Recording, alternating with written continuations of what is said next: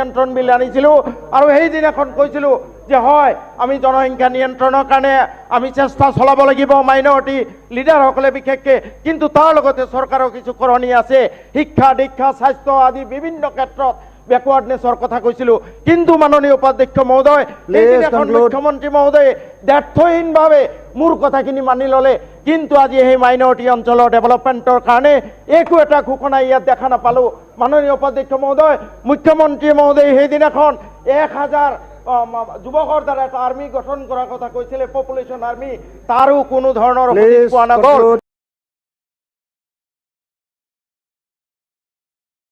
কোনো ধৰণৰ ইংগিত আমি ইয়াত নাপালোঁ মাননীয় উপাধ্যক্ষ মহোদয় আজি যি বাজেট ঘোষণা হৈছে এই বাজেটত আমি দেখিবলৈ পাইছোঁ ক্ৰিটিকেল ভেটেৰিনাৰী হস্পিটেল মাত্ৰ গুৱাহাটী ডিব্ৰুগড় বোকাখাট নামনি অসমৰ সংখ্যালঘু অধ্যুষিত অঞ্চলৰ এটা জিলাও তাত নাই 3খন ইঞ্জিনিয়াৰিং কলেজৰ কথা কোৱা হৈছে বঙাইগাঁও বিহালী এখনো মাইনৰিটি 3খন পলিটেকনিকৰ কথা কোৱা হৈছে হাজো মাজুলী টিংখং আপুনি minority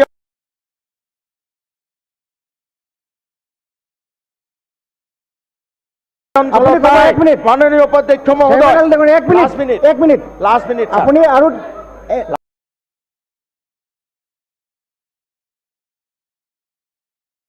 3 minute last minute sir last dollar আৰু 3 মিনিট আছে যদি পাৰমিশন দিতে 3 মিনিট আপুনি হেক কৰি দিব last minute sir please last minute 3 minute আছে আপোনাৰ ডলার লাষ্ট মিনিট পারমিশন লৈ লওক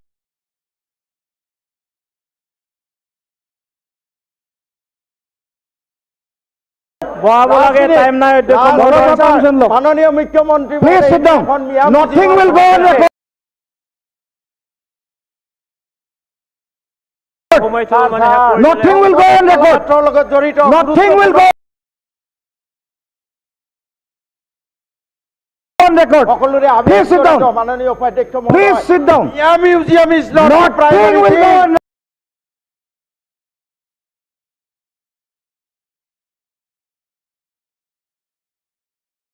Record. Protibadya বিষয় not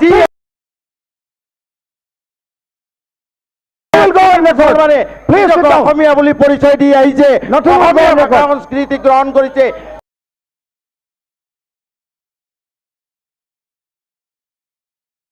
সেই এক ৰেকৰ্ডত নহয় আপোনাৰ কথাবিলাক অসমীয়া হয় নাটক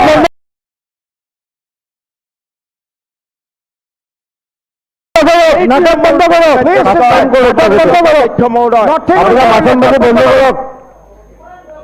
Nothing will go on record.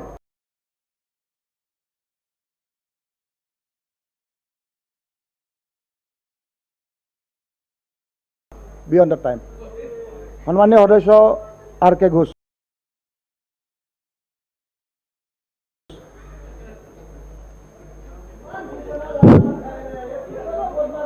সন্মানীয় উপাধ্যক্ষ মহোদয়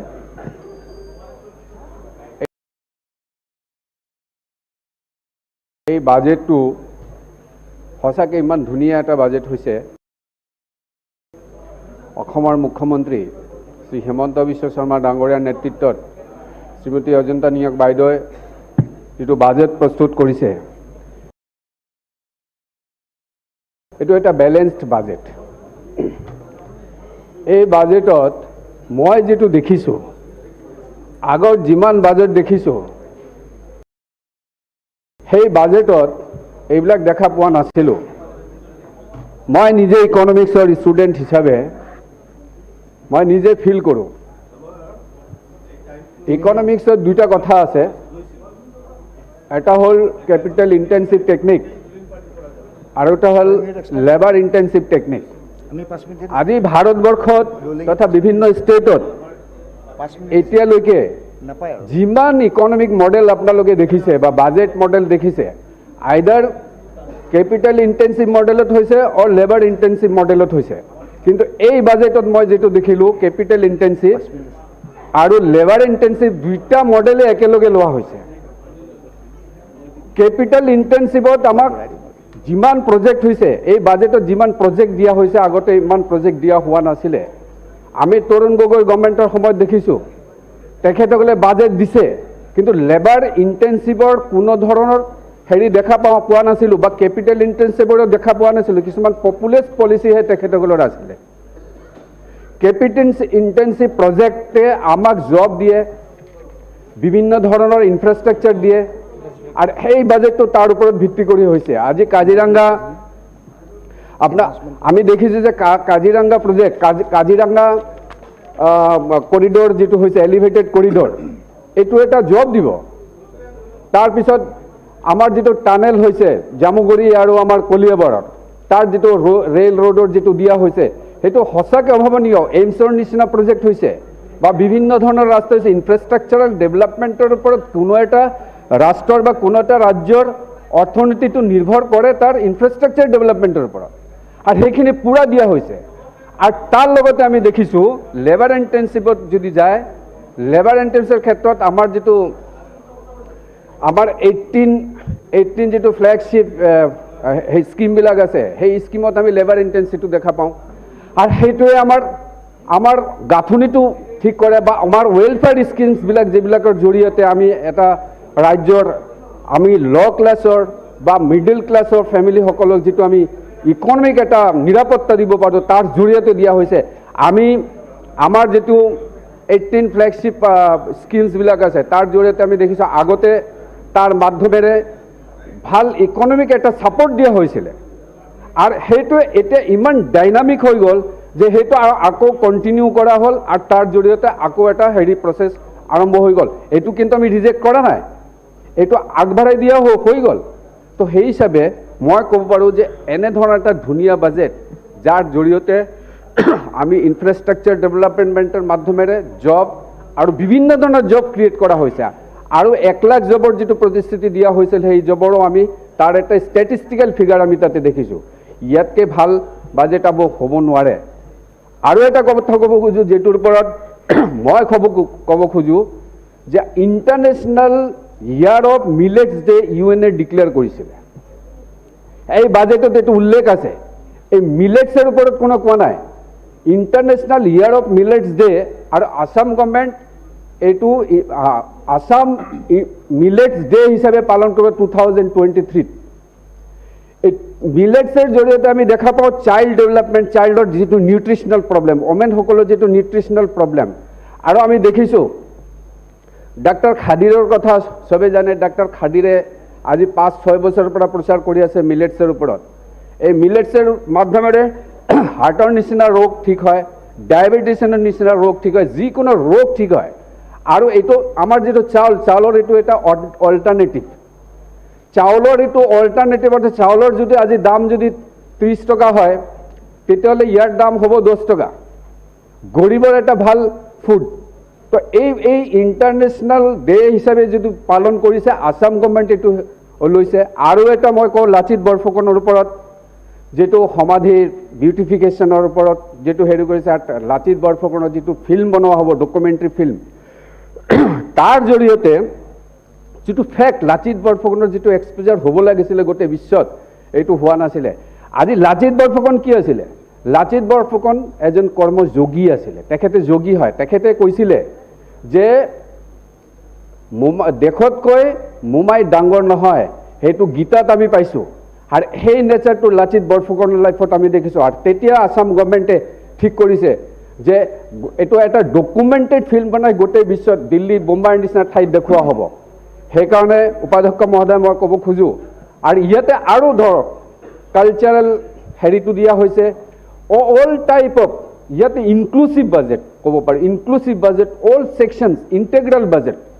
এই বাজেটত মই দেখা নাই ইয়াতে জব আছে, ইয়াতে ইনফ্ৰাষ্ট্ৰাকচাৰ ডেভেলপমেণ্ট আছে, ইয়াতে কালচাৰেল ডেভেলপমেণ্ট আছে, ইয়াতে আইডেণ্টিটি যিটো আমি কাশ্মীৰ ফাইলৰ কথা বহুতে কৈছে। কাশ্মীৰ ফাইলৰ জৰিয়তে আজি আমি গম পালোঁ এটা ডকুমেণ্টেড ফিল্ম আছিলে। সেইটো এটা ডকুমেণ্ট, তাৰ ওপৰত কোনো যাব নোৱাৰে। কাৰণ কোনে যদি কেছ দিব বিচাৰে তেতিয়াহ'লে কেছ দিব পাৰে। আৰু ডাইৰেক্টৰ আমি যিটো জানিছোঁ এইটো ডকুমেণ্টেড ৰিচাৰ্চ কৰিয়ে ওলাইছিলে।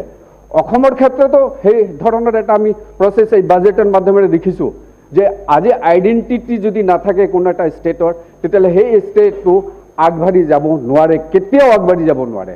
আৰু সেইটো আমি দেখিছোঁ। আমি প্ৰতিভা দাণ্ডে বৰুৱাৰ ক্ষেত্ৰত দেখিছোঁ তেখেতৰ গৌৰীপুৰত তেখেতৰ নামত যিটো মিউজিয়াম হেৰি কৰা তাতো আইডেণ্টিফিকেশ্যনৰ কথা ফলছ সংঘৰ যিটো আইডেণ্টিফিকেশ্যন সেইটো আমি জানিব লাগিব এটা ষ্টেটৰ পৰিস্থিতি কি এইটো আমি জানিব লাগিব সেইকাৰণে নৰ্থ ইষ্ট যেটো আমাৰ কালচাৰেল আইডেণ্টিফিকেশ্যন ফেষ্টিভেল এই ফেষ্টিভেলৰো আয়োজন কৰা হৈছে এই ফেষ্টিভেলৰ জৰিয়তে আমি জানিব পাৰোঁ আমি বুজিব পাৰোঁ এটা ষ্টেটৰ ব্যক্তিত্ব কি একটা ষ্টেটৰ পাৰ্চনেলিটি সেই বস্তুটো আমি ধৰিব পাৰোঁ তেতিয়াহে সেই ষ্টেটৰ এটা ইকনমিক ডেভেলপমেণ্ট হয় খালি বাজেট খালি এটা ইকনমিক ষ্টেটমেণ্ট হ'ব পাৰে ঠিকে কিন্তু তাৰ সেই বাজেটৰ জৰিয়তে বিভিন্ন ক্ষেত্ৰত যেটো ফাইনান্সৰ মাধ্যমে যেটো কৰা হেতুও শ্ব' কৰিব লাগিব আৰু সেই বেলেন্স মই এই বাজেটত দেখিছোঁ সেইকাৰণে মই বাইদেউক ধন্যবাদ দিছোঁ ধন্যবাদ নমস্কাৰ মাননীয় সদস্য অখিল গগৈ ডাঙৰীয়া আপোনাৰ সময় 4 মিনিট আশা কৰোঁ সন্মানীয় উপাধ্যক্ষ মহোদয় মই বাজেট ভাষণটো খুব ভালকৈ পঢ়ি চাইছিলোঁ তাৰপিছত বাজেট হাইলাইটছখনো পঢ়ি চাইছিলোঁ তাৰপাছত ষ্টেটমেণ্ট এণ্ড MTFPখনো পঢ়ি চাইছিলোঁ তাৰপাছত বিত্ত বিভাগৰ ডিটেইল এষ্টিমেটছখিনিও এবাৰ ভালকৈ থৰলি ভালকৈ চাইছিলোঁ আৰু তাৰপাছত এনুৱেল ফাইনেন্সিয়েল ষ্টেটমেণ্টটো চালোঁ এই গোটেইবিলাক চাই মই আমাৰ গাঁৱৰ মানুহবিলাকৰ কাৰণেনো ইয়াত কি কি আছিলে সেইটো পৰীক্ষা কৰিছিলোঁ অধ্যক্ষ মহোদয় দেখা গ'ল এই গোটেইবিলাক চোৱাৰ পাছত দেখিলোঁ যে ক'তো এই বাজেটখনৰ ক'তো এই 48 টকাৰ পৰা গৈ যে আমাৰ মচুৰ দাইলৰ দাম 110 টকা হ'ল সেইটো কমাবৰ কাৰণে কোনো ব্যৱস্থা এই বাজেটখনত নাই 80 টকাৰ পৰা গৈ গৈ এতিয়া যে 200 টকীয়া মিঠাতেল হ'ল সেই মিঠাতেলৰ দাম কমাবৰ কাৰণে কোনো ব্যৱস্থা ইয়াত নাই বিজেপি চৰকাৰৰ দিনত 441 টকাৰ আমাৰ LPG এটা গেছৰ দাম এতিয়া প্ৰায় 1000 টকা হ'লগৈ সেইটো কমাবৰ কাৰণে কোনো ব্যৱস্থা অধ্যক্ষ মহোদয় এই বাজেটখনত দেখা নাপালোঁ এতিয়া যদি মোক সোধে যে এই বাজেটখন মানুহৰ বাজেট হয় নে নহয় মই কি উত্তৰ দিম আপোনালোকে নিজে কওক দ্বিতীয় বস্তুটো লকডাউনৰ সময়ত আমি দেখিছিলোঁ যে আমাৰ অৰ্থনীতি সম্পূৰ্ণৰূপে বিধ্বস্ত হৈ গ'ল আমাৰ বেটাৰী ৰিক্সা চালক অটো চালক টেক্সি চালক ওলা উবেৰৰ চালকসকল হোটেলত কাম কৰা মানুহবিলাক বাকী ইণ্ডাষ্ট্ৰি পৰ্যটন সকলোৰে অৱস্থা বেয়া কিন্তু আমি দেখিবলৈ পালোঁ যে বাজেটত এই সম্পৰ্কে উল্লেখেই নাই তেতিয়াহ'লে কেনেকৈ কওঁ যে এই বাজেটখন ভাল বাজেট এখন আমি দেখিছোঁ যে আমাৰ গাঁওবিলাকৰ এই সময়ৰ আটাইতকৈ ডাঙৰ বৈশিষ্ট্যটো হ'ল আমাৰ ডেকা ল'ৰাবিলাক এজনকৈ এতিয়া গৈ বেংগলোৰ বা কেৰেলাত গৈ কাম কৰিবলগীয়া হৈছে আমাৰ গাঁৱৰ ল'ৰা গৈ কেৰেলাত যেতিয়া মাছ মাৰিবলৈ গৈছে সাগৰত মাছ মাৰিবলৈ গৈছে হাজিৰা এটা পাইছে 8,000 টকা বা 14,000 টকালৈকে দৰমহা যেতিয়া পাইছে সেই ল'ৰাজনক ঘূৰাই আনিবৰ কাৰণে সেই ল'ৰাজনক নিৰাপত্তা দিবৰ কাৰণে কোনো কথা এই বাজেটখনত উল্লেখ নাই এতিয়া মোক কওক মই কেনেকৈ কওঁ অধ্যক্ষ মহোদয় যে এইখন মানুহৰ বাজেট অসমৰ মানুহৰ কাৰণে সাধাৰণ মানুহৰ কাৰণে এই বাজেটখন তৈয়াৰ কৰা হৈছে বুলি মই কেনেকৈ ক'ব পাৰিম অধ্যক্ষ মহোদয় মই এই বাজেটখন যেতিয়া ইমান কথা কৈ আছিলে এই বাজেটখনত কৈ থকাৰ পাছত মই ইকনমিক ছাৰ্ভেখন এবাৰ পঢ়ি চাইছিলোঁ আমাৰ ইকনমিক ছাৰ্ভে আসামখন এইখনত দেখা গ'ল যে এই ইকনমিক ছাৰ্ভে আসামত লিখি থোৱা আছে যে আমাৰ অসমৰ এজন মানুহৰ এবছৰৰ গড় জনমূৰি আয় হ'ল 95,309 টকা এইটো কাৰেণ্ট প্ৰাইচত দেই আৰু কনষ্টেণ্ট প্ৰাইচত স্থিৰ মূল্যত আমি দেখিছিলোঁ যে এজন মানুহে এবছৰত ইনকাম কৰে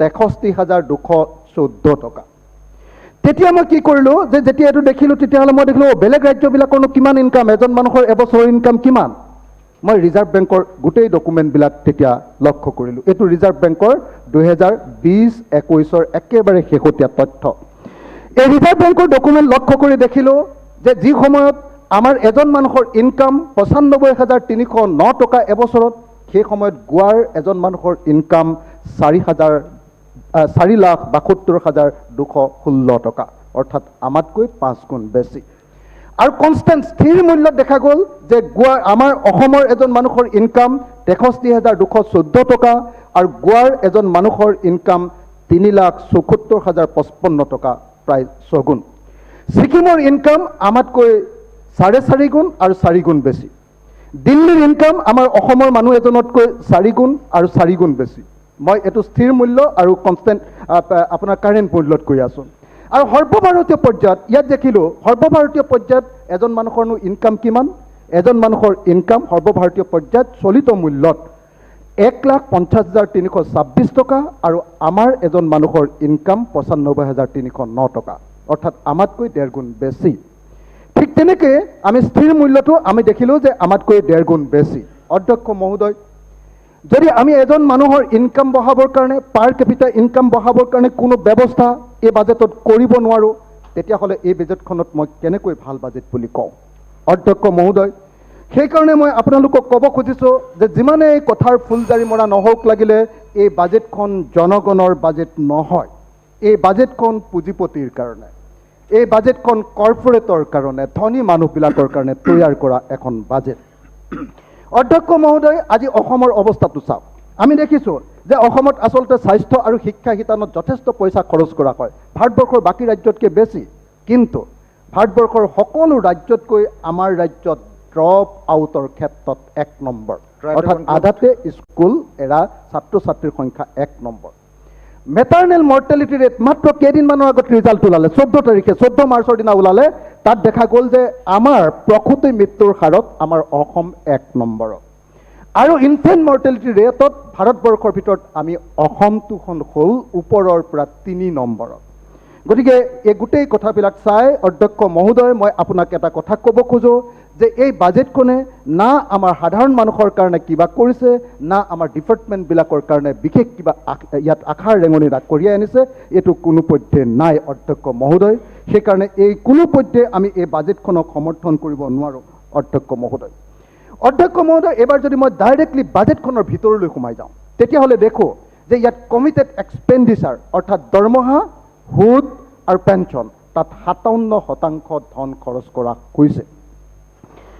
আটাইতকৈ ইণ্টাৰেষ্টিং কথা ৰেভিনিউ ডেফিচিট আৰু কেপিটেল এক্সপেণ্ডিচাৰ যদি আমি চাওঁ, ৰেভিনিউ এক্সপেণ্ডিচাৰ আৰু কেপিটেল এক্সপেণ্ডিচাৰ, এইটো আটাইতকৈ ইণ্টাৰেষ্টিং কথা যে 2021-22 বৰ্ষৰ ৰিভাইজ এষ্টিমেটত যিমান কেপিটেল এক্সপেণ্ডিচাৰ কৰা হৈছে তাতকৈ এই বাজেটখনত 45% কমকৈ ধন ধাৰ্য কৰা হৈছে। Thank you. গতিকে এনেকুৱা এখন বাজেটক আমি কেনেকৈ এখন ভাল বাজেট বুলি ক'ব খোজোঁ, কৰিব পাৰোঁ অধ্যক্ষ মহোদয়।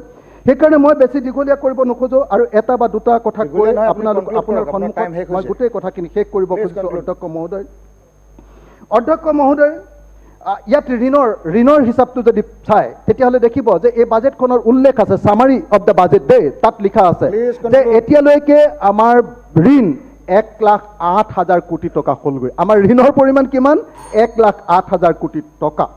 তো গতিকে বছৰি সুদে হ'ল 7,534 কোটি টকা। অধ্যক্ষ মহোদয়, মই শেষ কৰিব খুজিছোঁ। অধ্যক্ষ মহোদয়, ইমান খিলঞ্জীয়াৰ কথা কোৱা চৰকাৰখনে অসম চুক্তি ৰূপায়ণৰ কথা ইয়াত একো নক'লে। অধ্যক্ষ মহোদয়, ইমান খিলঞ্জীয়াৰ কথা কোৱা চৰকাৰখনে এইবাৰ 6 জনগোষ্ঠীৰ জনজাতিকৰণৰ কথা একো নক'লে। অধ্যক্ষ মহোদয়, চাহ শ্ৰমিকৰ কাৰণে তেওঁলোকৰ অন্তৰখন ভাগি যায়, কিন্তু চাহ শ্ৰমিকৰ মজুৰি বৃদ্ধি কৰাৰ কথা 350 টকা কৰাৰ কথা ইয়াত উল্লেখ নকৰিলে। NPS নেশ্যনেল পেঞ্চন স্কিমত এইখন ড্ৰপ কৰিব লাগে অধ্যক্ষ মহোদয়, আমাৰ পুৰণি পেঞ্চন স্কিম বুলি যাব লাগে। মাইক্ৰ' ফাইনেন্সটো এটা অত্যন্ত ডাঙৰ টুপি, মাইক্ৰ' ফাইনেন্সৰ পৰা আমাৰ মহিলাসকল বিশেষ ধৰণে উপকৃত নহ'ল। অধ্যক্ষ মহোদয়, মই যিহেতু মোৰ সময় শেষ হৈছে, মই মাত্ৰ এই কথাই ক'ব খুজিছোঁ যে আমাৰ এই বাজেটখনে সঁচাকেই জনগণৰ কোনো পধ্যে হেৰি কৰা নাই। মই অধ্যক্ষ মহোদয়, মই মাত্ৰ মোৰ গোটেই কথাখিনি লিখি আনিছিলোঁ অধ্যক্ষ মহোদয়, মই লে কৰিব পাৰোঁ? মই লে কৰি দিছোঁ, মোৰ গোটেই বক্তব্যখিনি লে কৰি দিছোঁ। ধন্যবাদ। Thank you. মাননীয় সদস্য সুমন হৰিপ্ৰিয়া।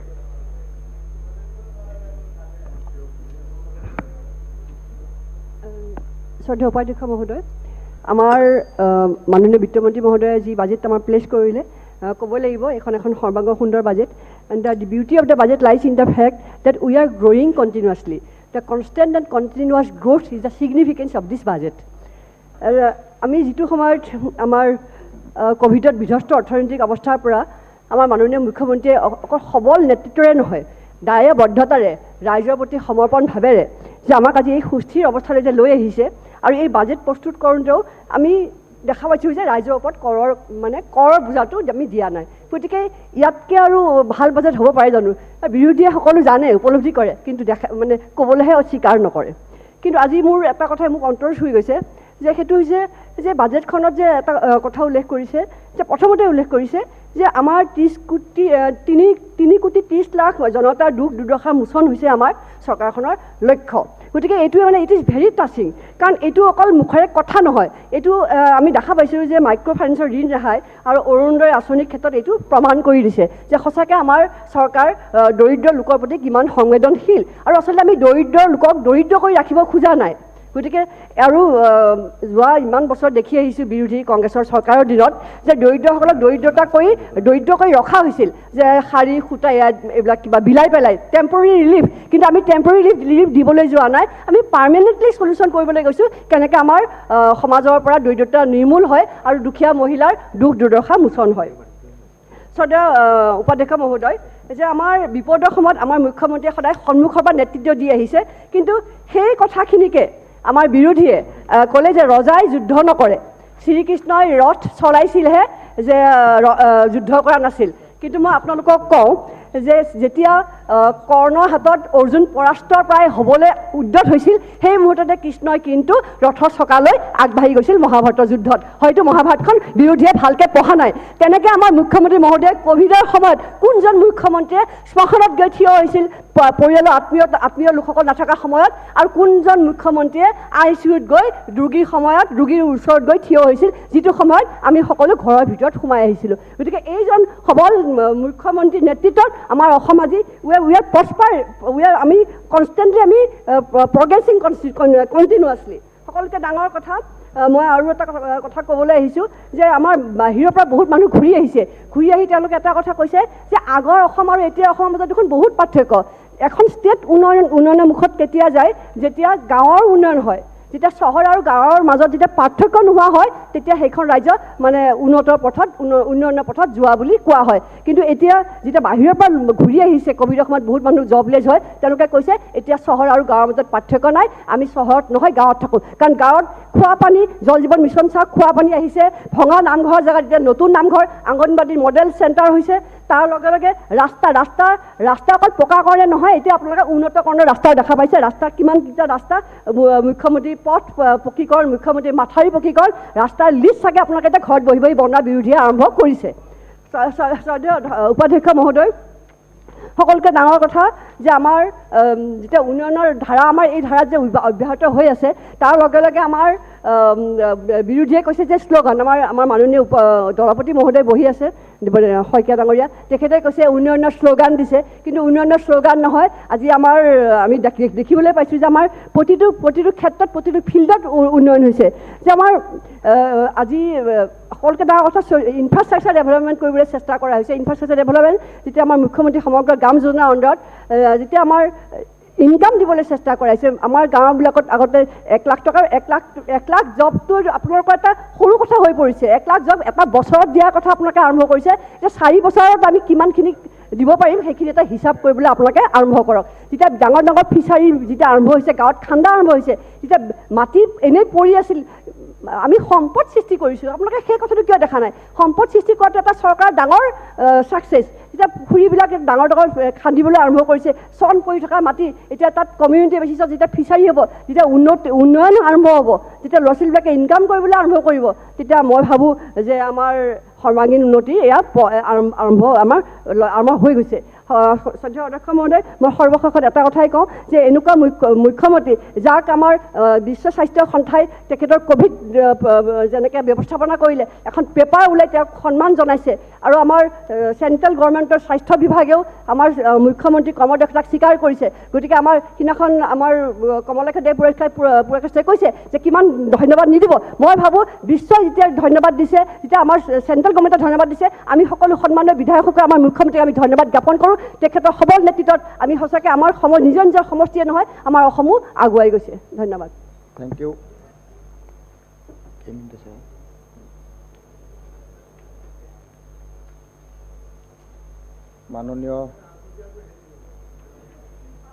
মাননীয় সদস্য কৰিমউদ্দিন বৰভূঞা, আপুনি ষ্টাৰ্ট কৰক, তাৰপিছতে লাঞ্চৰ পিছত আকৌ কৰিব। माननीय उपाध्यक्ष महोदय, भारत माता की जय।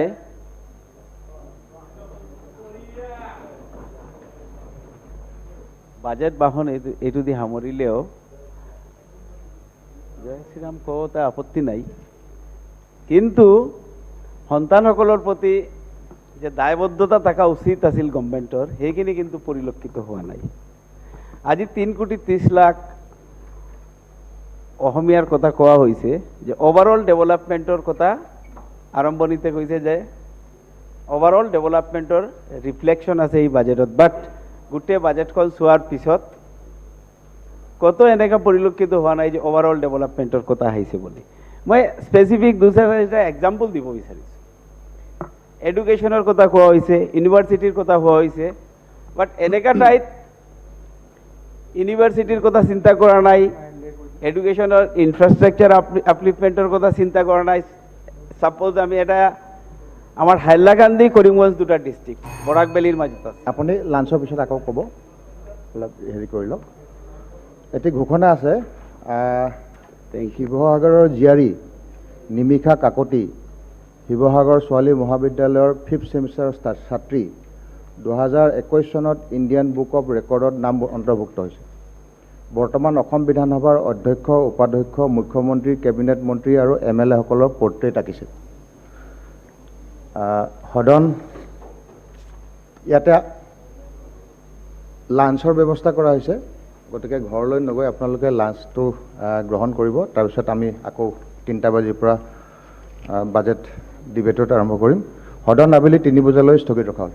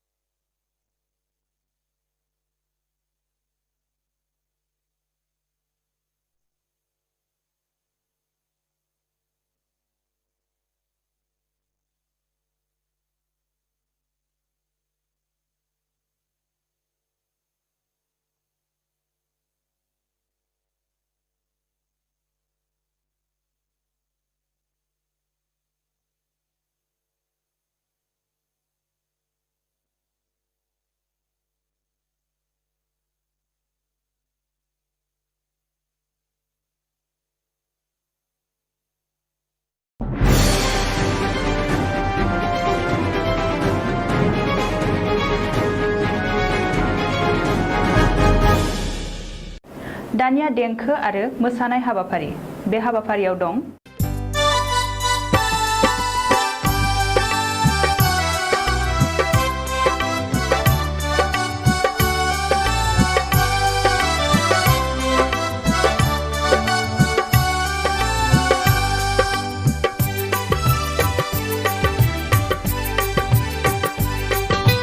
मेगननि नोजोरा आंनि नोंखौनो नांबाय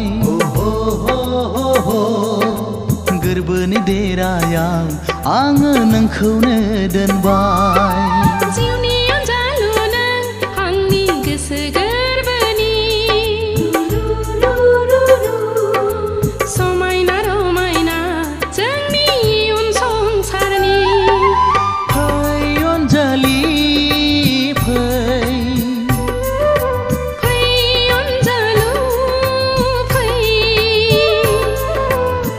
सानैजों गोरोबलांनि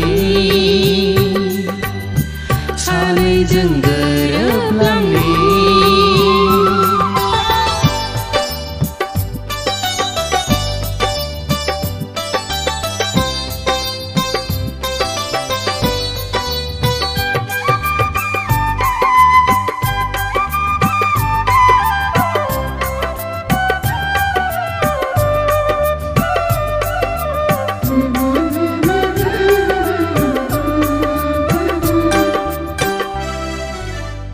फागुननि बारा बारबोयो जेबोला नोंनि रादाब लाबोयो सुग्लायहोयो आंनि गोसो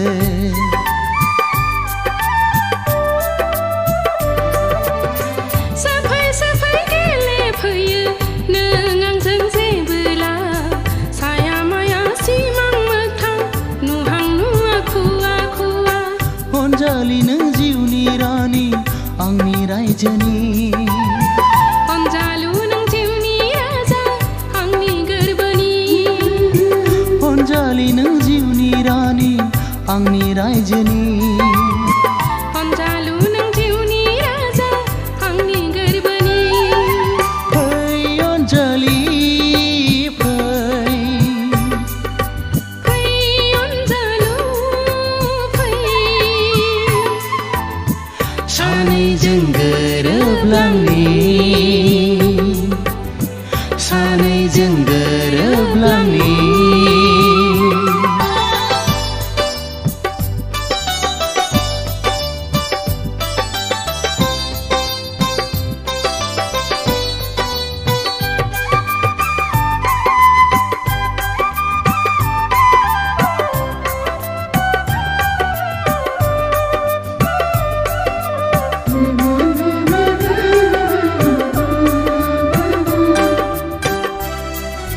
साया माया नुफामा फैयो नों आंजों सिमां नङा मोगथां नङा खालामो आंखौ जानाय लोंनाय उन्दुनाय जाखांफैयो नों सानो आंबो थानो लोगोसे नोंजों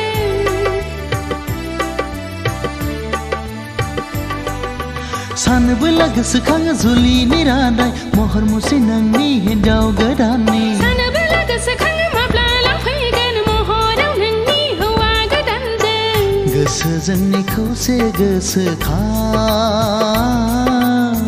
समायखिरा जोंनि मोनसेल'खा गोसो जोंनि खौसे गोसोखां समायखिरा जोंनि मोनसेल'खा मेगननि नोजोरा आंनि नोंखौनो नांबाय गोरबोनि देरायाव आङो नोंखौनो दोनबाय जिउनि अनजालु नों आंनि गोसो गोरबोनि समायना रमायना जोंनि इयुन संसारनि फै अनजालि फै फै अनजालु फै सानैजों गोरोबलांनि सानैजों गोरोबलांनि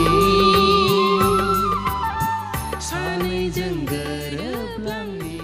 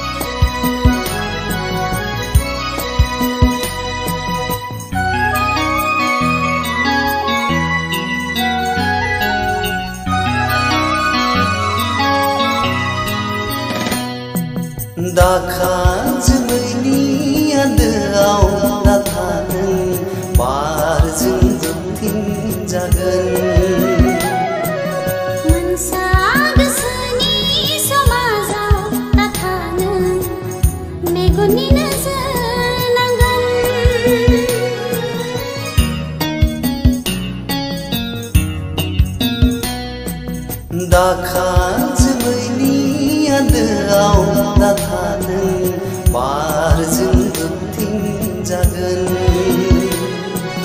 मनसा गोसोनि समाजाव दाथानो मेगननि नोजोर नांगोन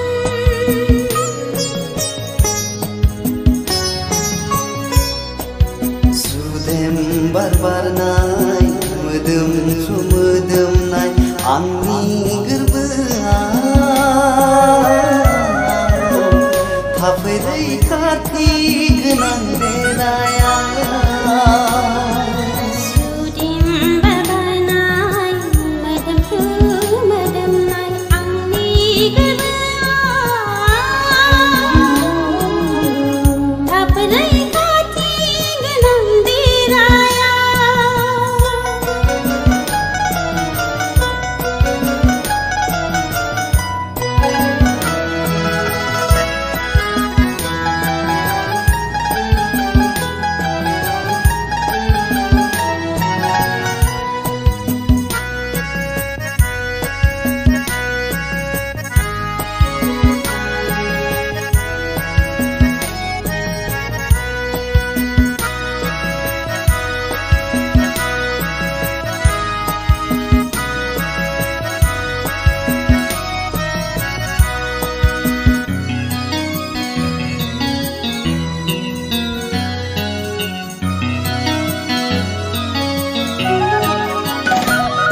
मोनथिया मानो थाय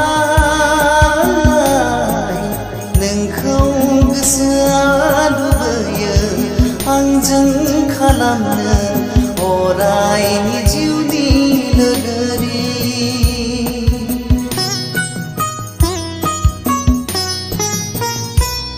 मोनथिया मानो थाय नोंखौ गोसोआ लुबैयो आंजों खालामनो अरायनि जिउनि लोगोरि गोसोजों बिखा होनानै नाजावबा नोंनि बिथिंनि रादा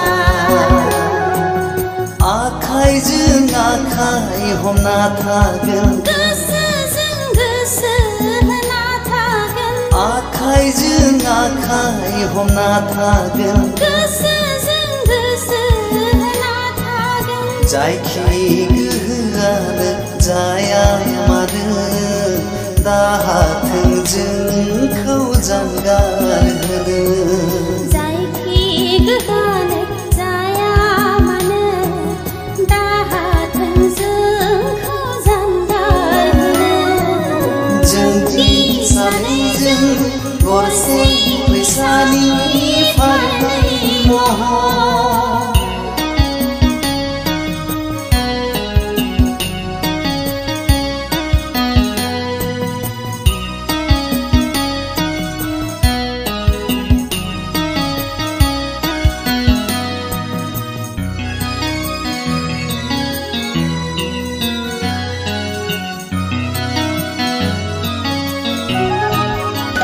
साननाया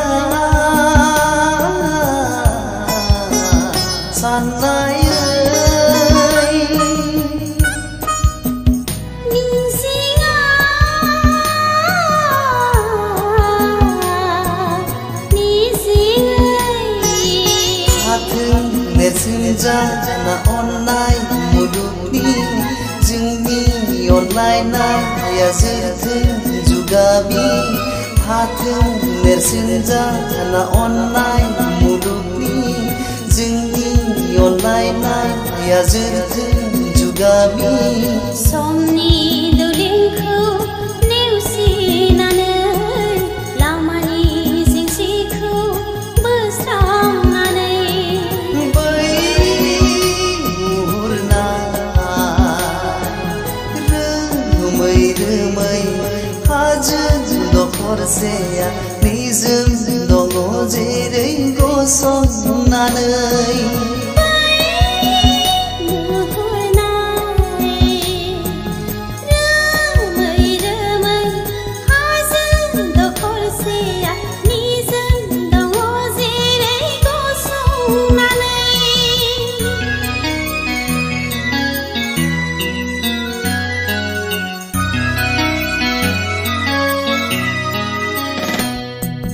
दाखाजोबैनि आन्दोआव दाथानो बारजों गोबथिं जागोन मोनसा गोसोनि समाजाव दाथानो मेगननि नोजोर नांगोन दाखाजोबैनि आन्दोआव दाथानो बारजों गोबथिं जागोन मोनसा गोसोनि समाजाव दाथानो मेगननि नोजोर नांगोन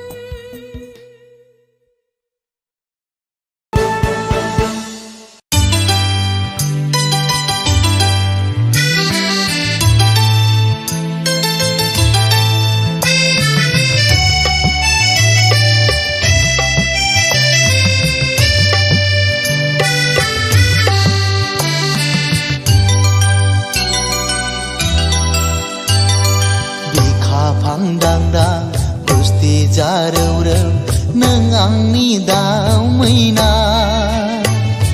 गानहोबाय आं नोंनो गोरबोनि बिबार माला मोखां दानसांसां मिनिखैरोरो नों आंनि दाउ फख्रि सुबाय आं नोंनो गलाबनि दोंसे माला गानहोबाय आं नोंनो गोरबोनि बिबार माला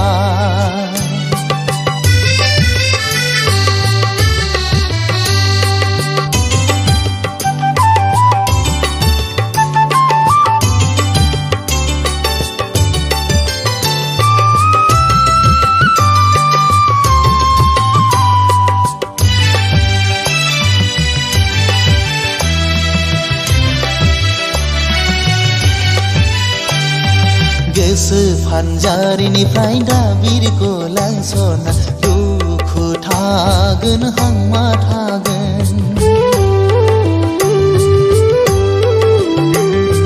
बिखाया गावो गोरबोनि खोथाखौ फोरमायस' हाया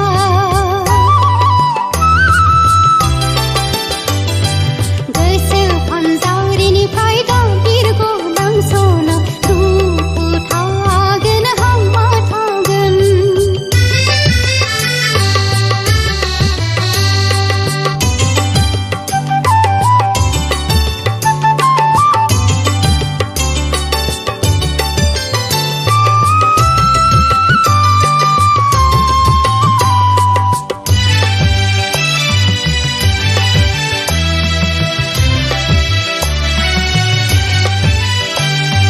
बेरे रुंनाय बादि दारुं गलां सना दुखु थागोन हांमा थागोन बेरे रुंनाय बादि दारुं गलां सना दुखु थागोन हांमा थागोन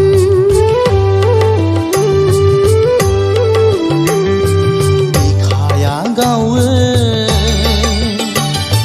गोसोनि खोथाखौ फोरमायस' हाया बोदोर जायो आगुन गोसोखौ बुरखाय हाया बिखा फांदांदां गुस्ति जारौरौ नों आंनि दाउ मैना गानहोबाय आं नोंनो गोरबोनि बिबार माला मोखां दानसांसां मिनिखैरोरो नों आंनि दाउ फख्रि सुबाय आं नोंनो गलाबनि दोंसे माला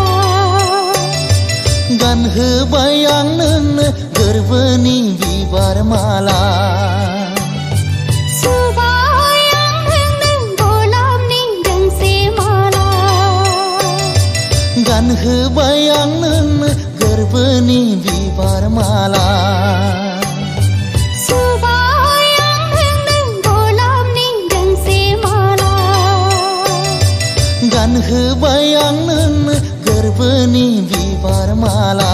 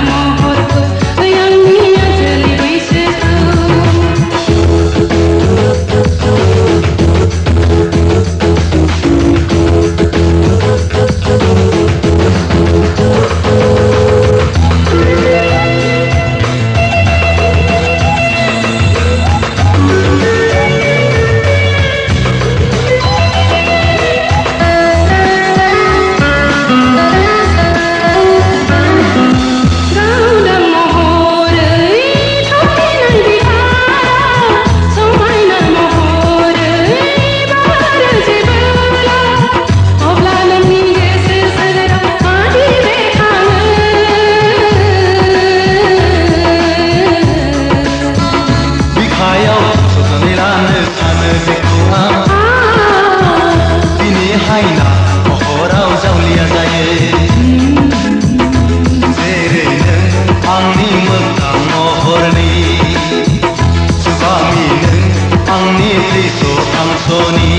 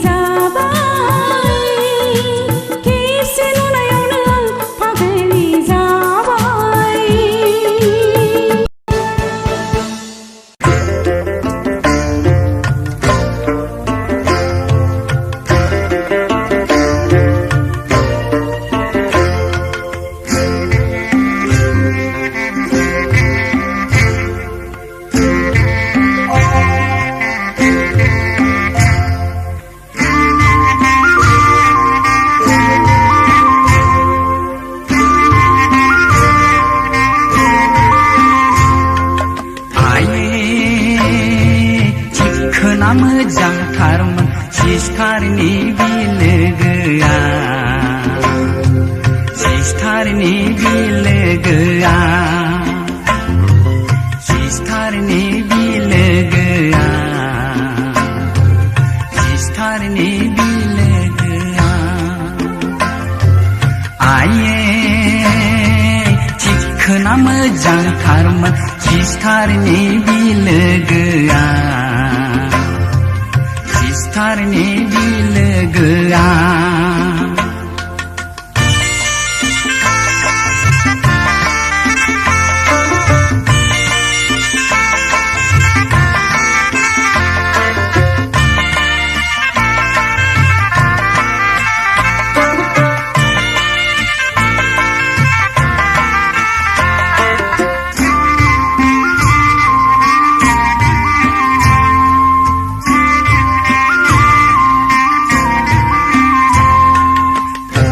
ओसाइब माखि मोनजानो बिलोगो खानांगौ जाखो बिहा उसुबिदा दारमासिनि ओसाइब माखि मोनजानो बिलोगो खानांगौ जाखो बिहा उसुबिदा दारमासिनि आये चिखोना मोजांथारमोन सिस्टारनि बिलोगोआ सिस्टारनि बिलोगोआ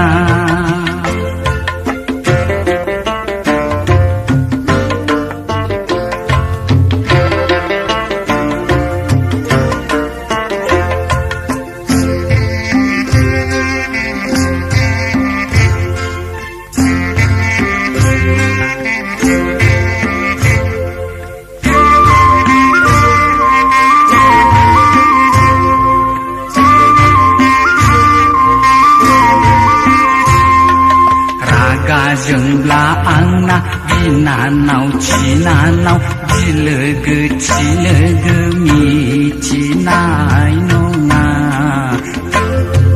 गांसे लाइजामखौनो हरगारगोन आं रागा जोंब्ला आंना बिनानाव चिनानाव बिलोगो थिलोगो मिथिनाय नङा गांसे लाइजामखौनो हरगारगोन आं बारा थारब्ला एन्जर मुलिखौनो दौखोमा गारगोन आंलाय बिनानाव थारालाय माथो जानो आये चिखोना मोजांथारमोन सिस्टारनि बिलोगोआ सिस्टारनि बिलोगोआ आये चिखोना मोजांथारमोन सिस्टारनि बिलोगोआ सिस्टारनि बिलोगोआ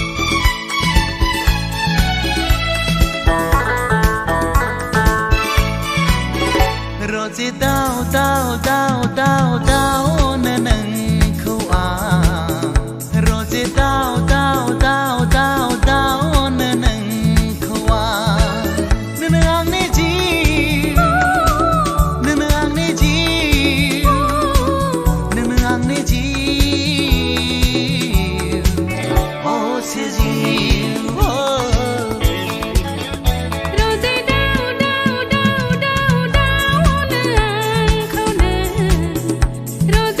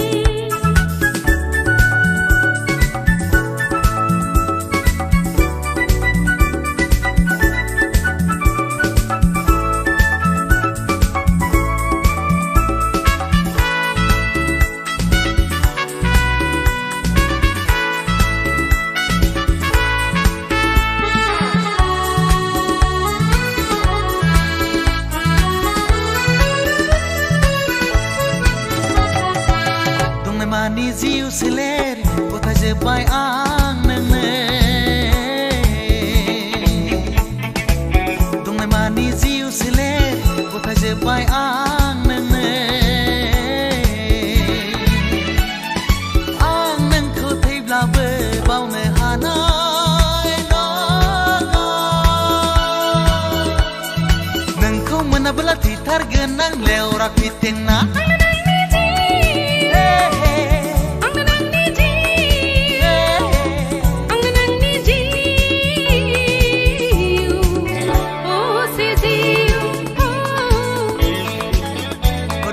Down, down, down, down, down, nengkau Rose down, down, down, down, down,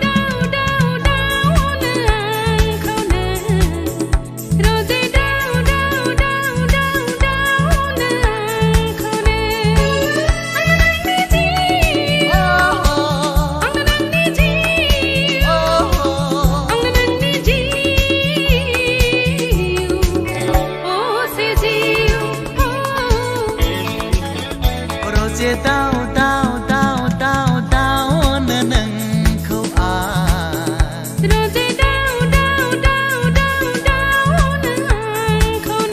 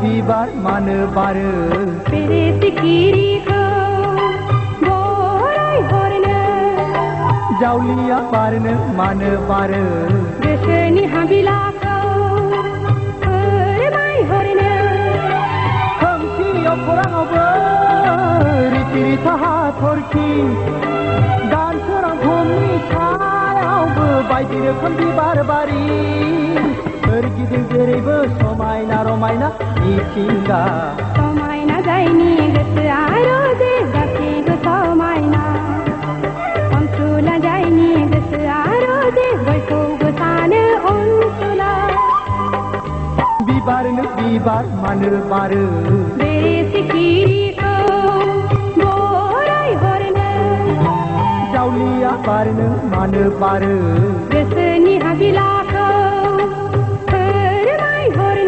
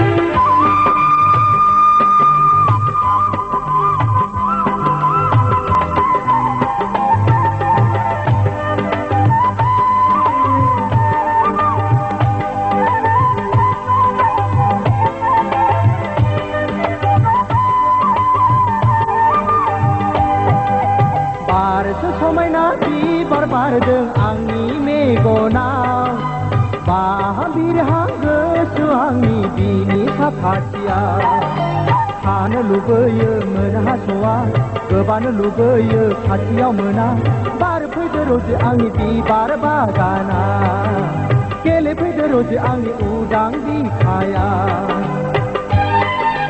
बिबारनो बिबार मानो बारो मेरे सिखिरिखौ बराय हरनो जावलिया बारनो मानो बारो गोसोनि हाबिलाखौ फोरमायहरनो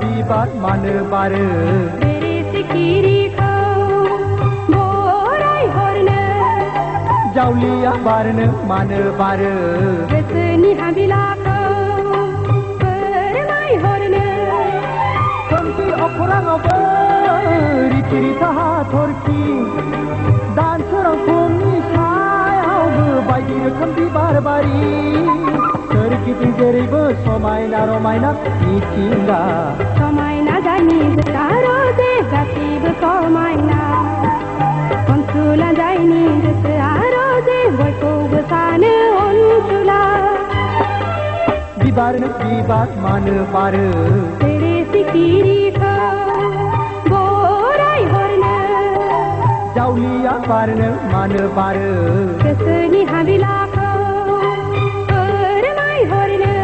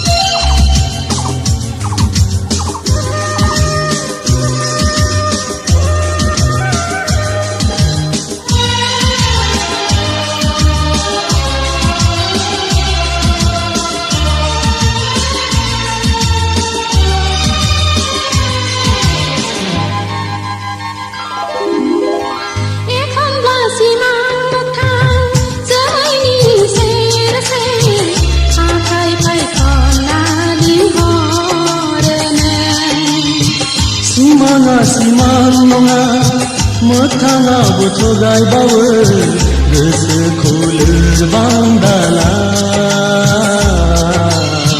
गोरबोखौ गुरै दाख्लाय नों गैयाब्ला आंहा बिमा जागोन आंसो मिथिगौ नों थैनानै थांब्लाबो नोंखौ आं सोरगोआव होसोलांथारगोन मोखांखौ लानानै नेबाय थागोन आं जुलिखौ नोंजों जाथारनो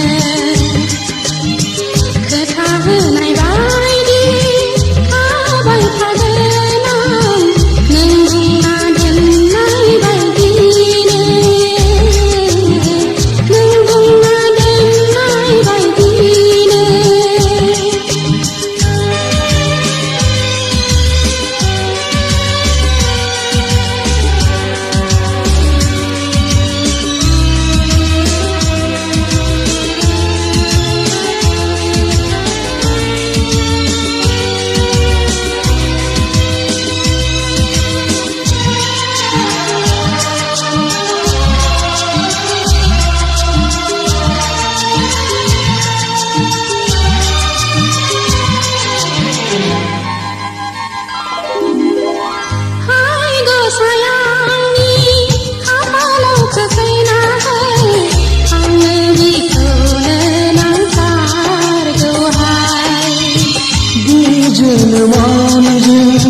जुलि जागौ मानि थैनोबो गोसो गैया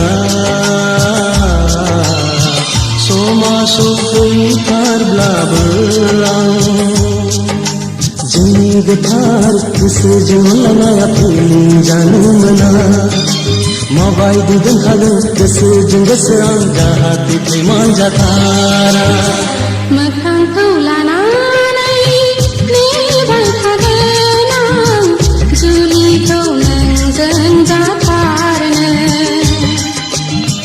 खोथा होनाय बायदि थाबाय थागोन आं नों बुंना दोननाय बायदिनो नों बुंना दोननाय बायदिनो जोंनि गोथार निस्तार अनलायनाया बिरग'नो मोना सुखुखौ सुखुआव दुखुखौ दुखुआव लानानै सोरजिलांनांगोन जोंनि गोथार निस्तार अनलायनाया बिरग'नो मोना सुखुखौ सुखुआव दुखुखौ दुखुआव लानानै सोरजिलांनांगोन जोंनि गोथार निस्तार अनलायनाया बिरग'नो मोना सुखुखौ सुखुआव दुखुखौ दुखुआव लानानै सोरजिलांनांगोन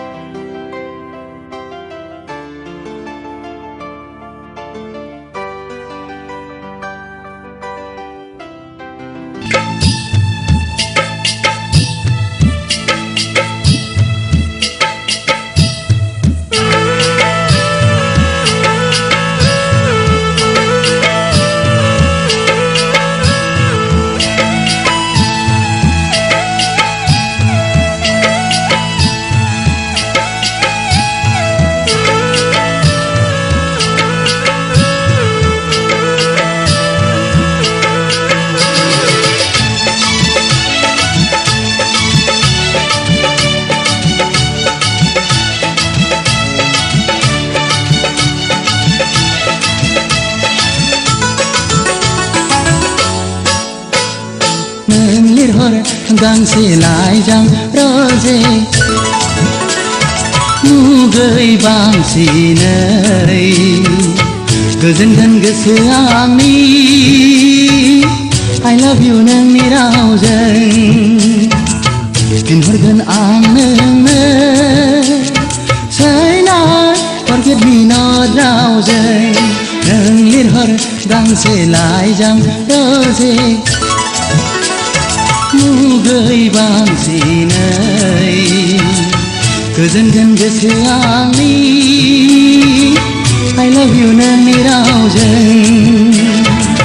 फिनहरगोन आं नोंनो Say not forget me not रावजों गांसे लाइजां रोजे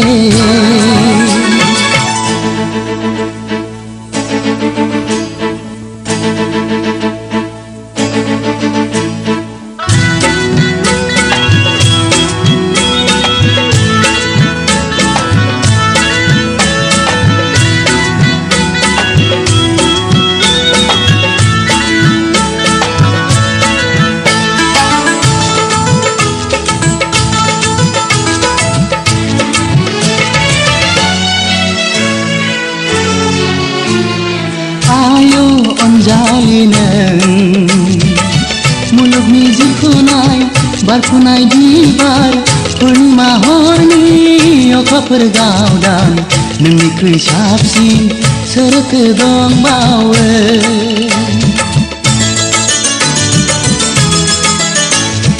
आयो अनजालि आंनि रोमान्सनि खैया सिदावबाय आंनि I love you very much दाजि फै नों खाथियाव गसंफै गोबाना लानो आं नों लिरहर गांसे लाइजां रोजे मुगै बांसिनै गोजोनगोन गोसो आंनि I love you नोंनि रावजों फिनहरगोन आं नोंनो Say night, forget me not रावजों नों लिरहर गांसे लाइजां रोजे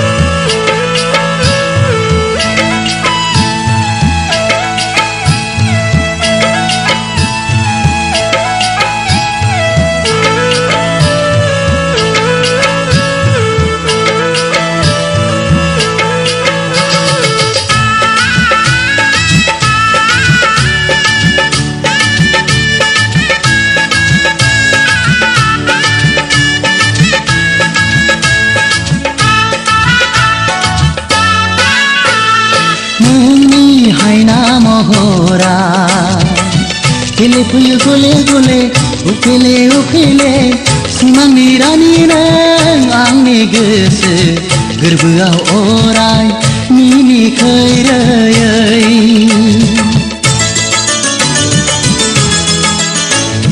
नोंखौ लानानैनो आं जायो खावलाव खासाव उस्रां रोजे मुगै बांसिनै गोजोनगोन गोसो आंनि I love you नोंनि रावजों फिनहरगोन आं नोंनो Say night, forget me not रावजों नों लिरहर गांसे लाइजां रोजे मुगै बांसिनै गोजोनगोन गोसो आंनि I love you नोंनि रावजों फिनहरगोन आं नोंनो Say night, forget me not रावजों नों लिरहर गांसे लाइजां रोजे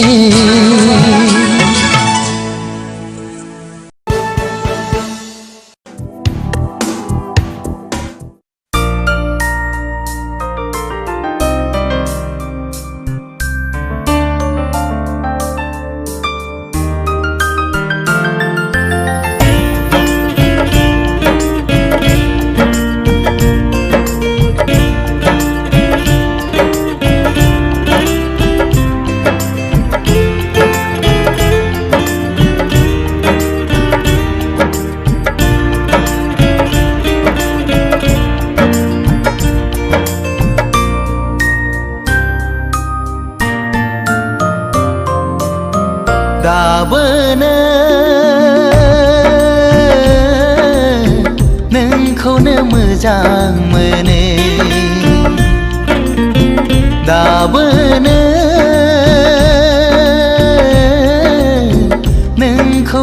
गोसो थोयो सिरि सिरि जेब्लाबो नोंखौ नाजानाया सिखावो जेब्लाबो नोंखौ हास्थायनाया जाफुंथों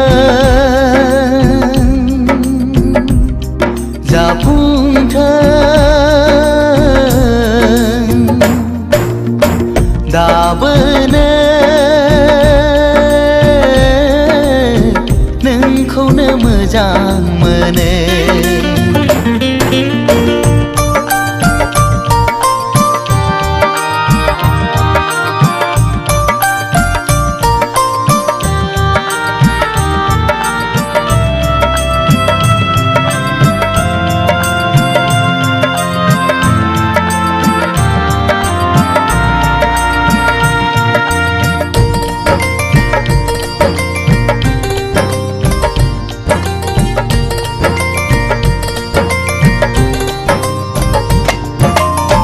जेब्लाबो खालामो नों आंखौ सैखाथारै जेब्लाबो खालामो नों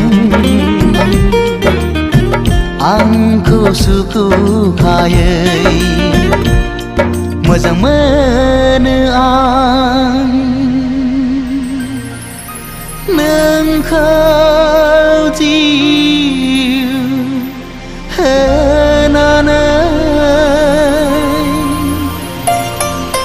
नोंखौ मोनाब्ला मा जागोन नों जेबो बुजिनाय नङा नोंखौ मोनाब्ला मा जागोन नों जेबो हमदांनो हाया नोंखौ नङाब्ला आंनि जिउआ थांना थानो हानाय नङा दाबोनो नोंखौनो मोजां मोनो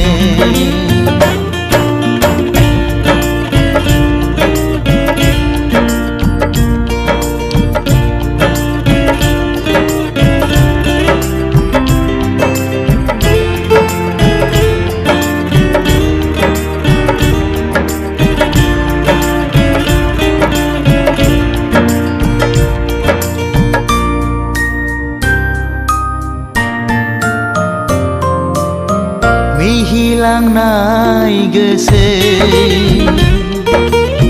जेब्लाबो बावनो हाया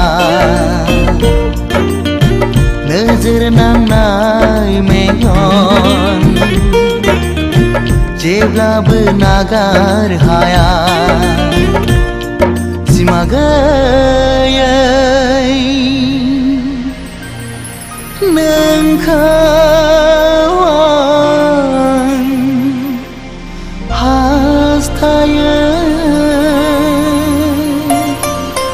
नोंखौ मोनाब्ला आं सानो थैनायनिफ्राय जेबो साबसिन जाया दायनिगिरिया आं जागोन बेवहाय नोंहा गोरोन्थि गैया रुगुं गैयै लैथोआव नोंखौ गोजौआव लांहोनो आं साना दाबोनो नोंखौनो मोजां मोनो दाबोनो नोंखौनो गोसो थोयो सिरि सिरि जेब्लाबो नोंखौ नाजानाया सिखावै जेब्लाबो नोंखौ हास्थायनाया जाफुंथों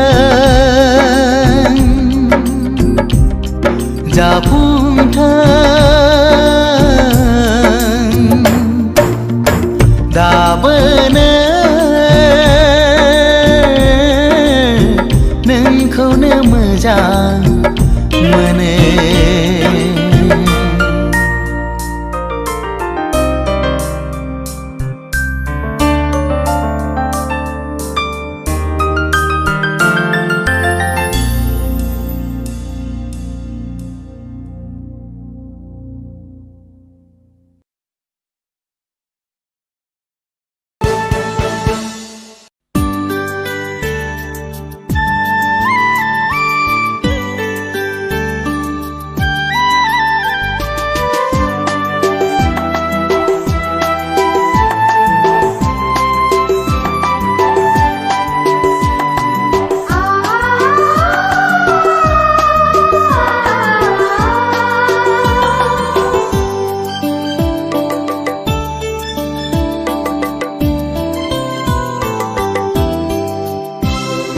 आखायाव आसान सानखा खोमायाव गन्थङाव फुलखुरि सना गानना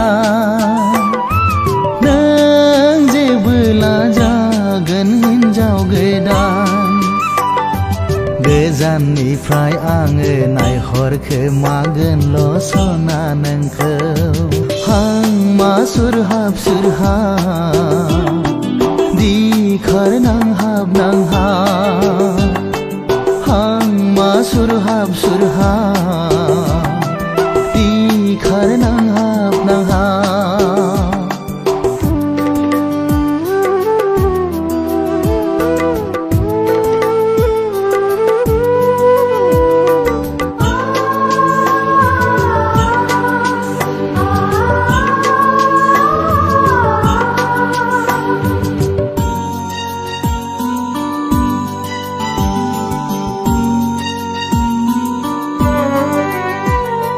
गोथार जुलिनि अर सेराव सना सोरबा जोहोलावजों सिन्दुर फुनजाबोला रंजा खुसियै गामिनि रायजोफोरा सना गोथार जुलिनि जै होयोबोला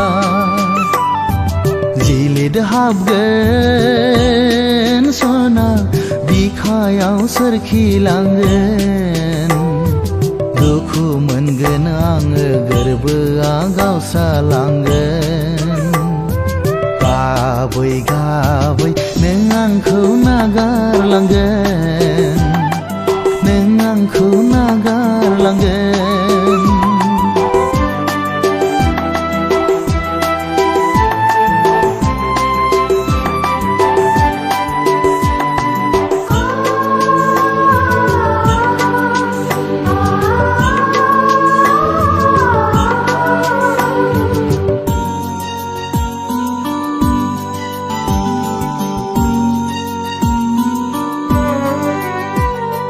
नुदोंमोन आं सना मोनसे सिमां नोंखौ लानानै रायजो जानाय गोरबोनि मिजिंआ फैमाल जाबाय नोंखौ हास्थायनाया फाब जाबाय अर नांबाय सना बिखायाव अर जोंबाय खामग्लिबाय गोरबोआ दुखुआव दोरफो दोरफो सहायनो हायैयाव नोंखौ खोमानायाव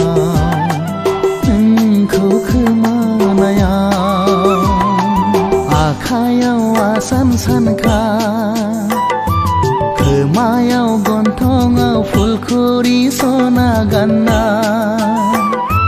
नों जेबोला जागोन हिन्जाव गोदान गोजाननिफ्राय आङो नायहरखोमागोनल' सना नोंखौ हांमा सुरहाब सुरहाब दिखार नांहाब नांहाब हांमा सुरहाब सुरहाब दिखार नांहाब नांहाब हांमा सुरहाब सुरहाब दिखार नांहाब नांहाब हांमा सुरहाब सुरहाब दिखार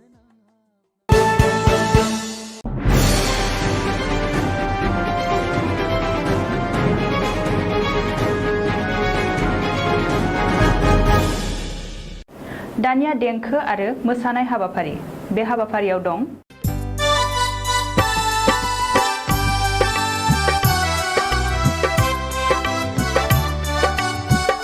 মানে স্ট্রেস দেওয়া হয়েছে পার্মানেন্ট কোনো সলিউশন নাই আমি কি বিচাৰো আমাৰ মানুহবিলাক সদায় এই বেনিফিট লৈ লৈ থাকিব জীয়াই থাকিব এইবিলাক আপলিপমেণ্টৰ প্ৰয়োজন নাই নেকি আমি আমাৰ যিখিনি স্কিমছ আজি আমাৰ পীযুষ হাজাৰী ডাঙৰীয়া আহিছে যোৱা বাজেটত 1000 কিলোমিটাৰ মাতাউৰি ৰোডত কনভাৰ্ট কৰাৰ মই কত টেন্ডাৰিং ষ্টেজ এতিয়া ইমপ্লিমেণ্ট হোৱা নাই আকৌ মই এই কথাটো ক'ব বিচাৰিছোঁ এইখন বাজেটত ৰিপিট বহুত বেছি হৈছে যোৱা বাজেটৰ নকৰা কামখিনি আকৌ ইয়াত কাট পেষ্ট কৰা হৈছে সেইকাৰণে ওভাৰঅল বাজেট এইটো বাজেট একদম কোনো জনমুখী বাজেট নহয় কোনো পৰ্যায়ে নহয় যিখিনি ভাল কৈছোঁ ভাল বিৰোধ কৰাৰ কাৰণে বিৰোধ কোৱা নাই মই প্ৰেক্টিকেল কৈছোঁ সেইকাৰণে কৈছোঁ এতিয়াও টাইম আছে ইলেকশ্যন 5 বছৰ পিছত তেতিয়া বাজেট বনাব এনেকুৱা বাজেট এতিয়া এটলিষ্ট প্ৰেক্টিকেল বাজেট হ'ব লাগে ডেভেলপমেণ্টৰ কথা চিন্তা কৰি বাজেট হ'ব লাগে এইটো আহ্বান জনাই ধন্যবাদ জনাই সামৰিছোঁ থেংক ইউ শ্ৰী ভৱেশ কলিতা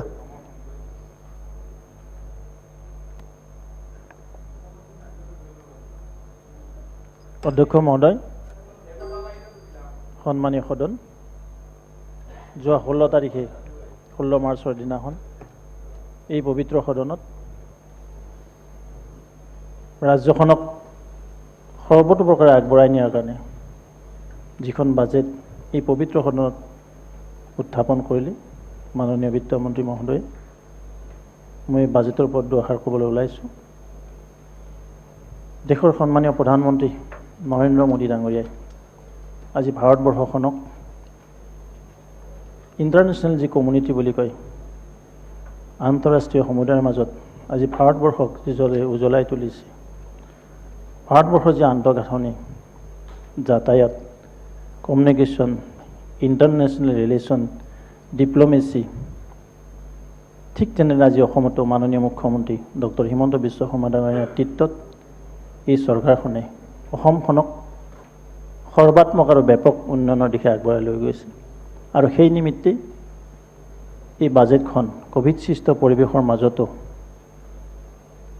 কোনো অৰ্থনৈতিক নাটনি নোহোৱাকৈ এখন সুন্দৰ বাজেট এই পবিত্ৰ সদনত অসমখনৰ সামগ্ৰিক উন্নয়নৰ কাৰণে এই বিত্তবৰ্ষৰ কাৰণে ছাবমিশ্যন কৰিছে মই এই বাজেটখনক পূৰ্ণ সমৰ্থন জনাইছোঁ মই দুটামান কথা ক'বলৈ ওলাইছোঁ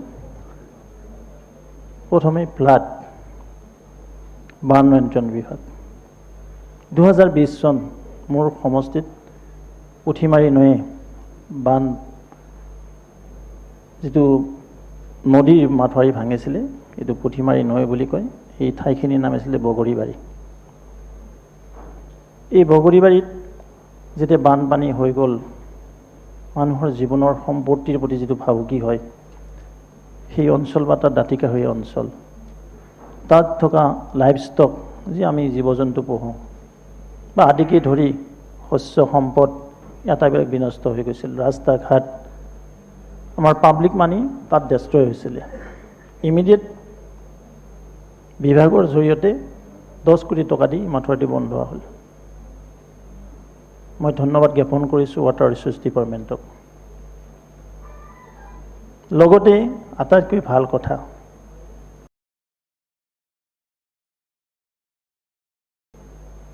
সেই নৈখন যিটো মাথাউৰি আছিলে এই মাথাউৰিটো এটা পকী ৰাস্তালৈ ৰূপান্তৰ হ'ল কেলেং চকৰ পৰা বনৰাজ চকলৈকে সেই অঞ্চলটো মাননীয় অধ্যক্ষ মহোদয়েও চিনি পায় যে আজি প্ৰায় 800 কিলোমিটাৰ এই মাথাউৰিক যি পকীকৰণ কৰাৰ ব্যৱস্থা কৰিলে এয়া কি অসমৰ কাৰণে উন্নয়নৰ বতৰা নহয় নেকি অধ্যক্ষ মহোদয় এই যে জীৱন সম্পত্তি ৰক্ষা কৰাৰ কাৰণে চৰকাৰখনে প্ৰয়াস চলালে বিভাগে যে ইয়াক একদম মাইক্ৰভাৱে সূক্ষ্মভাৱে অধ্যয়ন কৰি ইয়াৰ এক সুদূৰ প্ৰসাৰী প্ৰভাৱ পেলোৱাৰ কাৰণে যি ব্যৱস্থা কৰিছে এনেদৰে আৰু 800 কিলোমিটাৰ এই মাথাউৰি নিৰ্মাণৰ কাৰণে বিভাগে কাম কাজ হাতত লৈছে বিৰোধী পক্ষৰ সন্মানীয় সদস্যসকলে কৈছে যে লোন লৈছে মই এটা কথা ক'ব বিচাৰোঁ যদি আমি সম্পদ সৃষ্টি কৰিব লাগে লোন ল'বই লাগিব আৰু চৰকাৰখনে লোন ৰিকভাৰী দিছে চৰকাৰখনৰ ওপৰত কোনো নটিছ অহা নাই যে আপোনালোকে লোন দিব পৰা নাই তাৰ প্ৰিমিয়াম দিব পৰা নাই কিস্তি দিব পৰা নাই মোৰ ওচৰত দুজন বন্ধু আছিলে এজনৰ হাতত 5 কোটি টকা আছিলে এজনৰ হাতত 5 কোটি টকা আছিলে এজনে এটা বিল্ডিং বনালে 5 মহলীয়া তেওঁ ইউকো বেংকৰ পৰা লোন ল'লে ইউকো বেংকৰ পৰা লোন লৈ প্ৰিভিলেজটো এনজয় কৰিলে তাত হাউচ ৰেণ্ট দিলে বেংক আহিলে বিভিন্ন অফিচ আহিল কাছাৰী আহিল ভাড়া লৈ তেওঁ বেংকৰ লোন ৰিকভাৰী কৰি আছে অন্যজনে নিজৰ পকেটৰ পৰা 5 কোটি টকা খৰচ কৰি বিল্ডিংটো বনাইছিল। তেওঁৰ অৱস্থা এতিয়া সিমান ভাল নহয়, ঘৰটো ভাড়াও লগা নাই, ইনকাম জেনেৰেশ্যন এক্টিভিটিও হোৱা নাই। তো বহুতে ক'ব বিচাৰে যে লোন লোৱাটো বেয়া।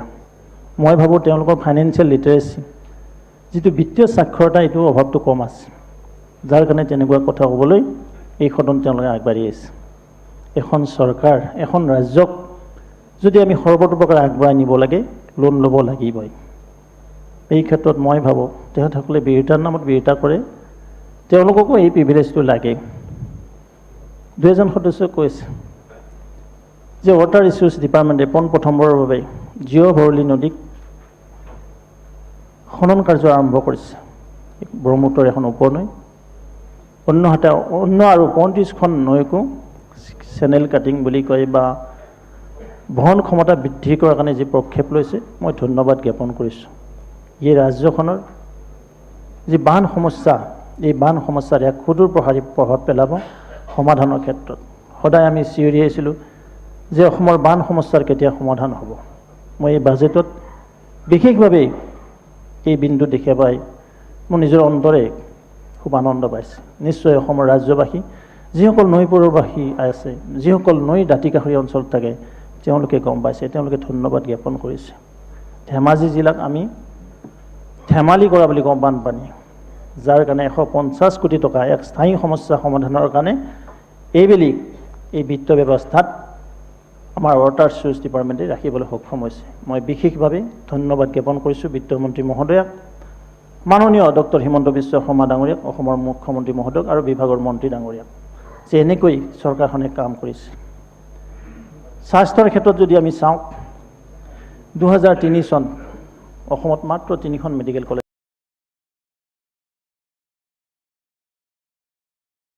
আছিলে। অন্যহাতে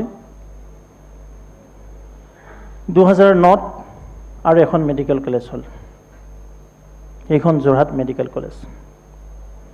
11 হ'ল বৰপেটা মেডিকেল কলেজ, 13 হ'ল তেজপুৰ মেডিকেল কলেজ। অৰ্থাৎ 2001 পৰা 2015লৈকে আমাৰ আজি অপজিশ্যনত আছে তেওঁলোকৰ ৰুলিং পাৰ্টি আছিল, এইপিনে বহিছিল। তেওঁলোকৰ এচিভমেণ্ট আছিল মাত্ৰ 3খন মেডিকেল কলেজ, অধ্যক্ষ মহোদয়।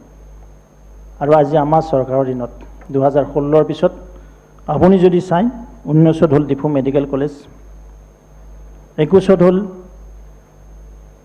লখিমপুৰ মেডিকেল কলেজ, অন্যহাতে আৰু 8খন মেডিকেল কলেজ কাম কাজ আৰম্ভ হৈছে, এফিলিয়েশ্যন হৈছে। প্ৰায় ধুবুৰীকে ধৰি 12খন মেডিকেল কলেজৰ কাম আৰম্ভ হৈছে। অন্যহাতে GMC, গুৱাহাটী যি মেডিকেল কলেজ আছে, তাত আপোনালোকে শুনি আচৰিত পাব, খুব দুখ লগা অৱস্থা আছিল। GMCত মাত্ৰ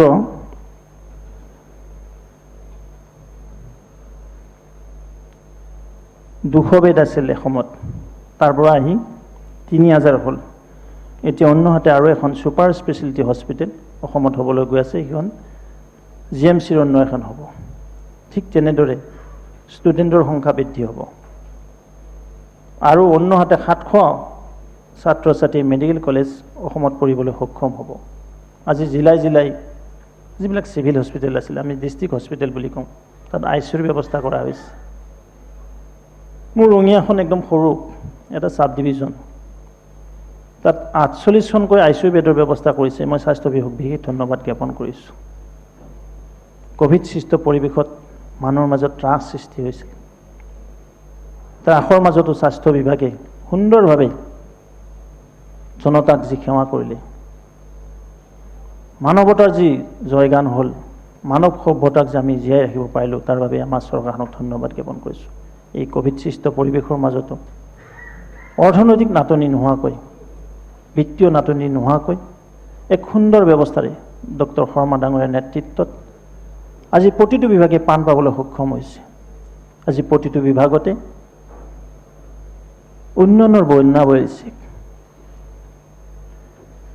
মাননীয় সদস্য এজনে কৈছে যে গাঁও অঞ্চলত সন্মানৰ খেতিয়কসকল থাকে, অন্নদাতাসকল থাকে, তেওঁলোকৰ উৎপাদিত সামগ্ৰীৰ মাৰ্কেট ছেট লাগে আজি প্ৰতিখন পঞ্চায়ততে 5 ফাইনেন্স 16 ফাইনেন্সৰ পইচাৰে মাৰ্কেট ছেটৰ কাম আৰম্ভ হৈছে ৰাস্তাবিলাক সজোৱা হ'ল হাজাৰ হাজাৰ কিলোমিটাৰ ৰাস্তা পেভাৰ লবৰে সজোৱা হ'ল যাৰ দ্বাৰা মোৰ পৰম শ্ৰদ্ধাৰ কৃষক ৰাইজ আজি উপকৃত হৈছে আজি গাঁও আৰু চহৰৰ মাজত ডিফাৰেন্স নোহোৱা হ'ল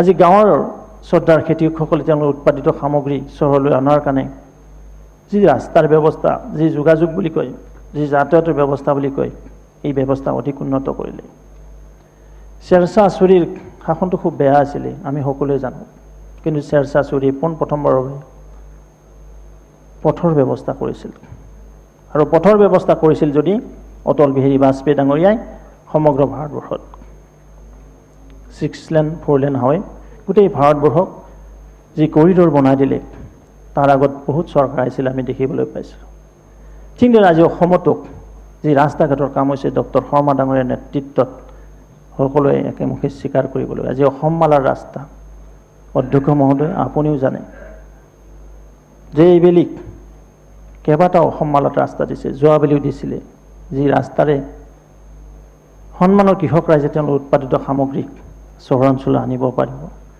কৃষকৰ কাৰণে এটা হাহাকাৰ অৱস্থা আছিলে উৎপাদিত সামগ্ৰী তেওঁলোকে বিক্ৰী কৰাৰ কোনো মাৰ্কেট পোৱা নাছিলে তো ই আমাক মহিয়ান কৰে জাতিটোক মহিয়ান কৰে আৰু চৰকাৰখনক ধন্যবাদ দিয়ে হাজাৰ হাজাৰ কৃষকে লক্ষ লক্ষ কৃষকে আজি কৃষক ৰাইজে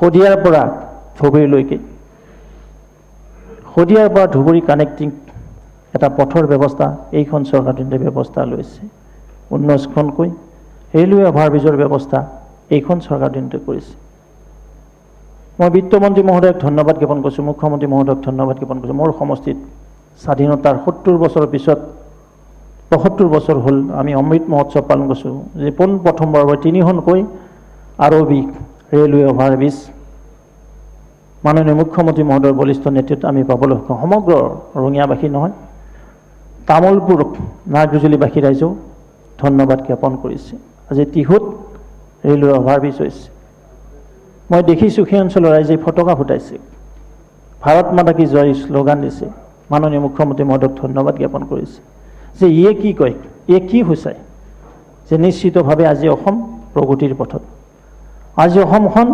চৌদিশে উজ্বলি উঠিছে কৈছে যে নৰেন্দ্ৰ মোদী ডাঙৰীয়াই কৈছে যে সবকা সাথ সবকা বিকাশ সবকা বিশ্বাস সবকা প্ৰয়াস আজি সমগ্ৰ অসমৰ সকলো জাতি জনগোষ্ঠীক একত্ৰিত কৰি সকলোৱে আগুৱাই নিয়াৰ নিমিত্তে এই চৰকাৰখনে কাম কৰিছিল যাৰ কাৰণে আপোনালোকে শুনি আচৰিত হ'ব যে 80খন পৌৰসভাৰ নিৰ্বাচনতে 79 ভাৰতীয় জনতা পাৰ্টীৰ নেতৃত্বত সন্মানৰ নগৰ অঞ্চলৰ ৰাইজে ভোট দিবলৈ আগবাঢ়ি আহিছিলে এই কি সূচায় অধ্যক্ষ মহোদয় যিখিনি কাম কাজ হৈছে মই ভাবোঁ ময়ো এজন ভোটাৰ আছিলোঁ মই বহুত চৰকাৰ দেখিলোঁ 2016 চনৰ পৰা এজন টুডে অসমত যিটো বিকাশৰ বন্যা বৈছে এনেকৈ যদি কাম হ'লে হয় আজি হয়তো এই পবিত্ৰ সদন ইমান দীঘলীয়া চৰ্চাত আমি বহিবই নালাগিলে হয়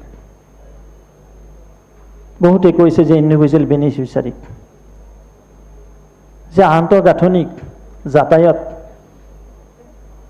আমাৰ সাংস্কৃতিক গুৰুজনাৰ নামত লাচিত বৰফুকনৰ নামত যিখিনি কাম লোৱা হৈছে তো ই কি সূচায় নিশ্চিতভাৱে পণ্ডিত দীনদয়াল উপাধ্যায় 1966 এক দৰ্শন দি থৈ গৈছিলে সেয়া হৈছে একাত্ম মানৱ দৰ্শন ইণ্টিগ্ৰেল হিউমেনিজম আৰু তেখেতে কৈছিলে যে পৰেষ্ট টু প'ৰ সমাজৰ শেষত থকা ব্যক্তিজনক আমি আপলিপমেণ্ট দিব লাগিব তেতিয়া এইখন ভাৰতত আমি ৰামৰাজ্য প্ৰতিষ্ঠা কৰিবলৈ সক্ষম হওঁ। নিশ্চিতভাৱে আজি অসম চৌদিশে আগবাঢ়ি গৈছে।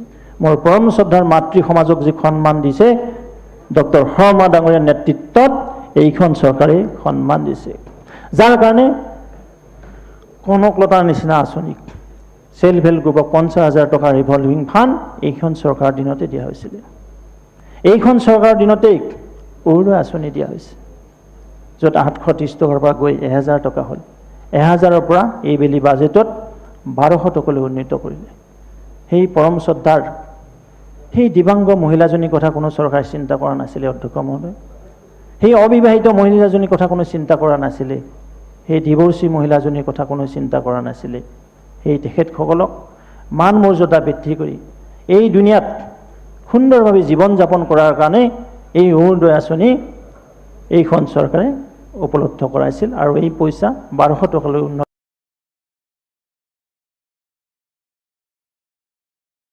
কৰিছে।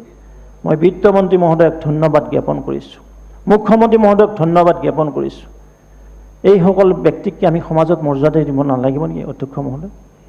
বহুতে কৈছে যে ইণ্ডিভিজুৱেল বেনিফিচিয়াৰী বনাইছে, যে এইসকলক যদি আমি নাচাওঁ কোনে চাব? তেওঁলোকৰ জীৱন ধাৰণ কৰাৰ, তেওঁলোকক আগবঢ়াই নিয়াৰ কাৰণে যদি চৰকাৰে কাম কাজ নকৰে, চৰকাৰে কোনো আঁচনি নলয়, তো তেতিয়াহ'লে কিদৰে তেওঁলোক এই সমাজত এই দুনিয়াত বসবাস কৰি থাকিব অধ্যক্ষ মহোদয়? আজি তেওঁলোকে ওলাই আহিছে। মোৰ এজন ইউপিৰ বন্ধু আছে, কংগ্ৰেছ কৰে, তেওঁ বেয়া নাপাব, আমাৰ সন্মানৰ সদস্যসকল আছে, মোৰ ভাল বন্ধু। আমাৰ শইকীয়াদা আছে, আপুনি আছে, বেয়া নাপাব, আমি অলপ আলোচনা কৰি থাকোঁ। তেওঁ ক'লেই মোক যে অসমত সভা সমিতিত বাইদেউসকল কিয় ইমান আহে? মই তেতিয়া ক'লোঁ, চাওক যে আমাৰ হাতত কোনো আলাদিনৰ চাকি নাই, কিন্তু আমি যিখিনি আঁচনি লৈছোঁ মোৰ পৰম শ্ৰদ্ধাৰ মাতৃ সমাজক সন্মান দিয়াৰ কাৰণে, বাইদেউসকলক সন্মান দিয়াৰ কাৰণে, মই তেখেতক কৈছিলোঁ যে প্ৰতি মাহৰ 10 তাৰিখে অৰুণোদয় আঁচনিৰ পইচাটো তেওঁলোকৰ পকেটত সোমাই যায়, অৰ্থাৎ অনলাইন যোগে DBT ডাইৰেক্ট বেনিফিচিয়াৰী ট্ৰেন্সফাৰ যোগে তেওঁলোকে পাবলৈ সক্ষম হয়। শ্বহীদ কনকলতা আঁচনিৰ নামত 50,000 কৰি তেওঁলোকে চেল্ফ হেল্প গ্ৰুপত ৰিভলভিং পাবলৈ, ভ্ৰাম্যমান পুঁজি পাবলৈ সক্ষম হৈছে। তেওঁলোকে বিধৱা যি মোৰ পৰম শ্ৰদ্ধাৰ যিসকলৰ স্বামী হাৰা হয়, বিভিন্ন কাৰণত, কোনোবা এক্সিডেণ্টজনিত, কাৰোবাৰ লিভাৰ চিৰচিছ হয়, বিভিন্ন মদ পানী খাই কিছুমান গিৰিয়েক ঢুকাই যায়, তেওঁলোকে পইচা পাতি পোৱা নাছিল, যিসকলৰ বয়স 45ৰ ওপৰ নহয়। আজি তেওঁলোকক ইন্দিৰা মিৰি এককালীন বিধৱা পুঁজিৰ ব্যৱস্থা এইখন চৰকাৰ দিনতে কৰিছে। গোটেইখিনি কথা ক'লোঁ যেতিয়া, তেওঁ মোক ক'লে যে সঁচাই তোমালোকৰ চৰকাৰখনে খুব ভাল কাম কৰিছে। তেওঁ কিন্তু মোৰ কংগ্ৰেছী বন্ধু। তেওঁ ক'লে যে এনেকুৱা, সেইকাৰণে আমাৰ বাইদেউসকল আমাৰ কাৰণে সৰস্বতী, এই বাইদেউসকল আমাৰ কাৰণে দুৰ্গা। যে এই বাইদেউসকলক আমি জীৱন ধাৰণ পদ্ধতি উন্নত কৰাৰ কাৰণে, এই সমাজত সন্মান সহকাৰে, মৰ্যাদা সহকাৰে জীয়াই থকাৰ কাৰণে এই আঁচনি আমাৰ চৰকাৰে আনিছে। এই আঁচনিৰ নামে আছিলে অৰুণোদয় আঁচনি। আমাৰ ছোৱালীবিলাকৰ বিয়া হয়, মাতৃবিলাকৰ মনত বহুত দুখ অধ্যক্ষ মহোদয়। তেওঁলোকে কি কৰে জানে? তেওঁলোক লাইফ ষ্টক, যে গৰু ছাগলী পোহে, এই বিক্ৰী কৰি তেওঁলোকৰ ছোৱালীজনী বিয়া দিয়ে।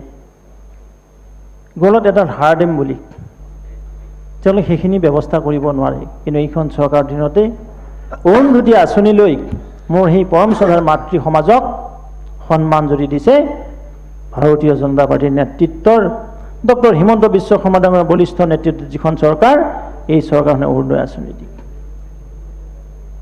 এয়া কি তেওঁক সহায় কৰা হোৱা নাই? এয়া যদি কোনোবাই কয় যে আপোনালোকে বেনিফিচিয়াৰী ক্ৰিয়েট কৰিবলৈ গৈছে, মই ভাবোঁ তেখেতসকলে ক'ব লাগে, কৈছে ক'ব লাগিব, কাৰণ বিৰোধী ভূমিকা যথেষ্ট সবল থাকিব লাগে। মই এইটো বিশ্বাস কৰোঁ। আমি গণতন্ত্ৰ বিশ্বাসী মানুহ। পিপুল পাৰ্টিচিপেশ্যন হ'ব লাগিব। জনসাধাৰণৰ অংশীদাৰত্বই ভাৰতৰ নিচিনা সুবিশাল দেশৰ, অসমৰ নিচিনা এখন ৰাজ্যৰ আমি গণতান্ত্ৰিক প্ৰক্ৰিয়াটোক সুন্দৰভাৱে লৈ যাব বিচাৰোঁ। আজি মই সদনতে দেখা পালোঁ, মই তেতিয়া মোৰ 10 মিনিট দেৰি হৈছিলে, আমি কিবা নমিনেশ্যনৰ কামত ব্যস্ত আছিলোঁ। এই গণতন্ত্ৰক ৰক্ষা কৰক। ইয়াত ক'ত গণতন্ত্ৰ কবৰ দিয়া হ'ল অধ্যক্ষ মহোদয়? কিয় সুন্দৰ প্ৰশ্নোত্তৰ সময়খিনি আপোনালোকে এনে পঠালে? অসমৰ জনগণে কিন্তু আপোনালোকক চাই আছে। 15 বছৰীয়া শাসনত আপোনালোকে কি কৰিছিলে আৰু যোৱা 6 বছৰত আমাৰ চৰকাৰখনে কি কৰি আছে আৰু 1 বছৰত কি কৰিছে? আমি কাম কৰি যাম। কাম কৰাৰ নিমিত্তে এইখন চৰকাৰ ৰাইজৰ প্ৰতিশ্ৰুতিবদ্ধ। নিৰ্বাচনৰ সময়ত কৈছিলে যে মাইক্ৰ' ফাইনেন্সৰ পইচা আমি উভতাই দিম। এই বন্ধন বেংক লৈ মোৰ শ্ৰদ্ধাৰ লক্ষ লক্ষ মহিলাই বহুত বিপদত পৰা দেখা গৈছিল। মাননীয় মুখ্যমন্ত্ৰী মহোদয়ৰ নেতৃত্বত এই মাইক্ৰ' ফাইনেন্সৰ যি ঋণ ৰেহাই, যি ঋণ সকাহ দিয়াৰ নিমিত্তে কোটি টকা ৰিলিজ কৰি দি সেই পৰম শ্ৰদ্ধাৰ মাতৃ সমাজক সন্মান দিয়া হ'ল। তাৰ বাবে মাননীয় মুখ্যমন্ত্ৰী মহোদয়ক মই বিশেষভাৱে ধন্যবাদ জ্ঞাপন কৰিছোঁ। আৰু হাজাৰ হাজাৰ লক্ষ লক্ষ মোৰ পৰম শ্ৰদ্ধাৰ মাতৃ সমাজ আজি ওলাই আহিছে। তেওঁলোকে কৈছে যে হয়, এয়াৰচেল কথা দিলোঁ, যি কথা দিছিলোঁ এই চৰকাৰখনে কথা ৰাখিলে। যে চাওক, এখন ৰাজ্যক আগবঢ়াই নিয়াৰ নিমিত্তে গোটেইখিনি কথা এই বাজেটত আমি দেখিবলৈ পাইছোঁ। ইয়াত কোনো এটা শব্দ মিছা লিখা নাই। প্ৰতিটো লাইনে এখন উন্নয়নমুখী এক বাৰ্তা দিছে। আজি অসমত 1000খন উপস্বাস্থ্য কেন্দ্ৰ, ছাব চেণ্টাৰ বুলি কয়, এই ছাব চেণ্টাৰক প্ৰাইমাৰী হেল্থ চেণ্টাৰ, বুনিয়াদী স্বাস্থ্য কেন্দ্ৰ লৈ যোৱাৰ কাৰণে এইখন চৰকাৰে আঁচনি প্ৰস্তুত কৰিছে। এওঁ বাজেটত উল্লেখ কৰিছে যে এইবেলি 200খনকৈ অধিক উপস্বাস্থ্য কেন্দ্ৰক প্ৰাথমিক স্বাস্থ্য কেন্দ্ৰত ৰূপান্তৰ কৰা হ'ব। স্বাস্থ্যৰ ক্ষেত্ৰত অন্নবদ্ধ এক অৱদান হৈ পৰিচিত হ'ব। আজি শিক্ষাৰ ক্ষেত্ৰত চাওক, জিলাই জিলাই BEd কলেজ, জিলাই জিলাই মেডিকেল কলেজ, জিলাই জিলাই ইঞ্জিনিয়াৰিং কলেজ। তো এইখিনি কৰাৰ কাৰণে এইখন চৰকাৰে এইখন বাজেট প্ৰস্তুত কৰি ওলাইছে। Government is a continuous process. চৰকাৰ কাম কৰি আছে, কৰি থাকিব। আৰু কোনোবাই কৈছে এইখন বোলে ফটো কপি পেষ্ট, হিন্দী চিনেমাক মানে অসমীয়া কৰিছে। তো কিবা শব্দ ক'ব লাগে, কিন্তু ভাল কামক ভাল বুলি স্বীকৃতি দিব লাগে। মই ভালক সদায় ভাল বুলি কওঁ, বেয়াক সদায় বেয়া বুলি কওঁ। 15 বছৰৰ কাৰ্যকালটো খুব বেয়া আছিলে, এই 6 বছৰীয়া কাৰ্যকালটো খুব ভাল। এনেদৰে যিবিলাক কাম আহিব এইবিলাক ভালেই হ'ব। অধ্যক্ষ মহোদয়, চৰকাৰখনে যিখিনি কাম কৰিছে জনতাক ট্ৰেন্সপাৰেণ্টলি, এটা বটলত আপোনাৰ ফ্ৰণ্টত এটা গ্লাছ আছে, গ্লাছটোত যদি কিবা পেলাই দিয়ে সকলোৱে দেখা পায়। এই চৰকাৰখনে ঠিক তেনেকৈ ট্ৰেন্সপাৰেণ্টলি কামখিনি কৰি আছে আৰু সকলোক আস্থাত লৈ, সকলোক বিশ্বাসত লৈ। আৰু নিশ্চিতভাৱে আগন্তুক দিনতো আমাৰ যি কমিটমেণ্ট, এই চৰকাৰখন যি কমিটমেণ্ট, এই কমিটমেণ্টৰ পৰা এটা বিন্দু, এটা শব্দ আঁতৰি নাযায়। আৰু এই নিমিত্তে আজি ৰাজ্যখন কি আছে, আমি কনজিউমাৰ ষ্টেট।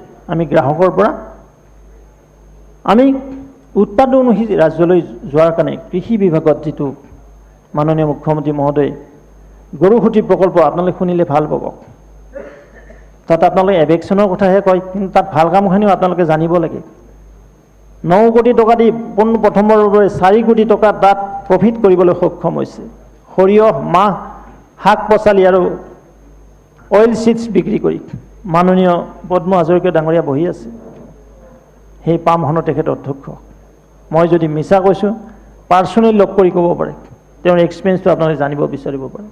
অকল জিয়াৰ ভৰিতে আবদ্ধ নাথাকি তেখেতৰ যিটো এক্সপিৰিয়েঞ্চ, এই এক্সপিৰিয়েঞ্চটো লগাই আজি কুৰুৱা চিপাঝাৰ সমষ্টিৰ গৰুসুঁতি অঞ্চলত যি কৃষি বিপ্লৱৰ সূচনা কৰিবলৈ সক্ষম হৈছে। আৰু মাননীয় মুখ্যমন্ত্ৰী মহোদয়ে কৈছে যে আমি কৃষি ক্ষেত্ৰক অধিক স্বাৱলম্বী কৰিব বিচাৰোঁ। আৰু সেই নিমিত্তে প্ৰতি সমষ্টিতে একোখনকৈ কোঅপাৰেটিভ ছ'চাইটি গঠন কৰি কৃষিৰ ক্ষেত্ৰৰ বিপ্লৱ আনি ৰাজ্যখন উৎপাদনমুখী কৰি নিয়াৰ লগতে ঘৰুৱা যিটো ইনকাম GDP বঢ়োৱাৰ যি প্ৰয়াস চলাইছে তাৰ বাবে মই ধন্যবাদ জ্ঞাপন কৰিছোঁ। বিশেষভাৱে ধন্যবাদ জ্ঞাপন কৰিছোঁ বিত্তমন্ত্ৰী মহোদয়াক যে প্ৰতিটো বিভাগতে বিকাশৰ বন্যা বৈছে। মাননীয় মুখ্যমন্ত্ৰী মহোদয়ৰ বলিষ্ঠ নেতৃত্বত আজি অসম চৌদিশে আগবাঢ়ি গৈছে। স্বাস্থ্যৰ ক্ষেত্ৰত হওক, কৃষিৰ ক্ষেত্ৰত হওক, এমপ্লয়মেণ্ট জেনেৰেশ্যনৰ ক্ষেত্ৰত আজি 1 লাখকৈ অধিক আমাৰ নিবনুৱাৰ কাৰণে আশাৰ ৰেঙনি আহিছে এইখন চৰকাৰৰ দিনতে। সিদিনাখনে মহামান্য গভৰ্ণৰ ডাঙৰীয়াই ভাষণ দি আছিলে, কৈছিলে 1 লাখ ক'ত 1 লাখ ক'ত। কিতাপখন চাব লাগে, তাত কি কি লিখা আছে, তাৰপিছত ক'ব লাগে যে 1 লাখ শব্দটো নাই দেখো, আপোনালোকে এইটো সোমাই দিয়ক, তেতিয়াহ'লে আমি ভাল পালোঁ হয়। 1 লাখৰ পেজ পোৱাই নাই, হাল্লা আৰম্ভই হ'ল যে এইখন হাল্লা কৰাৰ ঠাই নহয় নহয়, আমি হাল্লা কৰিম অসমৰ উন্নয়নৰ কাৰণে কৰিম। আমিও কৰোঁ হাল্লা, সেই হাল্লাৰ আউটপুট থাকিব লাগে, আউটকাম থাকিব লাগে। অধ্যক্ষ মহোদয়, নিশ্চিতভাৱে এইখন চৰকাৰে যি কাম কৰিছে, বাজেটত যিখিনি আহিছে তাৰ আমি 100% আউটকাম অসমৰ 3 কোটি 30 লাখ জনতাই পাবলৈ সক্ষম হ'ব। মই বহুত দীঘলীয়া আৰু নকওঁ, কাৰণ যথেষ্ট আছে টাইম, আমাৰ কেইবাজনো ক'বলগীয়া আছে। আপুনি মোক এই পবিত্ৰ সদনত যি সময়কণ দিলে তাৰ বাবে ধন্যবাদ জ্ঞাপন কৰিছোঁ। অসমখন আগবাঢ়ি যাওক। লক্ষ্মীনাথ বেজবৰুৱাদেৱে কৈছিলে যে বাজক দবা বাজক শংখ বাজক মৃদংখল, অসম আকৌ উন্নতিৰ পথত, জয় আই অসম বল। নিশ্চিতভাৱে আজি অসম উন্নতিৰ পথত। ভাৰত মাতা কি জয়, জয় জয় শ্ৰীৰাম। ধন্যবাদ শ্ৰীমতী শিৱামণি বৰা।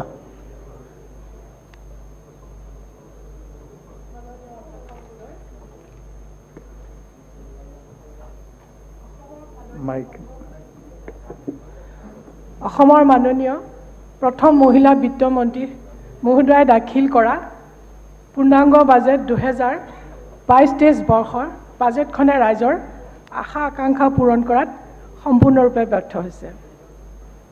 বাজেটখনে সমাজৰ সকলো স্তৰৰ মানুহক চুই যাব লাগে, কিন্তু এই বাজেট কৰোণাকেন্দ্ৰিক পৰিস্থিতিয়ে কোঙা কৰি পেলোৱা দুখীয়া আৰু নিম্ন মধ্যবিত্ত লোকসকলক সকাহৰ বাবে কোনো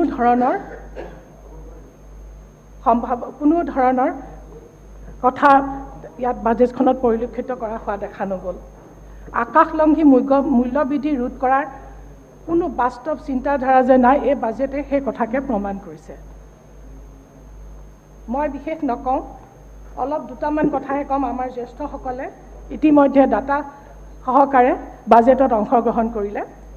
মই মাত্ৰ মহিলা বিধায়িকা হিচাপে, মই যিহেতু আমাৰ বিত্তমন্ত্ৰীগৰাকীও মহিলা, সেইকাৰণে মই মহিলা সবলীকৰণৰ ওপৰত মই কিছুলৈ আগবাঢ়িছোঁ।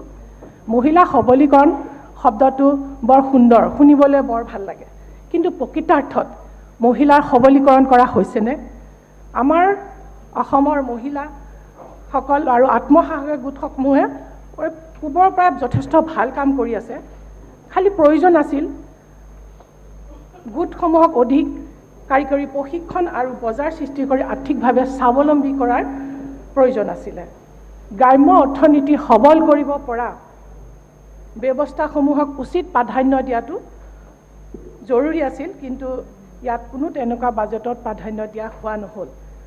মাত্ৰ হিতাধিকাৰী সৃষ্টি কৰিয়েই আমাৰ বাজেটখন তৈয়াৰ কৰিছে। উদাহৰণস্বৰূপে অৰুণোদয়ত আমাৰ বহুত হিতাধিকাৰী সৃষ্টি কৰে, মাত্ৰ 1000 টকা দি পেলাই, বা এতিয়া এই বাজেটত 1250 টকা দিছে। খালি হিতাধিকাৰী সৃষ্টি কৰাই আমাৰ মহিলাসকলৰ সেইটোৱে কাম নেকি? আমি মহিলাসকলে যুগে যুগে সদায় লাঞ্ছিত শোষিত হৈ আহিছোঁ। আমাক খালি হিতাধিকাৰী ৰাজনীতিৰ স্বাৰ্থত, ভোটৰ স্বাৰ্থত হিতাধিকাৰী বনাব আমাৰ মহিলাসকল আগবাঢ়ি যাব নালাগে নেকি? আজি আমাৰ এই অধিৱেশনখনতে দেখক আমি কেইগৰাকী মহিলাই প্ৰতিনিধিত্ব কৰিব পাৰিছোঁ। মাত্ৰ 5 গৰাকী মহিলাই প্ৰতিনিধিত্ব কৰিছোঁ, য'ত 33% মহিলা হ'ব লাগে। সেইকাৰণে কৈছোঁ এই বাজেটখনে মহিলাখন সবলীকৰণ কৰাত যথেষ্ট গুৰুত্ব আৰোপ কৰিব লাগিছিলে। মাননীয় বিত্তমন্ত্ৰী মহোদয়ক মই অনুৰোধ জনাইছোঁ যাতে মহিলাসকলৰ সবলীকৰণৰ কাৰণে কিছু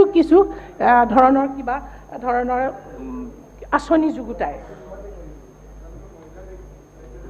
বিত্তমন্ত্ৰী মহোদয়ে বাজেটত ৰূপায়ণ কৰিবলগীয়া আঁচনি তালিকা সংলগ্ন কৰিছে। তালিকাত যোৱা বছৰৰ যিখিনি বাজেটত ঘোষণা কৰা হৈছিলে আৰু এই বছৰৰ বাজেটত ঘোষণা কৰাৰ আঁচনিসমূহৰ মাজত কোনো বিশেষ পাৰ্থক্য নাই। প্ৰায় পুৰণা বাজেটখনকে এটা নতুন দুই এটা কথা সংলগ্ন কৰি পেলাই বাজেটখন দাখিল কৰিছে। এইটো বাহিৰত ৰাইজেও অভিযোগ কৰিছে, এইটো সত্য বুলি প্ৰমাণিত হয়। আগৰ বাজেটত দিয়া প্ৰতিশ্ৰুতি মতে বহুতো প্ৰাথমিক স্বাস্থ্য কেন্দ্ৰ বা যিখিনি স্বাস্থ্য কেন্দ্ৰ আছে, উপস্বাস্থ্য কেন্দ্ৰ, বিভিন্ন ভৱনবিলাক বনালে, বিভিন্ন শিক্ষানুষ্ঠানৰ ভৱন বনালে, কিন্তু আজিলৈকে স্বাস্থ্য কেন্দ্ৰসমূহত কোনো ধৰণৰ ডাক্তৰ বা যিখিনি থাকিব লাগে, আমাৰ যিখিনি কৰ্মচাৰী থাকিব লাগে, আৰু তেনেকুৱা ধৰণৰ কোনো ধৰণৰ বিল্ডিংসমূহ বনালে, কিন্তু কোনো ধৰণৰ কৰ্মচাৰী তাত দিয়া নহ'ল। আৰু তাৰ ফলত সেই যিখিনি বিল্ডিং বনালে জহি খহি গ'ল। খালি ঠিকাত দিবৰ কাৰণে বা কণ্ট্ৰেক্ট দিবৰ কাৰণে এটা বিল্ডিং বনোৱা আৰু স্পিকাৰ আছে আমাৰ পাৰ্টিৰ পৰা। মোক অকণমান কি হ'ল, যিহেতু মহিলা হয়, কোনোদিনে মহিলা আজি ছাৰ আপুনি মোক দিবই লাগিব। এইফালে খুজি লওক, কংগ্ৰেছৰ আৰু সময় আছে, কৈছোঁ ছাৰ, কিন্তু স্পিকাৰ আছে। মই কৈছোঁ বটদ্ৰৱা থানৰ, মই নিজৰ কথাই কৈছোঁ, বটদ্ৰৱা থানখনৰ কাষতে যিটো আমাৰ হেল্থ চেণ্টাৰ বনালে, যিখন হস্পিটেল বনালে, আজিলৈকে সেইখন কোনো এপইণ্টমেণ্ট নহ'ল, তাৰ ফলত চিকিৎসা সেৱা আৰম্ভ নহ'ল, আৰু যাৰ ফলত সেইখন জহি খহি গৈছে। আৰু মাননীয় যেনেকৈ আমাৰ বাজেটখনত কেইবাখনো মহিলা ITI সমূহৰ বিশাল ভৱন বনালে, তাতো কোনো কৰ্মচাৰী নোহোৱাৰ কাৰণে সেইটো আৰম্ভ কৰিব পৰা নগ'ল। পবিত্ৰ বিধানসভাত ঘোষণা কৰা মতে প্ৰকৃতত কিমান ৰূপায়ণ কৰা হয়, কিমান আঁচনি ৰূপায়ণ কৰা হয়, তাৰ পৰ্যালোচনাৰ প্ৰয়োজন হৈ পৰিছে। ৰাজ্য চৰকাৰে অসমৰ দেশক 5খন ৰাজ্যৰ ভিতৰত দেখিব খুজিছে। গতিকে ৰাজ্যখন সমবিকাশ নহ'লে কেনেকৈ অসমখনত 5খন ৰাজ্যৰ ভিতৰত দেখা পাব? আমাৰ 21-22 চনত লোক নিৰ্মাণ বিভাগটোৰ কথা মই অকণমান ক'বই লাগিব। যিহেতু লোক নিৰ্মাণত কিছুমান বচা সমষ্টিতহে কিছুমান আঁচনি অনুমোদন কৰিছিলে। মই যোৱাবাৰ এটা কুৱেশ্যন কৰিছিলোঁ, 2021 চনৰ 20 ডিচেম্বৰত এটা মাননীয় লোক নিৰ্মাণ বিভাগৰ মন্ত্ৰী মহোদয়ক 19 নম্বৰত মই কুৱেশ্যন কৰিছিলোঁ। তাৰ উত্তৰত তেখেতে ক'লে যে 521খন আঁচনি অলৰেডি অনুমোদন হৈছিলে, কিন্তু বটদ্ৰৱা সমষ্টিত সেই লোক নিৰ্মাণ বিভাগৰ 521খন আঁচনি এখনো আঁচনি কেলৈ নপৰিলে? যি গুৰুজনাৰ জন্মস্থান বটদ্ৰৱা সমষ্টিত এতিয়ালৈকে লোক নিৰ্মাণ বিভাগৰ পৰা ৰাস্তা পদূলি একো হোৱা নাই। 5খন আঁচনিৰ ভিতৰত এখনো আঁচনি পৰিবৰ কাৰণে আমাৰ সমষ্টিটো নহয় নেকি, নপৰে নেকি? যিহেতু বিত্তমন্ত্ৰীগৰাকীয়ে কৈছিলে যে 22-23 বৰ্ষত বাজেটৰ ভাষণত পথ নিৰ্মাণৰ জৰিয়তে আমি ৰাজ্য নিৰ্মাণ কৰোঁ, কিন্তু এতিয়া যদি লোক নিৰ্মাণ বিভাগে এনেকুৱাই কৰে, তেতিয়াহ'লে কেনেকৈ ৰাজ্যখন নিৰ্মাণ কৰিব পাৰিব? অংগনবাদী ক্ষেত্ৰতো কৈছোঁ যে যি নিজৰ শাসক দলৰ সদস্য থকাত 15টাৰ পৰা 20টা অংগনবাদী কেন্দ্ৰ দিছে, কিন্তু আমাৰ বিৰোধীক 2টা অংগনবাদী কেন্দ্ৰ কৰিবৰ কাৰণে দিছে। যি কি নহওক, বাজেটখনে আমাৰ বাজেটখনে এখন যি বাজেট দাখিল এখন গতানুগতিকবাদী নিৰাশাজনক বাজেট, মাত্ৰ চমক সৃষ্টি কৰিলে, আৰু মহিলাৰ কাৰণে তাত কিবা থাকিলে মন্ত্ৰী মহোদয়ক লিখি দিব পাৰিব। ধন্যবাদ। শ্ৰী অজয় কুমাৰ ৰায়, 4 মিনিট। অধ্যক্ষ মহোদয়, যোৱা 16 মাৰ্চত সন্মানীয় মুখ্যমন্ত্ৰী আৰু মাননীয় বিত্তমন্ত্ৰী ডাঙৰীয়ানীয়ে প্ৰস্তুত কৰা বাজেটত মই ভাবোঁ যে অকল ৰাইজৰ কাৰণে, অসমৰ উন্নয়নৰ কাৰণেই এই বাজেটখন প্ৰস্তুত কৰা হৈছে। আৰু এই বাজেটত শিক্ষাৰ পৰা আৰম্ভ কৰি কৃষি, স্বাস্থ্য, বিভিন্ন সকলো ডিপাৰ্টমেণ্ট সাঙুৰ খাই লৈ এই বাজেটখনক প্ৰস্তুত কৰা হৈছে। আৰু এই বাজেটখনক এনেকুৱা এটা ৰূপ দিয়া হৈছে য'ত অসমত এতিয়ালৈকে যিমানবোৰ বাজেট প্ৰস্তুত কৰা হৈছিলে, আটাইতকৈ শ্ৰেষ্ঠ বাজেট বুলি এই বাজেটখনক আমি ক'ব পাৰি। এই বাজেটখনক বিশেষকৈ আমাৰ মুখ্যমন্ত্ৰী ডাঙৰীয়াক আৰু বিত্তমন্ত্ৰী ডাঙৰীয়ানী বাইদেউক এইকাৰণে ধন্যবাদ দিব লাগিব, যোৱা 2টা বছৰ কোভিডৰ কাৰণে আমাৰ দেশৰ যি অৱস্থা হৈছিলে, তাৰ পিছতো ইমান সাহসেৰে এই বাজেটখন প্ৰস্তুত কৰি উলিয়াইছে, তাৰ কাৰণে ধন্যবাদ দিবই লাগিব। অধ্যক্ষ মহোদয়, আমি বিশেষকৈ শিক্ষাৰ ওপৰত যি গুৰুত্ব দিছে, সেই কথা যিহেতু আমি শিক্ষাই আমাৰ দেশৰ মানদণ্ড বা শিক্ষাই আমাৰ দেশৰ ভৱিষ্যত বুলি আমি কওঁ। আমাৰ ছাত্ৰ ছাত্ৰীসকলে সঠিক শিক্ষা নাপালে যে দেশৰ ভৱিষ্যত সঠিক নহ'ব, সেই কথাটো কিন্তু আমি সকলোৱে জানো। সেইকাৰণে বেছিকৈ শিক্ষাৰ ওপৰতে বাজেটত গুৰুত্ব দিয়া হৈছে। তাৰপিছত গুৰুত্ব দিয়া হৈছে যোগাযোগ ব্যৱস্থা।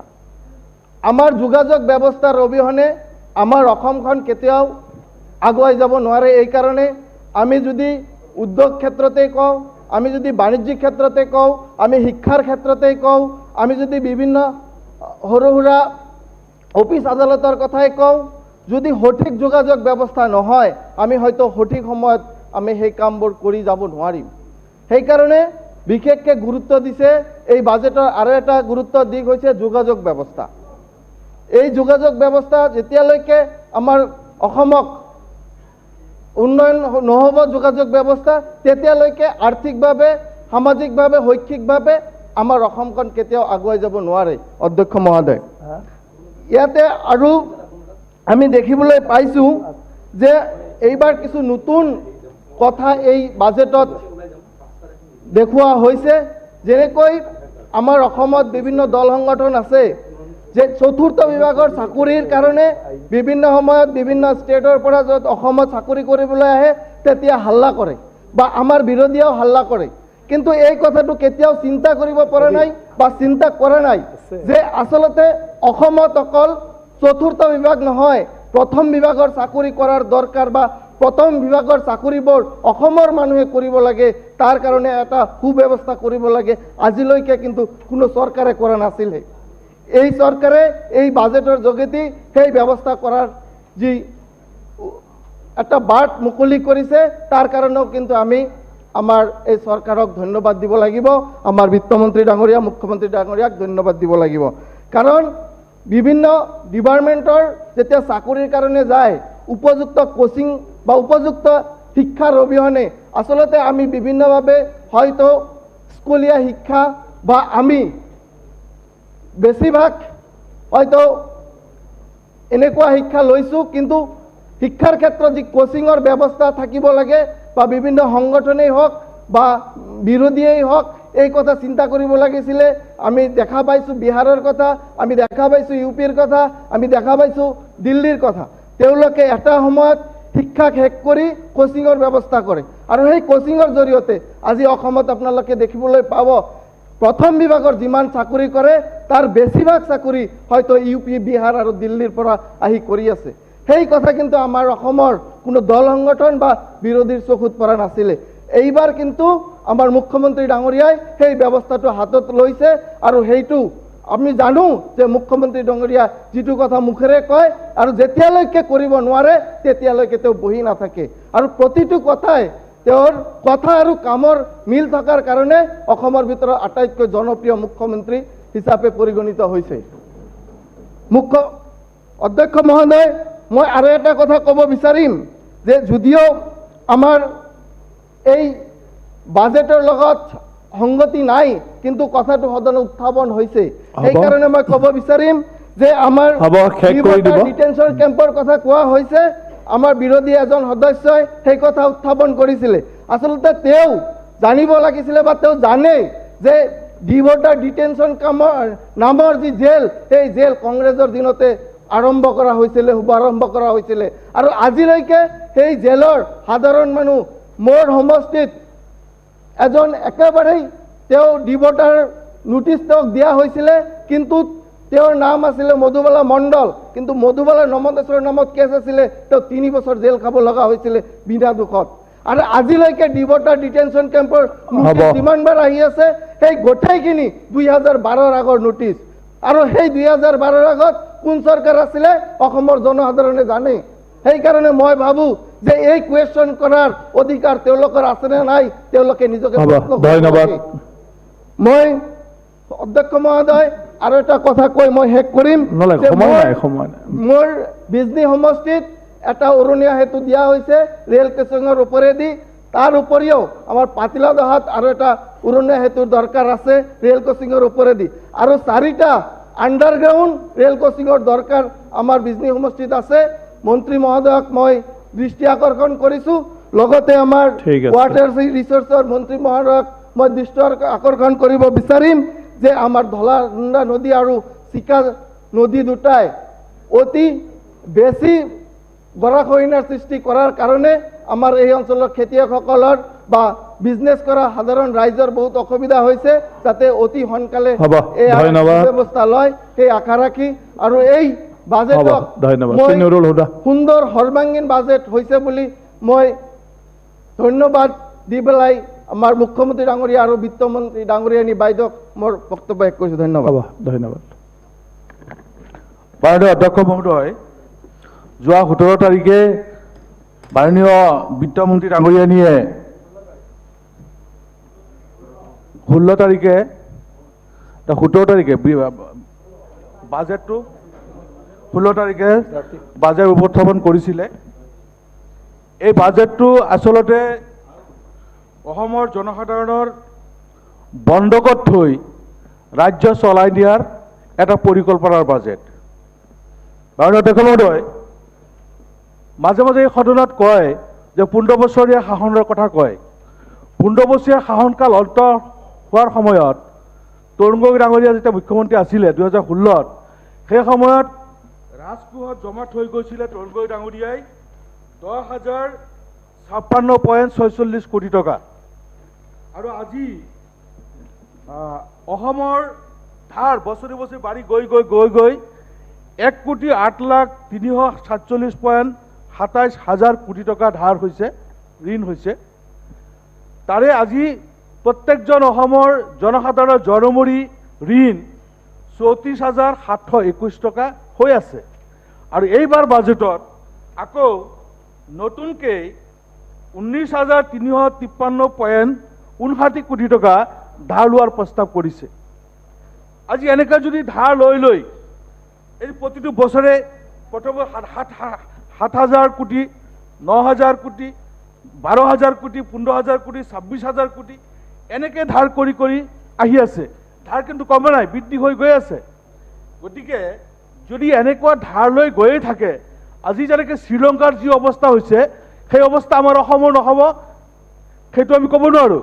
গতিকে এই ক্ষেত্ৰত ধাৰ লোৱাৰ ক্ষেত্ৰত, ঋণ লোৱাৰ ক্ষেত্ৰত মাননীয় বিত্তমন্ত্ৰী ডাঙৰীয়ানীয়ে অলপ দৃষ্টি দিয়া উচিত, যাতে আমি ঋণৰ বোজা লৈ এনেকুৱা হ'ব নালাগে যে অসমৰ জনসাধাৰণ বন্ধকত থাকিব লাগে। অধ্যক্ষ মহোদয়, আমাৰ বাজেটৰ 372 নম্বৰত কৈছে যে ৰাজ্যখনৰ খিলঞ্জীয়া অসমীয়া মুছলমান সম্প্ৰদায়ৰ সৰ্বাংগীন উন্নয়নৰ কথা কৈছে।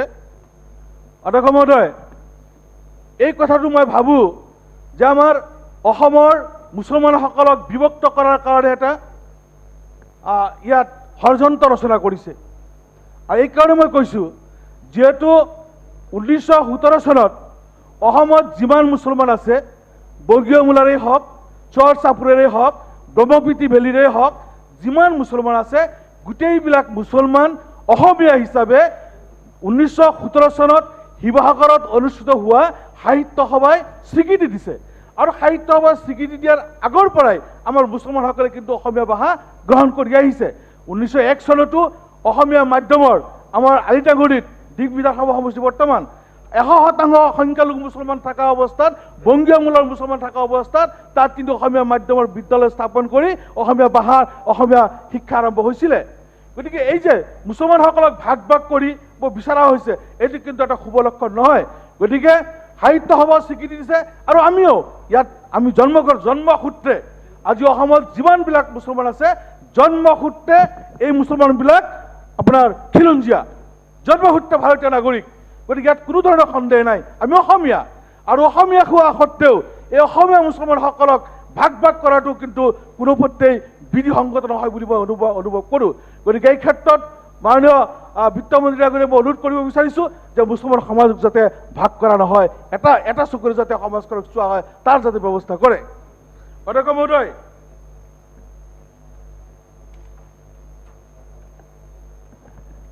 ইয়াত আপোনাৰ বহুতে কৈ গৈছে, উন্নয়নৰ কথা কৈ গৈছে যে কংগ্ৰেছ চৰকাৰে বিগত 15 বছৰত উন্নয়ন কি কৰিলে। অধ্যক্ষ মহোদয়, 15 বছৰৰ শাসনকালত মহিলা আত্মসহায়ক গোট অসমত 7 লাখ আত্মসহায়ক গোট পঞ্জীয়নভুক্ত হৈছিলে আৰু 3 লাখ আত্মসহায়ক গোটক ৰাজ সাহায্য আৰু ঋণ দিয়া হৈছিলে। কিন্তু আজি তেওঁলোকে কনকলতা যিটো আঁচনি কৰিছে, সেই আঁচনিত 90,000 মহিলা আত্মসহায়ক গোটক সাহায্য দিছে মাত্ৰ, কিন্তু কংগ্ৰেছে 3 লাখ দিছিলে। অধ্যক্ষ মহোদয়, ইয়াত আৰু যিবিলাক আঁচনি, আজি নৱবিবাহিতা মহিলাৰ কথা কৈছে, আমাৰ তেতিয়া ন কইনা বুলি আঁচনি আছিলে। আজি যিসকল আমাৰ বিধৱাসকল বিধৱা হোৱাৰ লগে লগে ৰাষ্ট্ৰীয় পৰিয়াল কল্যাণ আঁচনিৰ জৰিয়তে এককালীন সাহায্য দিয়া হৈছিলে। যিসকলৰ বিয়া নোহোৱা ছোৱালীবিলাকৰ কথা চিন্তা কংগ্ৰেছে কৰিছিলে, সেইবোৰ বাইদেউ বুলি আঁচনি এটা কংগ্ৰেছে লৈছিলে, বিভিন্ন আঁচনি লৈছিলে। গতিকে আজি যেনেকৈ ব্যক্তিগত হিতাধিকাৰী সৃষ্টি হৈছে, আগতে কংগ্ৰেছ দিনত কিন্তু কম হোৱা নাছিলে, কংগ্ৰেছ দিনত আছিলে। আৰু কংগ্ৰেছ দিনত ব্যক্তিগত হিতাধিকাৰী থকাৰ পিছতো আমাৰ উন্নয়নৰ কাম যথেষ্টখিনি হৈছে। আজি উন্নয়ন কিন্তু ইমান দ্ৰুতগতিত আগবাঢ়িব পৰা নাই। গতিকে আমাৰ অসমৰ উন্নয়নৰ প্ৰয়োজন আছে।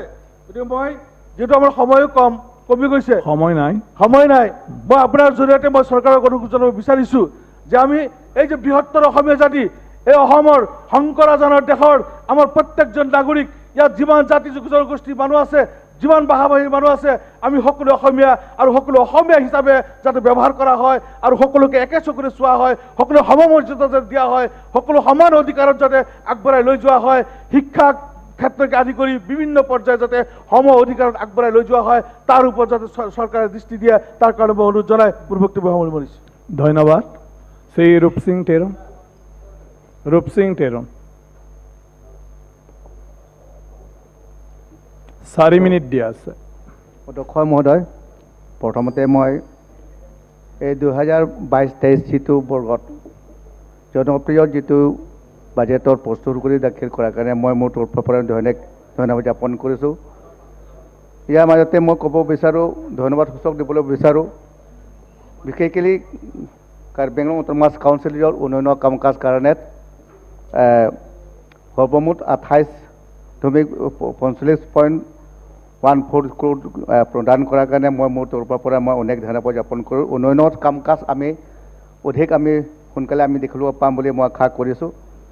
ইয়াৰ মাজতে এটা ধন্যবাদ সূচক দিবলৈ বিচাৰোঁ যে ওৱান হেড একাউণ্ট যিটো প্ৰয়োগ কৰাৰ কাৰণে এইটো অতি সোনকালে আমাৰ কাম কৰাৰ সুযোগ পাম, সেইটো কাৰণে ধন্যবাদ জ্ঞাপন কৰিছোঁ। ইয়াৰ মাজতে আৰু ধন্যবাদ সূচক দিব বিচাৰোঁ যে আসাম আদৰ্শ উদ্যোগ গ্ৰাম যিটো প্ৰস্তুত কৰা মোৰ সমষ্টিত 2টা যিটো বৰ্তমান চলি আছে কাম কাজ ভালেই চলি আছে, আৰু আদৰ্শ গাঁও প্ৰয়োগ কৰিবলৈ আৰু বাকী আছে। মোৰ কাৰণে মোৰ সমষ্টি যাতে যেন বস্তুটো আদৰ্শ গাঁওটো প্ৰয়োগ কৰে, তাকে অনুৰোধ কৰিছোঁ।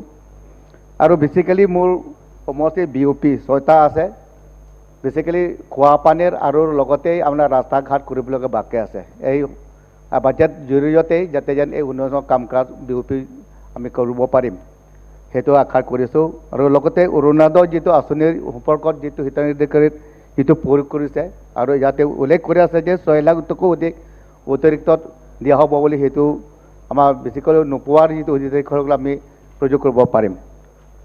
ইয়াৰ মাজতে এটা এই বাজেটৰ লগতে অনুৰোধ কৰিব বিচাৰোঁ, যাৰ নেকি ইয়াত 46.5 মেগাৱাট যিটো বিজুলী যিটো প্ৰয়োগ কৰিবৰ চেষ্টা কৰিছিলে, সেইটো তাত উল্লেখ কৰা আছে যে বৰপানী বুলি, মই সেইটো নাও কৈছোঁ, কিন্তু যিডোখৰ যেনেকি মানে কামটো কৰিব সেইটোতো বৰপানী উল্লেখ কৰা নাই, তাৰ কাৰ্বি লাংপি বুলিহে তাৰ নামকৰণ আছে। সেইকাৰণে বৰপানীৰ সলনিত কাৰ্বি লাংপি কৰিলে মানুহবিলাক তাতে বেছি সন্তুষ্ট বুলি পাব।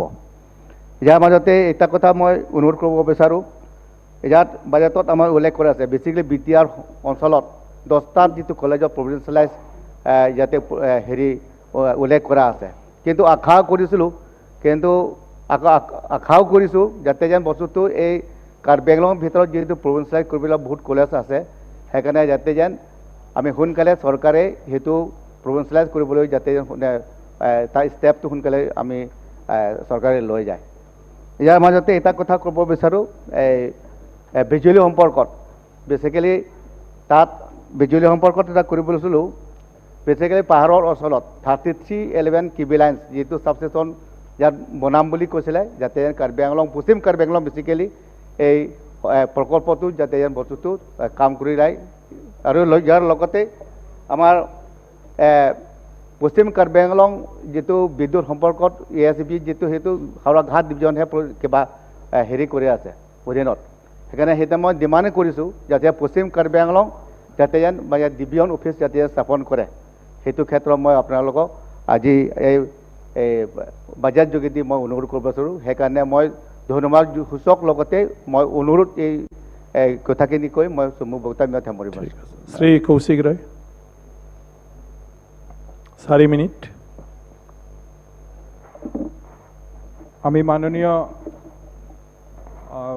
মুখ্যমন্ত্রীর নেতৃত্বে এই সরকার হওয়ার পরে পূর্ণাঙ্গ বাজেট যে আমাদের অর্থমন্ত্রী পেশ করেছেন ওনাকে আমি ধন্যবাদ জানাই এবং প্রায় 3 বছর থেকে কোভিড মহামারীতে জর্জরিত থাকার পরেও এরকম একটা কোনো ট্যাক্স না বাড়িয়ে সরকার যেভাবে একটা জনমুখী কল্যাণ বাজেট দিয়েছে এবং আসামের পরিকাঠামো উন্নয়নের জন্য যে সমস্ত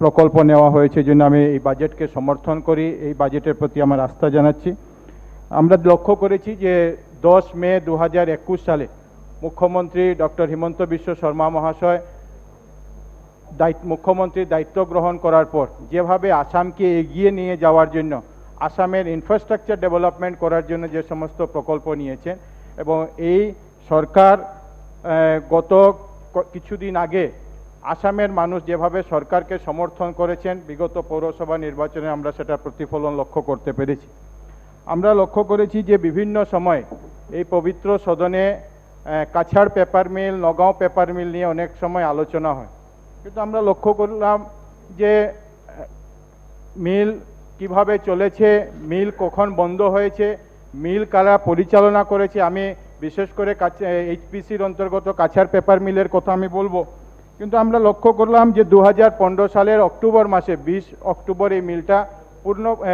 সম্পূর্ণভাবে বন্ধ হয়ে যায় আর আমি মাননীয় মুখ্যমন্ত্রী মহাশয় যখন উনি বিগত সরকারের সময় অর্থমন্ত্রী ছিলেন চেষ্টা শুরু হয়েছিল যে মিলকে কিভাবে রিভাইভ করা যায় কিন্তু এই সময় আমরা লক্ষ্য করেছি যে বাজেটে প্রায় 700 কোটি টাকা এই মিলের জন্য সরকার বরাদ্দ করেছে আর এর মধ্যে 300 কোটি টাকা যারা কর্মচারী যারা এখানে এমপ্লয়িজ আছেন যারা ওয়ার্কার্সরা আছেন তাদের স্যালারি ডিউজ যেগুলি আছে সেগুলি মিটিয়ে দেওয়ার জন্য সরকার ঘোষণা করেছে যে 31 মার্চের মধ্যে 300 কোটি টাকা দিয়ে দেওয়া হবে এই জন্য আমি আসাম সরকার মাননীয় মুখ্যমন্ত্রী মহাশয় এবং বিত্তমন্ত্রী মহাশয়কে আমি ধন্যবাদ জানাচ্ছি এই কঠিন সময়ের মধ্যেও যে মুখ্যমন্ত্রী কয়েকটি পরিকল্পনা নেওয়া হয়েছে বিশেষভাবে মুখ্যমন্ত্রী পকিপথ নির্মাণ প্রকল্প যেখানে ব্যবস্থা আছে 3000 কিলোমিটার সড়ক নির্মাণ করার জন্য 2550 কোটি টাকা এটার জন্য ধার্য করা হয়েছে 2 নম্বর মুখ্যমন্ত্রী উন্নত পকিপথ নির্মাণ যেখানে 5.5 মিটার ব্রেথ দিয়ে 1350 কিলোমিটার রাস্তা 1485 কোটি টাকা ধার্য করা হয়েছে এবং এরকম যে প্রকল্পগুলি নেওয়া হয়েছে এবং সাথে সাথে যে PMGSY যে রাস্তাগুলা মেয়াদ শেষ হওয়ার পরে সেগুলির রিপেয়ারিং হচ্ছে না এরকমও 2000 কিলোমিটার রাস্তা রিপেয়ার PMGSY রাস্তা নির্মাণের জন্য যেভাবে সরকার পরিকল্পনা নিয়েছে আমি সরকারকে ধন্যবাদ জানাচ্ছি সাথে সাথে আমরা ওয়াটার রিসোর্স ডিপার্টমেন্টে আমরা এতদিন দেখেছি বিশেষভাবে আমি বরাক উপত্যকার কথা বলবো যে অনেক সময় আমরা দেখেছি ওয়াটার রিসোর্সের টাকা যেত কিন্তু কোনো কাজ হয়নি আমার বিধানসভা সমষ্টি লক্ষ্মীপুর যেখানে প্রায় 40 বছর থেকে একটা নদীর ভাঙ্গন শুরু হয়েছিল সিঙ্গিরবন বলে জায়গা যেখানে এই সরকার আসার পর 8 কোটি টাকা দিয়ে সেখানে কাজ শুরু হয়েছে লক্ষ্মীপুর শহর যেখানে প্রায় 4 কিলোমিটার এলাকা নদী ভাঙ্গনে কবলিত সেখানে গত কিছুদিন আগে 9 ফেব্রুয়ারি আমাদের ওয়াটার রিসোর্স মন্ত্রী পীযূষ হাজারিকা সেখানে ভ্রমণ করেছেন এবং সরকারের তরফ থেকে মন্ত্রী মহাশয় বলেছেন যে আগামী দিনে সেটাকে রোধ করার জন্য প্রায় 100 কোটি টাকা বরাদ্দ করা হবে এই জন্য আমি ওয়াটার রিসোর্স মন্ত্রী মহাশয়কে আমি ধন্যবাদ জ্ঞাপন করছি এই সরকার এই বাজেটে এবং বিগত দিনেরও বাজেটে বিশেষভাবে এই বাজেটে সামাজিক সুরক্ষার জন্য যে ব্যবস্থাগুলি করেছে ডাইরেক্ট বেনিফিট ট্রান্সফার আমরা এখানে দেখেছি আমরা বিরোধীর অনেক সদস্যরা সেটা অনেক সমালোচনা করেছেন কিন্তু আমরা লক্ষ্য করেছি যে সামাজিক সুরক্ষার ক্ষেত্রে যেভাবে এই সরকার হওয়ার পরে প্রতি মাসের 10 তারিখে ডাইরেক্ট অ্যাকাউন্টে বিশেষভাবে শহীদ কুশল কুঁয়র সার্বজনীন বৃদ্ধ পেনশন দীনদয়াল দিব্যাঙ্গ পেনশন ইন্দিরা মেরি এবং অরুণোদয় এবং আমাদের পণ্ডিত দীনদয়াল উপাধ্যায়ের যে স্বপ্ন ছিল অন্তোদয় এই স্বপ্নকে সাকার করার জন্য সরকার যেভাবে অরুণোদয় প্রকল্প চালু করেছে, আগে 830 টাকা ছিল, পরবর্তীতে 1000 টাকা করা হয়েছে এবং এই বাজেটে এটাকে 1250 টাকা করার যে ব্যবস্থা করা হয়েছে, এই জন্য আমি মাননীয় মুখ্যমন্ত্রী মহাশয় এবং আমাদের বিত্তমন্ত্রী মহাশয়কে আমি ধন্যবাদ জ্ঞাপন করছি। সাথে সাথে এই বরাক উপত্যকার জন্য এই বাজেটে যে কিছুটা প্রকল্প হাতে নেওয়া হয়েছে, এই জন্য আমি বিশেষভাবে ধন্যবাদ জানাই। শিলচর যে এয়ারপোর্ট আছে, শিলচর এয়ারপোর্ট একটা ডিফেন্স এয়ারপোর্ট, অধ্যক্ষ মহাশয় আপনি জানেন এটা ডিফেন্স এয়ারপোর্ট, কিন্তু সেখানে একটা গ্রিনফিল্ড এয়ারপোর্ট করার জন্য কেন্দ্র সরকার মঞ্জুর করেছে এবং রাজ্য সরকারও সেই যে জমির ব্যবস্থা, সেই জমির ব্যবস্থা করার জন্য এবার এই বাজেটে ঘোষণা করা হয়েছে, আমি ওনাকে ধন্যবাদ জানাই। আরেকটা বিষয় বলে আমার বক্তব্য শেষ করব, আমি যে বিধানসভা লক্ষ্মীপুর থেকে আমি প্রতিনিধিত্ব করি, আমরা কোনো সময় শুনিনি যে কোনো অফিসের জন্য মানুষকে আন্দোলন করতে হয়েছে, কোনো অফিসের জন্য মানুষকে PIL করতে হয়েছে।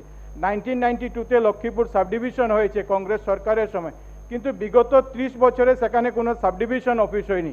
আমরা ধন্যবাদ জানাই বর্তমান সরকারকে যে সরকার 25 কোটি টাকা সেটার জন্য বরাদ্দ করেছে এবং সেখানে নতুনভাবে 30 বছরে যেটা কাজ হয়নি সেই করার জন্য সরকারি ব্যবস্থা করেছে। এই জন্য আমি মাননীয় মুখ্যমন্ত্রী অর্থমন্ত্রী মহাশয়কে ধন্যবাদ জানাই এবং এবার বাজেটে আরও একটা সার্কিট হাউসও লক্ষ্মীপুরের জন্য দেওয়া হয়েছে, আমি সেই জন্য ধন্যবাদ জানাই। এবং সাথে সাথে আমাদের করিমগঞ্জ জেলাতে নতুন মেডিকেল কলেজের ঘোষণা করেছেন, আমাদের শিলচর মেডিকেল কলেজকে সুপার স্পেশালিটি হসপিটালে আপগ্রেড করার কথা বলা হয়েছে, এই জন্য আমি ধন্যবাদ জানাই। এবং যেভাবে আঙ্গনবাড়ির ক্ষেত্রে সরকার বিশেষ উদ্যোগ নিয়েছে, আমার বিধানসভা সমষ্টিতে 760 আঙ্গনবাড়ি আছে, আর দুঃখের বিষয় যে 760 আঙ্গনবাড়ির মধ্যে অনলি 52 আঙ্গনবাড়ি আছে, যে 52 আঙ্গনবাড়ির কোনো না কোনো রকম একটা ঘর আছে, বাকি কোনো আঙ্গনবাড়ি হয়নি। আমি আমাদের সমাজ কল্যাণ মন্ত্রী মহাশয়কে আমি ধন্যবাদ জানাই যে আমরা মডেল আঙ্গনবাড়ির মাধ্যমে সেখানে নতুনভাবে কাজ শুরু করার পরিকল্পনা হয়েছে। আর আমি আশা করি যেভাবে সরকার ইনফ্রাস্ট্রাকচার ডেভেলপমেন্টের জন্য দিয়েছে, বিশেষভাবে আরবান ইনফ্রাস্ট্রাকচার ডেভেলপমেন্ট ফান্ড নতুনভাবে একটা তৈরি করা হয়েছে, যেখানে শহরের মধ্যে স্টেডিয়াম, পার্ক, আমাদের অডিটোরিয়াম, গার্বেজ ক্লিয়ারেন্স এবং ইন্টারস্টেট বাস টার্মিনাল তৈরি করার জন্য সরকার যেভাবে করা হয়েছে, আমি সরকারকে ধন্যবাদ জানাই। মাননীয় মুখ্যমন্ত্রী মহাশয়কে ধন্যবাদ জানাই, আমাদের অর্থমন্ত্রী মহাশয়কে ধন্যবাদ জানিয়ে এই বাজেটের প্রতি আমার পূর্ণ সমর্থন জানিয়ে, আস্থা জানিয়ে আমার বক্তব্য শেষ করলাম। নমস্কার, ভারত মাতা কি জয়। ধন্যবাদ। রূপেশ গোয়ালা 3 মিনিট। মাননীয় অধ্যক্ষ মহোদয়, বাজেটৰ ওপৰত কোৱাৰ সুযোগ দিয়াৰ বাবে মই ধন্যবাদ জনাইছোঁ। অসমখনক ভাৰতবৰ্ষৰ আগশাৰীৰ 5টা ৰাজ্যৰ ভিতৰত এটা ৰাজ্য কৰাৰ ক্ষেত্ৰত যেনেদৰে কৰ্মযজ্ঞ আৰম্ভ কৰিব লাগিছিল এই চৰকাৰখনে, তাৰ সম্পূৰ্ণ প্ৰতিচ্ছবি দাঙি ধৰিবলৈ বাজেটখন সক্ষম হৈছে। তাৰ বাবে মই বিত্তমন্ত্ৰী মহোদয়ক ধন্যবাদ জনাইছোঁ। বিৰোধী পক্ষৰ বিধায়কসকলে তেওঁলোকৰ বক্তব্যত কোভিড সৃষ্ট পৰিস্থিতিৰ কথা তেওঁলোকে কৈছে, ৰাইজক কোভিড সৃষ্ট পৰিস্থিতিয়ে জুৰুলা কৰাৰ কথা তেওঁলোকে কৈছে। কোভিড সৃষ্ট পৰিস্থিতি অকল ৰাইজক জুৰুলা কৰা নাই মহোদয়, সমগ্ৰ বিশ্বৰ অৰ্থনীতিত কোভিড সৃষ্ট পৰিস্থিতিয়ে প্ৰভাৱ পেলাইছে। তেনে এটা সময়ত GSDP এই বাজেটখনত প্ৰায় 14% বৃদ্ধি কৰাৰ কথা কোৱা হৈছে অধ্যক্ষ মহোদয়। তাৰ বাবে মই মাননীয় বিত্তমন্ত্ৰী মহোদয়ক ধন্যবাদ জনাইছোঁ। যিহেতু সময় কম, সেইকাৰণে মই গোটেইখিনি কথা ক'ব খোজা নাই। বিৰোধী পক্ষৰ বিধায়কসকলে আৰু তেওঁলোকে কৈছে যে বাজেটখনত নিয়োগ সৃষ্টি কৰিব পৰা ধৰণৰ কোনো কথা নাই বুলি তেওঁলোকে কৈছে। আমি লক্ষ্য কৰিছোঁ যে বাজেটখনত NRL-ত 2000 কোটি টকা বিনিয়োগৰ কথা কোৱা হৈছে, HPC-ত 300 কোটি টকা বিনিয়োগৰ কথা কোৱা হৈছে, হিন্দুস্তান ফাৰ্টিলাইজাৰত 26% আমাৰ চৰকাৰৰ শ্বেয়াৰ বৃদ্ধি কৰাৰ কথা কোৱা হৈছে। গতিকে এনেধৰণৰ কথাই ভৱিষ্যত দিনবিলাকত নিয়োগৰ সৃষ্টি নকৰিবনে অধ্যক্ষ মহোদয়? এই কথাবিলাকে এনেধৰণৰ বিনিয়োগে ভৱিষ্যত দিনবিলাকত আমাৰ আয় বৃদ্ধি কৰাৰ দৰে পৰিস্থিতি, আয় বৃদ্ধি কৰাৰ উৎস যোগান নধৰিবনে অধ্যক্ষ মহোদয়? লগতে এই বাজেটখনত নদী আৰু চাহক কেন্দ্ৰ কৰি পৰ্যটন সৃষ্টি কৰাৰ কথা কোৱা হৈছে অধ্যক্ষ মহোদয়।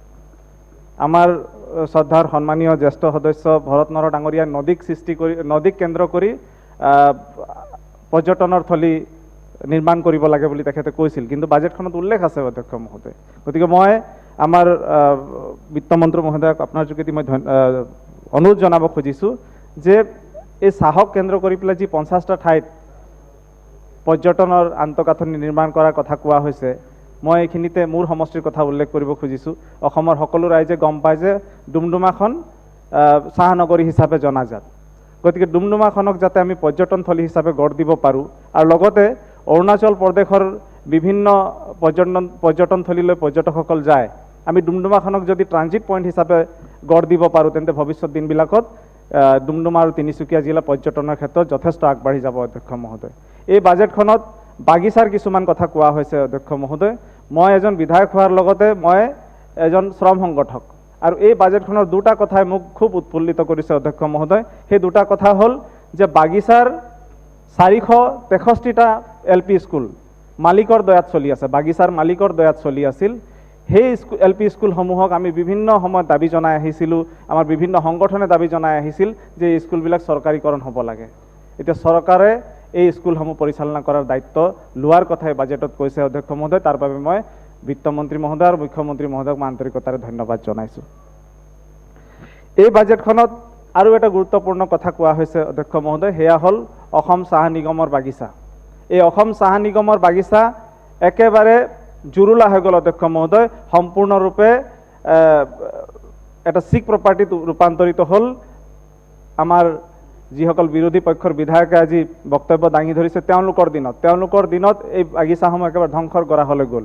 আজি সেই বাগিচাসমূহৰ অনাদায় হৈ থকা প্ৰায় 250 কোটি টকা, প্ৰভিডেণ্ট ফাণ্ডৰ 250 কোটি টকাৰ ভিতৰত 142 কোটি টকা এই বাজেটৰ যোগেদি মোকলাই দিয়াৰ কথা কোৱা হৈছে অধ্যক্ষ মহোদয়। গতিকে এই বাগিচাসমূহত কাম কৰা প্ৰায় 25,000 চাহ শ্ৰমিকৰ হৈ পেলাই মই মাননীয় বিত্তমন্ত্ৰী মহোদয়ক আৰু মুখ্যমন্ত্ৰী মহোদয়ক ধন্যবাদ জনাইছোঁ অধ্যক্ষ মহোদয়। মই অকণমান সময় দিয়ক অধ্যক্ষ মহোদয়। মই আৰু এটা কথা এইখিনিতে ক'ব খুজিছোঁ অধ্যক্ষ মহোদয়। আমাৰ যি LP স্কুলসমূহ লোৱাৰ কথা চৰকাৰে কৈছে, সেই LP স্কুলসমূহত প্ৰায় 1000ৰ অধিক আমাৰ দৈনিক হাজিৰাত কাম কৰা শিক্ষক আছে অধ্যক্ষ মহোদয়। যাতে ভৱিষ্যত দিনবিলাকত এই স্কুলসমূহ চৰকাৰীকৰণ কৰা বা চৰকাৰে চলোৱাৰ ক্ষেত্ৰত যাতে তেওঁলোকৰ চাকৰিৰ নিৰাপত্তা থাকে, নিৰাপত্তা যাতে সুনিশ্চিত হয়, তাৰ কাৰণে ব্যৱস্থা গ্ৰহণ কৰিবলৈ মই আপোনাৰ যোগেদি চৰকাৰক অনুৰোধ জনাইছোঁ অধ্যক্ষ মহোদয়। মই আৰু এটা কথা এইখিনিতে উল্লেখ কৰিব খুজিছোঁ অধ্যক্ষ মহোদয়, যে আমাৰ ডুমডুমা সমষ্টিত কৰ্দৈগুৰি, দীঘলতৰং, বাগজান আৰু লগতে ডুমডুমা টাউনত গৰাখহনীয়াৰ ফলত যথেষ্ট মানুহ হাৰাশাস্তি ভুগিব লগা হৈছে। বহু মানুহৰ ঘৰ মাটি আদি নদীত জাহ গৈছে। গতিকে এই অঞ্চলসমূহক বচাবৰ কাৰণে চৰকাৰে যাতে স্থায়ী ব্যৱস্থা গ্ৰহণ কৰে। অস্থায়ীভাৱে MNRৰ যোগেদি বিভিন্ন জেগাত কাম হৈছে, কিন্তু স্থায়ী সমাধানৰ কাৰণে যাতে চৰকাৰে ব্যৱস্থা কৰে, তাৰ কাৰণে মই আপোনাৰ যোগেদি পুনৰবাৰ অনুৰোধ জনাই এই বাজেটখনক পূৰ্ণ সমৰ্থন জনাই মোৰ বক্তব্য সামৰিছোঁ। ধন্যবাদ। বিজয় মালাকৰ 2 মিনিট।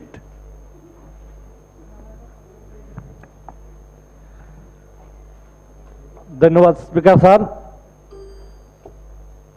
আমি প্রথমে ধন্যবাদ জানাবো আমাদের মাননীয় মুখ্যমন্ত্রীকে।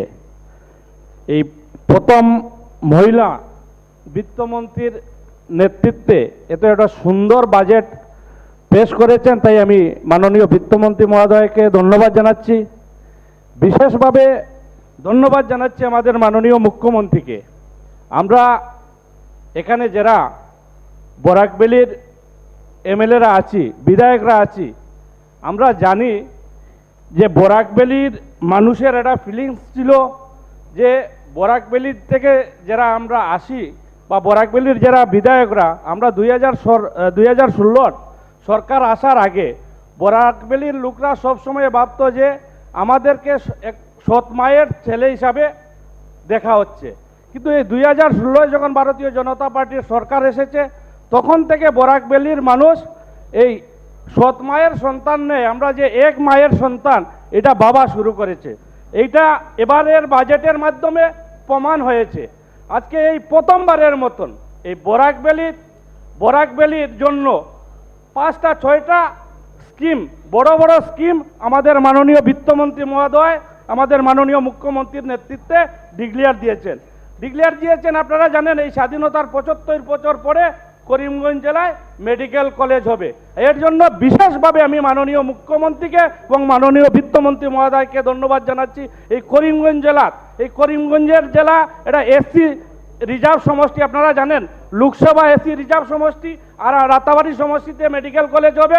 এই আমার সমষ্টিতেও এই রিজার্ভ সমষ্টি, এই সমষ্টির জন্য মাননীয় মুখ্যমন্ত্রী মেডিকেল কলেজ দিয়েছেন, তাই বিশেষভাবে আমি ধন্যবাদ জানাচ্ছি। আপনারা জানেন বরাকবেলিতে এই প্রথমবারের মতন একটা এয়ারপোর্ট হচ্ছে, এই এয়ারপোর্ট এই বাজেটে জায়গা পেয়েছে। এই বরাকবেলিতে আসাম মালার মাধ্যমে এই আমার রাতাবাড়ি সমষ্টি থেকে আমাদের পাতারকান্দির এমএলএ কৃষ্ণনন্দার সমষ্টি অবধি এই আসাম মালার মাধ্যমে 32 কিলোমিটারের রাস্তা হবে। এই 150 থেকে 200 কোটি টাকা ব্যয় করে রাস্তা হবে। আপনারা জানেন এই শিলচর, একটু আগে আমাদের লক্ষ্মীপুরের বিধায়ক বলেছেন দাদা, এই শিলচরে এই লক্ষ্মীপুর সমষ্টিতে সার্কিট হাউস হচ্ছে। আমাদের এক ইউডিএফ এর বিধায়ক বলেছিলেন যে বিজেপির বাইরে কাজ হয়নি। আপনারা জানেন এই যে হাইলাকান্দি ডিস্ট্রিক্টে ভারতীয় জনতা পার্টির একটাও বিধায়ক নেই, কিন্তু এখানেও হাইলাকান্দিতে সার্কিট হাউস হবে আমাদের এই বাজেটের মাধ্যমে আমাদের বিত্তমন্ত্রী মহোদয় বলেছেন। আপনারা জানেন এই অরুণোদয়ের মাধ্যমে এই যে প্রথম আমরা দেখেছি, এর আগে কখনো দেখিনি অরুণোদয়, এর আগে দেখেছি সরকারি কোনো স্কিম ইলেকশনের আগে ডিক্লেয়ার হতো আর ইলেকশনের পরে সরকারি স্কিম বন্ধ হয়ে যেত। এই প্রথম কোনো স্কিম দেখলাম ইলেকশনের আগে 800 টাকা দিয়ে শুরু হয়েছে আর ইলেকশনের পরে এটা 1000 টাকা হয়েছে আর এখন 1250 টাকা হয়েছে। তাই আমি বিশেষভাবে আমি বিত্তমন্ত্রী মহোদয়কে ধন্যবাদ জানাচ্ছি যে এই গরিব মা বোনদের কথা চিন্তা করে এই যে স্কিমের 800 টাকার থেকে ধরে 830 টাকার থেকে ধরে 1000 টাকা করেছেন আর এখন এটাকে 1250 করেছেন। বিশেষভাবে আমি মাননীয় মুখ্যমন্ত্রীকে ধন্যবাদ দেব। আমরা আজকে যারা এখানে আমি বিধায়ক হিসাবে আছি, কৃষ্ণনন্দ আছেন বা বরাকবেলির যারা বিধায়ক আছেন, 2016 ইংরেজির আগে গুয়াহাটি আসতে হলে করিমগঞ্জ থেকে হাইলাকান্দি থেকে শিলচর থেকে আসতে হলে 18 থেকে 20 ঘন্টা লাগতো। আর এই ভারতীয় জনতা পার্টির সরকার হওয়ার পরে আজকে আমরা যদি করিমগঞ্জ থেকে 6 ঘন্টায় গুয়াহাটি আসতে পারি, শিলচর থেকে 6 ঘন্টায় আসতে পারি, হাইলাকান্দির থেকে 6 ঘন্টায় আসতে পারি। আমার যে সমষ্টি রাতাবাড়ি সমষ্টি, এই রাতাবাড়ি সমষ্টি 2016 ইংরেজির আগে পেপার খুললে দেখা যেত রাস্তা বন্ধ করে মানুষ রাস্তার উপরে ডান্স চাষ করছে। আজকের দিনে রংপুর এরিয়ার থেকে এই করিমগঞ্জ জেলায় যেতে হলে 1 ঘন্টা থেকে 1 ঘন্টা 20 মিনিট লাগে। 2016 ইংরেজির আগে রাতাবাড়ির এই রংপুর এরিয়ার থেকে করিমগঞ্জ যেতে হলে 5 থেকে 7 ঘন্টা লাগতো। এইটাই বিশেষ করে বলবো আমি, এই যে পরিবর্তন, এই পরিবর্তন হয়েছে আমাদের মাননীয় মুখ্যমন্ত্রী যখন পিডব্লিউডি মিনিস্টার ছিলেন, আগে যখন পিডব্লিউডি মিনিস্টার ছিলেন আর বর্তমানে মুখ্যমন্ত্রী উনার নেতৃত্বে বরাকবেলির পরিবর্তন হয়েছে। আগে বরাকবেলির নাম কেউ নিত না, আর এই গুয়াহাটি থেকে বরাকবেলির কোনো অফিসার গেলে দ্বিতীয়বার এই বরাকবেলির যাওয়ার নাম নিত না। রাস্তাঘাটের অবস্থা এত খারাপ ছিল। আমি বিশেষভাবে ধন্যবাদ জানাচ্ছি মাননীয় মুখ্যমন্ত্রীকে যে রাস্তাঘাটের আমি ধন্যবাদ বাবু বলেছেন, কমলাইকে বুকে হাত দিয়ে বলেন ধন্যবাদ বিজয়। 2016 ইংরেজির আগে রাস্তাঘাটের কি অবস্থা ছিল? ঠিক আছে। এই করিমগঞ্জ থেকে শিলচর যেতে হলে 5 ঘন্টা লাগতো, করিমগঞ্জ থেকে বদরপুর যেতে হলে 3 ঘন্টা লাগতো। আজকের দিনে করিমগঞ্জ থেকে গুয়াহাটি আসতে পারি আমরা 5 থেকে 6 ঘন্টা, কোনো জায়গায় ব্রেক মারতে হয় না। আমি আমার সমষ্টির কথা বলছি, আমার সমষ্টিতে ডেইলি পেপার খুললে দেখে রাস্তাঘাট বন্ধ হয়েছে, বিরোধিতা করছে, ধানের চারা লাগাচ্ছে। আর আজকের দিনে আপনি রামকৃষ্ণনগর থেকে করিমগঞ্জ 2 মিনিট থেকে 5.5 মিনিট হলো এখন। আমি বিশেষভাবে আমাদের মাননীয় মুখ্যমন্ত্রীকে ধন্যবাদ ধর্মেশ্বর কোন মুখ্যমন্ত্রী বিনা আন্দোলনে আমাদের করিমগঞ্জ জেলায় মেডিকেল কলেজ দেওয়ার জন্য আমি আমার 1 মিনিট শেষ করব। এই এখন 6 মিনিট হয়ে গেল। মাননীয় মুখ্যমন্ত্রীর নেতৃত্বে কি কি হচ্ছে আমি আপনাকে সবাই তো বলে দিচ্ছি, 1 সেকেন্ডের ভিতরে বলছি। এই রাতাবাড়ি এখন কি থাকলো বাকি? করিমগঞ্জ জেলার সবচেয়ে বড় প্রেক্ষাগৃহ হচ্ছে 1000 ক্যাপাসিটির এই প্রেক্ষাগৃহর কাজ চলছে 9 কোটি টাকায়। ওই রাতাবাড়ি সমষ্টিতে আমাদের কয়েকদিন আগে আমাদের মাননীয় শিক্ষামন্ত্রী গিয়েছিলেন, এখানে 13 কোটি টাকার এটা মহিলা কলেজের শিলান্যাস করে এসেছেন। কয়েকদিন আগে আমাদের মাননীয় মন্ত্রী পীযূষ হাজারিকা গিয়েছেন। স্বাধীনতার পরে 75 বছর হচ্ছে, কিন্তু স্বাধীনতার 75 বছরের ভিতরে এই রাতাবাড়ি হবে। সমষ্টিতে একসাথে 2 ঠিক, কোটি টাকার ঠিক, ফ্ল্যাট ধন্যবাদ। শিলান্যাস হয়নি। ধর্মেশ্বর আমাদের কুমার। মাননীয় মন্ত্রী পীযূষ হাজারিকার ধর্মেশ্বর নেতৃত্বে কুমার। আজকে হয়েছে, এক মাস বিজয়। আগে 15 কোটি টাকার শিলান্যাস হয়েছে, হয়েছে। বিজয়বাবু। আরো আমাদের মাননীয় মন্ত্রী পীযূষ হাজারিকা বলে গেছেন যে আরো 20 কোটি টাকা হয়েছে, honorable MLA। তাই বিশেষভাবে আমি এই ঠিক। আজকের এই জনমুখী বাজেট ঠিক। পেশ করার জন্য আমাদের মাননীয় ঠিক। বিত্তমন্ত্রী মহোদয়কে ধন্যবাদ জানিয়ে আমি আমার বক্তব্য শেষ করলাম। ধর্মেশ্বর কুমার। সময় না, সময় না। না লাগে, কি ওর point হলো তার? আরে দেখো যে Ratabari medical college Karimganj medical college tension হৈছে এইটো পিছতে কি নোটিফিকেশন হ'ব আৰু এইটো জানি কৰিব লাগিছিল। বাজেটৰ সাধাৰণ আলোচনাত ভাগ ল'বলৈ দিয়াৰ কাৰণে বিশেষকৈ আপোনাক ৰাতাবাড়িটা কৰিমগঞ্জ জেলাত পড়ে। বিজয় ৰাতাবাড়িটা ধৰ্মেশ্বৰ কোঁৱৰ, আৰে সময় নাই বাবা, আৰে সেইকাৰণে ক'বই দিব নালাগে। আমাৰ বৰ্তমান মই বিশেষকৈ কেইটামান কথা উল্লেখ কৰিব বিচাৰিছোঁ। যিহেতু আমাৰ চৰকাৰখনে এই বিগত 6টা বছৰত যিখিনি কামৰ আমাৰ অসম চৰকাৰখনে যিখিনি অসমখন বিকাশৰ ক্ষেত্ৰত আগুৱাই লৈ গ'ল, এইখিনি বিগত চৰকাৰসমূহৰ দিনত অন্ততঃ অন্য দলেৰে যি চৰকাৰ চলাই আছিল তাৰ তুলনাত আকাশ পাতাল প্ৰভেদ বুলি ক'ব লাগিব। যিহেতু আজি আমাৰ অসম চৰকাৰখনে বৰ্তমান আমাৰ মাননীয় মুখ্যমন্ত্ৰী মহোদয়ে যে ক'ভিড পৰিস্থিতি কালতো যি ধৰণে আমাৰ অসমখন আগুৱাই লৈ যোৱাত অৰ্থনৈতিকভাৱে হওক বা অন্যান্য দিশত আগুৱাই লৈ যোৱাত যিখিনি পদক্ষেপ ল'লে, যি গুৰু দায়িত্ব পালন কৰিলে, এনেকুৱা এটা পৰিস্থিতিত তেখেতে আমাৰ অসমখনক কোনো অৰ্থনৈতিক দিশত যে পিছ হুকি যাব নালাগে বা নোৱাৰে তাৰ প্ৰতি লক্ষ্য ৰাখি আমাৰ অসমৰ মাননীয় মুখ্যমন্ত্ৰী মহোদয়ে যে আজি এই আমাৰ চৰকাৰ অসমখনক তেনেধৰণে পৰিচালনা কৰিলে। যিহেতু বিগত চৰকাৰৰ দিনত তেখেতে স্বাস্থ্যমন্ত্ৰী আছিল, বিত্তমন্ত্ৰী আছিল, গতিকে সকলো দিশত তেখেতে আমাৰ অসমখনক যাতে পিছ হুকি নাযায় বা পিছ পৰি নাথাকে তাৰ প্ৰতি লক্ষ্য ৰাখি দিন ৰাত একাকাৰ কৰি অসমখন কি ধৰণে আগুৱাই লৈ যাব পাৰি, সৰ্বসাধাৰণ ৰাইজক ক'ভিড পৰিস্থিতিৰ কালত কি ধৰণে ৰক্ষণাবেক্ষণ দিব পাৰি, জীৱন ধাৰণ প্ৰণালীক কেনেকৈ সুৰক্ষা কৰি ৰাখিব পাৰি, সুৰক্ষিত কৰি ৰাখিব পাৰি, তাৰ প্ৰতি লক্ষ্য ৰাখি আমাৰ মাননীয় মুখ্যমন্ত্ৰী মহোদয়ে এই যি আগভাগ ল'লে, বৰ্তমান আমাৰ মুখ্যমন্ত্ৰী মহোদয়ে তেখেতক আজি ভগৱানৰ প্ৰদত্ত হিচাপে আমাৰ মুখ্যমন্ত্ৰী আসনত বহুৱালে। কিন্তু আজি তেখেতৰ কাৰ্যকালত আজি আমাৰ বিত্তমন্ত্ৰী মহোদয়ে যিখন বাজেট আমাৰ উত্থাপন কৰিলে, এই বাজেটখন যে এখন জনমুখী বাজেট, সৰ্বসাধাৰণ ৰাইজৰ সৰ্বাংগীন উন্নয়নৰ স্বাৰ্থত তেখেতে যিখিনি কামৰ গুৰু দায়িত্ব পালন কৰি কথামতে কাম কৰি আহিছে আৰু সেই কথামতে কাম কৰাৰ উদ্দেশ্যে এই বাজেটখন প্ৰস্তুত কৰিছে। আৰু এই বাজেটখন প্ৰস্তুতৰ ফলশ্ৰুতিত আমাৰ সৰ্বাংগীন উন্নয়নৰ ক্ষেত্ৰখনত আমাৰ সৰ্বসাধাৰণ ৰাইজ যে উপকৃত হ'ব এইটো প্ৰায় নিশ্চিত। গতিকে সকলো দিশত যে স্বাস্থ্য বিভাগতে হওক বা শিক্ষা ক্ষেত্ৰতে হওক, অন্যান্য ক্ষেত্ৰতে হওক, আমাৰ এই বাজেটখনে যে এটা সুফল দিব সেইটো প্ৰায় নিশ্চিত। ধন্যবাদ। গতিকে আৰু বহুখিনি ক'বলগীয়া আছিল, তথাপিতো মই এটা কথাই কওঁ যে মোৰ সমষ্টিত অৰ্থাৎ আমাৰ চৰাইদেউ জিলাত মই এটা বস্তুৱে মই অনুৰোধ কৰিছোঁ যে এখন ইউনিভাৰ্চিটি মই বিচাৰিছোঁ যিখনৰ নাম চুকাফা ইউনিভাৰ্চিটি।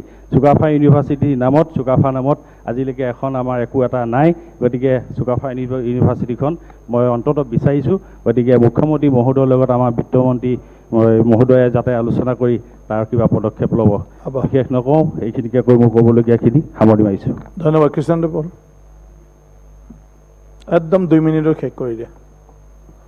মাননীয় অধ্যক্ষ মহোদয়, বাজেট প্রস্তাবের উপর আমাকে বক্তব্য রাখার জন্য বিশেষ করে আপনাকে ধন্যবাদ। এই বাজেটকে আমি আগাগোড়া সমর্থন করে আমার বক্তব্য পেশ করছি। একটা পংক্তি, কাটা হেরি ক্ষান্ত কেন হেরি দীর্ঘ পথ, উদ্যম বিহনে কার পুরে মনোরথ। মহাশয় কবির এই বাণীকে সমর্থন করে আমি বক্তব্য তুলে ধরছি। বিগত কংগ্রেস সরকারের সময় ওনারা উন্নয়নের পথ এত দীর্ঘ ছিল, এত কাটা বিছিয়ে রাখা হয়েছিল যে উন্নয়নের পথ অনেক দীর্ঘ। বর্তমানে 2016 ইংরাজির থেকে বিজেপি সরকার আসার পর বিশেষ করে বরাক উপত্যকা যে আমাদের তৎকালীন অর্থমন্ত্রী, বর্তমান মুখ্যমন্ত্রী, সবার প্রিয় মুখ্যমন্ত্রী ডক্টর হিমন্ত বিশ্ব শর্মা মহাশয়ের নেতৃত্বে এবং বিশেষ করে আমাদের বর্তমান অর্থমন্ত্রী অজন্তা নায়ক মহোদয়ের নেতৃত্বে যেসব বাজেট আমরা দেখতে পেরেছি, যে প্রত্যেকটা এলাকায় রোড কনস্ট্রাকশন, যে কথা বিজয় মালাকার বলেছে যে বিগত দিনে আমরা করিমগঞ্জ হোক, শিলচর হোক, হাইলাকান্দি হোক, এখান থেকে আমরা গুয়াহাটি আসতে হলে 18-20 ঘন্টা সময় লাগতো, রাস্তার এত বাজে অবস্থা ছিল। তৎকালীন মুখ্যমন্ত্রী, প্রয়াত মুখ্যমন্ত্রী বলেছিলেন যে বরাক উপত্যকার মাটি খারাপ, এটা অনেক আঘাত দিয়েছিল।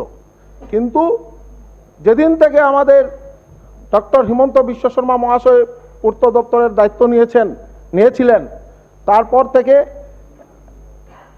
এই কিছুদিনের মধ্যেই বর্তমানে বরাক উপত্যকার ন্যাশনাল হাইওয়েও আর গ্রামাঞ্চলের রাস্তাও একটা আমূল পরিবর্তন এসেছে, যে বরাক উপত্যকার মাটি খারাপ নয়। তো ওনাদের মানসিকতা ছিল না, এই কংগ্রেস সরকারের সময় মানসিকতা ছিল না বরাক উপত্যকাটা। 2 মিনিট হয়ে গেল। আজকে বিশেষ করে আমি আমার অধ্যক্ষ মহোদয়কে ধন্যবাদ জানাই আমাকে একটু সুযোগ দেওয়ার জন্য। আমাদের এই বাজেটে একটা ডিমান্ড ছিল বরাক উপত্যকার এগ্রিকালচারাল ইউনিভার্সিটি, মুখ্যমন্ত্রী মহাশয়ের সঙ্গে আলোচনা করেছিলেন, উনিও বলেছিলেন। তাই আজকে আমি একটা অনুরোধ করব যাতে বরাক উপত্যকায় বিশেষ করে করিমগঞ্জে এগ্রিকালচার ইউনিভার্সিটিটা যাতে আমরা আগামী দিনে পাই, এবং আমাদের চা বাগান এলাকায় যে আমূল পরিবর্তন হয়েছে শিক্ষার ক্ষেত্রে, চা বাগান এলাকায় হাই স্কুল দেওয়া হয়েছে, শিক্ষার ক্ষেত্রে অনেক আমূল পরিবর্তন এসেছে।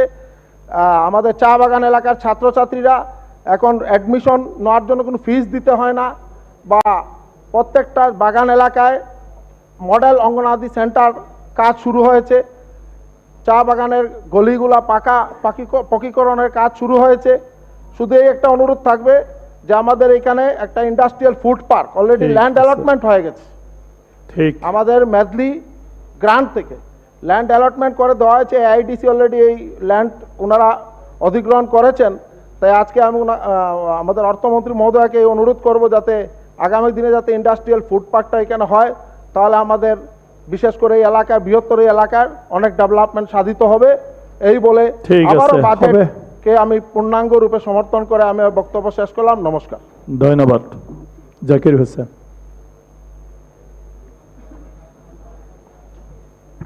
অধ্যক্ষ ডাঙৰীয়া, অসম চৰকাৰৰ 2022-23 মাননীয় বিত্তমন্ত্ৰী ডাঙৰীয়ানীয়ে যি বাজেট দাখিল কৰিছে, সেই বাজেটৰ ওপৰত দুই এষাৰ কোৱাৰ কাৰণে আপুনি সুযোগ দিয়াৰ বাবে প্ৰথমতে আপোনাক ধন্যবাদ জ্ঞাপন কৰিছোঁ। বিত্তমন্ত্ৰী বাইদেৱে বাজেট দাখিলৰ প্ৰথম পৃষ্ঠাতে ৰূপকৰ জ্যোতিপ্ৰসাদ আগৰৱালা ডাঙৰীয়াৰ এটি গীতৰ কলিৰে এই বাজেটৰ আৰম্ভণি কৰিছে। মই মাত্ৰ তাৰে এটা শাৰী, তোৰে মোৰে আলোকৰে যাত্ৰা, এই শাৰীৰ ওপৰতে যেহেতু খুব কম সময় দিব দুই এষাৰ কথা ক'ব বিচাৰিছোঁ। তোৰে মোৰে আলোকৰে যাত্ৰা, বিত্তমন্ত্ৰী নাইবা বিজেপি চৰকাৰখনে অসমৰ ৰাইজক লৈ এক আলোকময় পথেৰে এক যাত্ৰা, য'ত উন্নয়ন আছে, য'ত শান্তি আছে, য'ত প্ৰগতি আছে, য'ত সমস্যা নাই, সেই কথাখিনিকে বিত্তমন্ত্ৰী ডাঙৰীয়ানীয়ে বা চৰকাৰে বুজাব বিচাৰিছে। কিন্তু অধ্যক্ষ ডাঙৰীয়া, আপোনাৰ জৰিয়তে বিত্তমন্ত্ৰী ডাঙৰীয়ানীক লগতে অসম চৰকাৰৰ প্ৰতি মই আহ্বান জনাম আৰু ক'ব বিচাৰিম, এই আলোকৰে যাত্ৰা অসমৰ ৰাইজে কিন্তু পোৱা নাই। এই আলোকৰে যাত্ৰা কেৱল মুখ্যমন্ত্ৰী, মন্ত্ৰী, বিজেপি, এজেপি মিত্ৰ দলৰ বিধায়কসকলৰ ক্ষেত্ৰতে আলোকৰে যাত্ৰা হৈ আছে। মোক যদি আপুনি উদাহৰণ দিব কয় বা কোনোবাই যদি প্ৰশ্ন কৰে, মই মাত্ৰ এটা একেবাৰে আমাৰ সন্মুখতে থকা এটা উদাহৰণেৰে মই কথাখিনি আৰম্ভণি কৰিব বিচাৰিছোঁ। বশিষ্ঠ চাৰিআলিৰ তাত নেশ্যনেল হাইৱেৰ ওচৰত কিছুদিন আগতে সৰ্বানন্দ সোণোৱাল ডাঙৰীয়া যেতিয়া মুখ্যমন্ত্ৰী আছিল আৰু আজিৰ মুখ্যমন্ত্ৰী ডাঙৰীয়া যেতিয়া বিত্তমন্ত্ৰী আছিল, ডাঙৰ এটা চাইনবোৰ্ড মাৰি থৈছিল, টুইন টাৱাৰ হ'ব, আৰু ইমান ধুনীয়া ফটো লগাই থৈছিল। অসমৰ ৰাইজে চাই চাই গৈছিল, ৰৈ ৰৈ চাই চাই গৈছিল, গাড়ী বন্ধ কৰি চাই চাই গৈছিল। আজি এই অসম চৰকাৰৰ তোৰে মোৰে আলোকৰ যাত্ৰাৰ সেই উন্নয়নৰ পথৰ সেই টুইন টাৱাৰৰ সেই চাইনবোৰ্ড আজি নাই, মাটিত পেলে গলি পচি গৈছে। কিন্তু সেই হাইৱেৰ ইপাৰে তাৰ বিপৰীত দিকে বিজেপিৰ যি কাৰ্যালয়, বিজেপিৰ যিটো অফিচ, অট্টালিকা, প্ৰসাদ যিটো বনি আছে, তাত কিন্তু পুৰা আলোকৰে যাত্ৰা চলি আছে, ইমান ধুনীয়াকৈ। তেনেকুৱা বিল্ডিং হয়তো আমি ক'ৰবাত দেখাও নাই। বহুতে দূৰ দূৰণিৰ পৰা সেই বিল্ডিং চাবলৈ আহিব। এই হৈছে বিজেপিৰ চৰকাৰৰ আলোকৰে যাত্ৰা। তোৰে মোৰে আলোকৰ যাত্ৰা নহয়, এইটো বিজেপি, এজেপি, BPF, UPPLৰ আলোকৰে যাত্ৰা, য'ত ৰাইজৰ উন্নয়নৰ কথা চিন্তা কৰা নাই, কেৱল বিজেপিৰে উন্নয়নৰ যাত্ৰাৰ কথা চিন্তা কৰা হৈছে। মই যদি আপোনাক শিক্ষা খণ্ডলৈ দুই এটা কথা উদাহৰণ দিব বিচাৰোঁ অধ্যক্ষ ডাঙৰ, আপোনাৰ জৰিয়তে। এই যে আলোকৰে যাত্ৰা শিক্ষা খণ্ডত নাই, আলোকৰে যাত্ৰা ছাত্ৰ ছাত্ৰীসকলৰ ক্ষেত্ৰত নাই, আলোকৰে যাত্ৰা বিদ্যালয়, মহাবিদ্যালয়, বিশ্ববিদ্যালয়ত, অংগনবাড়ী কেন্দ্ৰৰ পৰা আৰম্ভ কৰি কোনো ক্ষেত্ৰতে, শিক্ষাৰ কোনো প্ৰতিষ্ঠানতে এই আলোকৰ যাত্ৰা কিন্তু ৰাইজে লাভ কৰা নাই।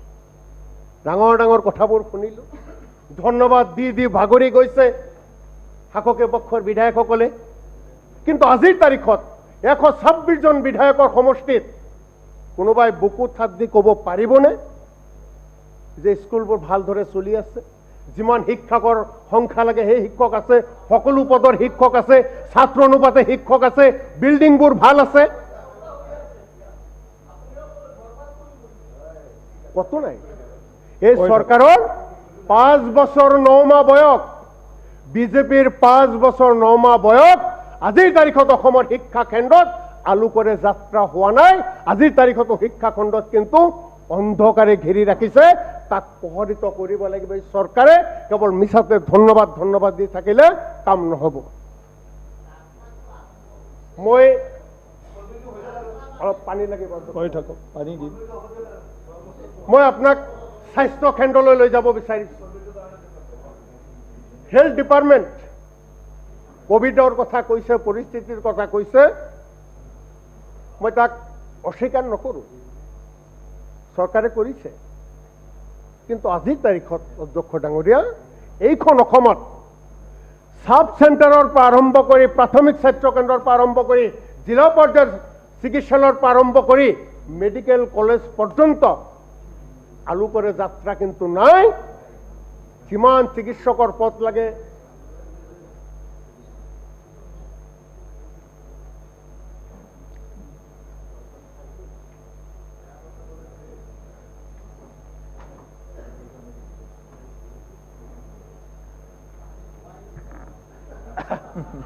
ইমান অসমখন শুকান কৰি পেলাইছে। অধ্যক্ষ ডাঙৰীয়া, মই স্বাস্থ্যখণ্ডৰ কথাই ক'ব ওলাইছোঁ যে আজিৰ তাৰিখত আপুনি চিকিৎসালয়ত যাব, স্বাস্থ্যখণ্ডৰ কোনোবাই কিবা কয়, কোনে কি কথা পাতে, তাত ক'বলগীয়া নাই। এদিন আপুনি অধ্যক্ষ ডাঙৰীয়া, আপুনি চকু মুদি যিখন এখন গাঁৱলৈ যাওক, কোনো এখন চিকিৎসালয় যাওক, যিমান চিকিৎসকৰ দৰকাৰ সিমান পৰ্যাপ্ত চিকিৎসক নাই, নাৰ্ছ কৰ্মচাৰী নাই, ঔষধ পাতি নাই। আজিৰ তাৰিখত নতুন নতুন মেডিকেল কলেজ কৰিছে, মানি লৈছে। মোৰ গৃহ জিলা বৰপেটাত যিটো মেডিকেল কলেজ আছে, তাক মেডিকেল কলেজ বুলি ক'ব নোৱাৰোঁ, তাক ৰেফাৰ মেডিকেল কলেজ বুলি ক'ব পাৰোঁ। কিমান ডক্টৰ আছে, কিমান ডিপাৰ্টমেণ্টৰ ডক্টৰ আছে। মেডিকেল কলেজ খুলিলেই নহ'ব, ডাঙৰ ডাঙৰ বিল্ডিং বনালেই নহ'ব, তাত চিকিৎসা পাব লাগিব। কিন্তু আজি চিকিৎসাৰ কাৰণে অসমৰ ৰাইজ হাহাকাৰ কৰিব লগা অৱস্থা হৈছে। প্ৰতিখন জিলা হস্পিটেললৈ যাওক, 126 জন বিধায়কক হয়, মই কৈছোঁ 126 জন বিধায়কে কোনোবাই ক'ব পাৰিবনে যে তেখেতসকলৰ নিজৰ নিজৰ জিলাত, তেখেতসকলৰ নিজৰ নিজৰ বিধানসভাত যি স্বাস্থ্য কেন্দ্ৰসমূহ আছে, যি চিকিৎসালয়ত আছে, সেই চিকিৎসকৰ পদ এই চৰকাৰখনে পূৰণ কৰিব পাৰিছেনে? কতো পৰা নাই। আজি মুখ্যমন্ত্ৰী, বিত্তমন্ত্ৰী, স্বাস্থ্যমন্ত্ৰী ডাঙৰীয়াক ভাল লগাবলৈ, সন্তুষ্ট কৰিবলৈ যদি শাসকীয় পক্ষৰ বিধায়কসকলে ধন্যবাদ দি থাকে, 5 বছৰ কিন্তু এইপিনে বহিব লাগিব, আমি তাতে বহিম। এই কথা কিন্তু একেবাৰে বাস্তৱ কথা। গতিকে আপোনাৰ জৰিয়তে স্বাস্থ্য কেন্দ্ৰলৈ আমাৰ এইখন ৰাজ্যৰ মানুহক স্বাস্থ্য সেৱা আমি দিব লাগিব। এইখন ৰাইজৰ প্ৰতি চৰকাৰৰ দায়িত্ব আৰু কৰ্তব্য আছে। আমি ৰাজনৈতিকভাৱে বিজেপিয়ে কংগ্ৰেছক ক'ব, কংগ্ৰেছে বিজেপিক ক'ব, সেই কথাবিলাকৰ মাজলৈ মই যাব নোখোজোঁ। কিন্তু এইখন ৰাজ্যৰ যিখিনি ৰাজ্যৰ প্ৰতি ৰাজ্যৰ জনতাৰ প্ৰতি এই চৰকাৰখনৰ যিখিনি দায়িত্ব আৰু কৰ্তব্য স্বাস্থ্য বিভাগে কিন্তু আজিৰ তাৰিখতো পালন কৰিব পৰা নাই। আজিৰ তাৰিখত কিন্তু মানুহ হাহাকাৰ কৰিব লগা হৈছে। আজিৰ তাৰিখত কিন্তু মানুহে বেছিভাগ মানুহে চৰকাৰী খণ্ডৰ স্বাস্থ্য চিকিৎসালয়ৰ পৰিৱৰ্তে প্ৰাইভেট ডাক্তৰক দেখাব লগা হৈছে। সেই পৰিস্থিতিৰ কেতিয়া ওৰ পৰিব? কেতিয়া মানুহে চৰকাৰী চিকিৎসালয়ৰ প্ৰতি বিশ্বাস আহিব? কেতিয়া মানুহে চৰকাৰী চিকিৎসালয়ত যোৱাৰ লগে লগে সকলো ডিপাৰ্টমেণ্টৰ ডক্টৰ পাব, প্ৰয়োজনীয় ঔষধ পাতি পাব? এই কথা কিন্তু চৰকাৰে নিশ্চিত কৰিব লাগিব। আজি কেঞ্চাৰ, আজি সমগ্ৰ ভাৰতবৰ্ষৰ ভিতৰত অসমৰ কেঞ্চাৰ ৰোগীৰ সংখ্যা বেছি। গুৱাহাটী মেডিকেল কলেজৰ লগতে যিটো কেঞ্চাৰ হস্পিটেল কৰিছে, বহুবাৰ যাওঁ বিভিন্ন ৰোগীৰ লগত দেখা কৰিবলৈ, ভাল কৰিছে। কিন্তু আপোনাৰ জৰিয়তে মাননীয় বিত্তমন্ত্ৰী ডাঙৰীয়া উপস্থিত আছে, মাননীয় মুখ্যমন্ত্ৰী ডাঙৰীয়াক অনুৰোধ জনাব বিচাৰিম, অসমৰ কেঞ্চাৰ ৰোগীসকলৰ সকলো চিকিৎসা বিনামূলীয়া কৰিব লাগে, সকলো চিকিৎসাৰ খৰচ পাতি চৰকাৰে বহন কৰিব লাগে। এই কথা কিন্তু আজি চৰকাৰখনে নিশ্চিতভাৱে অনুধাৱন কৰিব। অনুৰোধ সময় নাই, মেইন মই পইণ্ট মাত্ৰ শেষ কৰিম একেবাৰে কম সময়ত। এগ্ৰিকালচাৰ এখন কৃষি প্ৰধান ৰাজ্য। আমাৰ যেতিয়ালৈকে অসমৰ কৃষকসকল উপকৃত নহ'ব, যেতিয়ালৈকে অসমৰ কৃষকসকল স্বাৱলম্বী নহ'ব, তেতিয়ালৈকে এইখন অসম ভাৰতবৰ্ষৰ শ্ৰেষ্ঠ 5খন ৰাজ্যৰ ভিতৰত তালিকাত নপৰে। আমি কৃষকসকলৰ কথা চিন্তা কৰিব লাগিব। অধ্যক্ষ ডাঙৰীয়া, আজিৰ তাৰিখত যোৱা 5টা বছৰ বা মই কেৱল বিজেপিৰ চৰকাৰৰ কথাও কোৱা নাই, আগৰ চৰকাৰৰ পৰা সকলো ভাৰতবৰ্ষৰ স্বাধীনতা হোৱাৰ পিছৰ পৰা আজিৰ তাৰিখলৈকে কৃষকসকলৰ ওচৰত আমি মুখ্যমন্ত্ৰী, মন্ত্ৰী, MLA, MP বা জনপ্ৰতিনিধিসকল যি ধৰণে থিয় দিব লাগিছিল, যি ধৰণে বাজেটত ধন দিব লাগিছিল কৃষকসকলৰ কাৰণে, এগ্ৰিকালচাৰ ডিপাৰ্টমেণ্টৰ কাৰণে, কিন্তু সেই ধন আজিলৈকে দিয়া নাই। গতিকে এই বিজেপি চৰকাৰে কয় কৃষকৰ আন আমি দুগুণ বৃদ্ধি কৰিম। কেনেকৈ দুগুণ বৃদ্ধি কৰিব? দিনে দিনে মাটিৰ উৰ্বৰা শক্তি কমি আহিছে।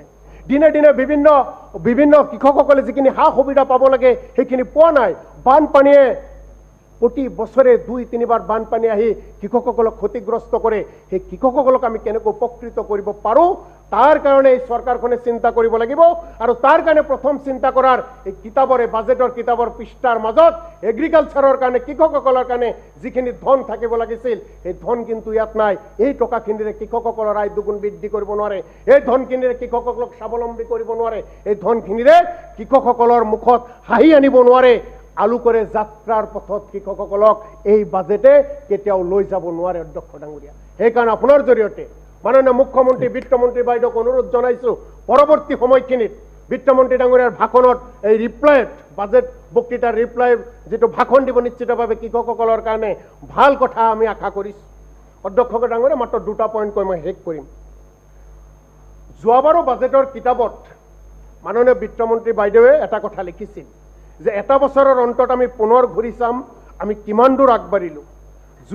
যদি দেখোঁ যে আমাৰ গতি আৰু বঢ়াব লাগে, আমি থমকি নৰওঁ। একে কথা 9 মাহ আগত যিটো বাজেট দাখিল কৰিছিল এই কথাখিনিকে লিখিছিল। আপোনাৰ জৰিয়তে বাইদেউক সুধিব বিচাৰিম যে 9 মাহত এই চৰকাৰখনে বা বাইদেউক কিমান দূৰ আগুৱাই গ'ল। আপোনাক ধন্যবাদ জনাওঁ। আমি বিধানসভাত অহা যোৱাৰ কাৰণে বহু গাড়ী একেলগে হ'লে অসুবিধা হয়। আপুনি গাড়ী দিছে আমাক আনাৰ কাৰণে, তাৰ কাৰণে আপোনাক ধন্যবাদ জনাইছোঁ। গাড়ীত মাজে মাজে অহা যোৱা কৰোঁ, কেতিয়াবা দৌৰা দৌৰিকৈ আহিব লাগে, সোনকালে আহিব লাগে। বাইদেউসকলক, ড্ৰাইভাৰ বাইদেউসকলক অলপ স্পীড বঢ়োৱা, কয় নাই আমাৰ লিমিট কৰি দিছে, পাৰ ঘণ্টাত 10 কিলোমিটাৰহে যাব পাৰোঁ। গতিকে আপুনি দিয়া গাড়ীৰ স্পীড হৈছে মাত্ৰ 10 কিলোমিটাৰ লিমিট। গতিকে এই চৰকাৰৰ স্পীডৰ কিলোমিটাৰ কিমান, তাতে এক্সিডেণ্ট হ'ব খুজিছিল এদিন। আৰু ইয়াতে বাইদেউৰ বাজেট ভাষণত গৃহমন্ত্ৰীক বহুত প্ৰশংসা কৰিছে। মই মাত্ৰ এটা কথাই ক'ম, বাইদেউ ৰাতিপুৱা, বিত্তমন্ত্ৰী বাইদেউ ৰাতিপুৱা সকলো পেপাৰ পঢ়ে বুলি আমি জানো। কেতিয়াবা আমাৰ যেতিয়া অসমৰ বাতৰি কাকতত ওলায় যে অসমৰ যুৱক যুৱতীসকল আলফাত গৈছে, তাৰপিছতো গৃহমন্ত্ৰী ডাঙৰীয়াক ধন্যবাদ দিব পাৰে নেকি? এই চৰকাৰখনৰ আলোকৰ যাত্ৰাপথত আগবাঢ়ি আছে নেকি? নিশ্চিতভাৱে অসমৰ ৰাইজে বিবেচনা কৰিব। শেষত মাত্ৰ এটা শাৰী কম, ভাৰত চৰকাৰৰ কেন্দ্ৰীয় বিত্তমন্ত্ৰী নিৰ্মলা সীতাৰামন ডাঙৰীয়ানকো বিত্তমন্ত্ৰী ডাঙৰীয়ানে বাইদেউ ধন্যবাদ জনাইছে, অসম চৰকাৰে ধন্যবাদ জনাইছে।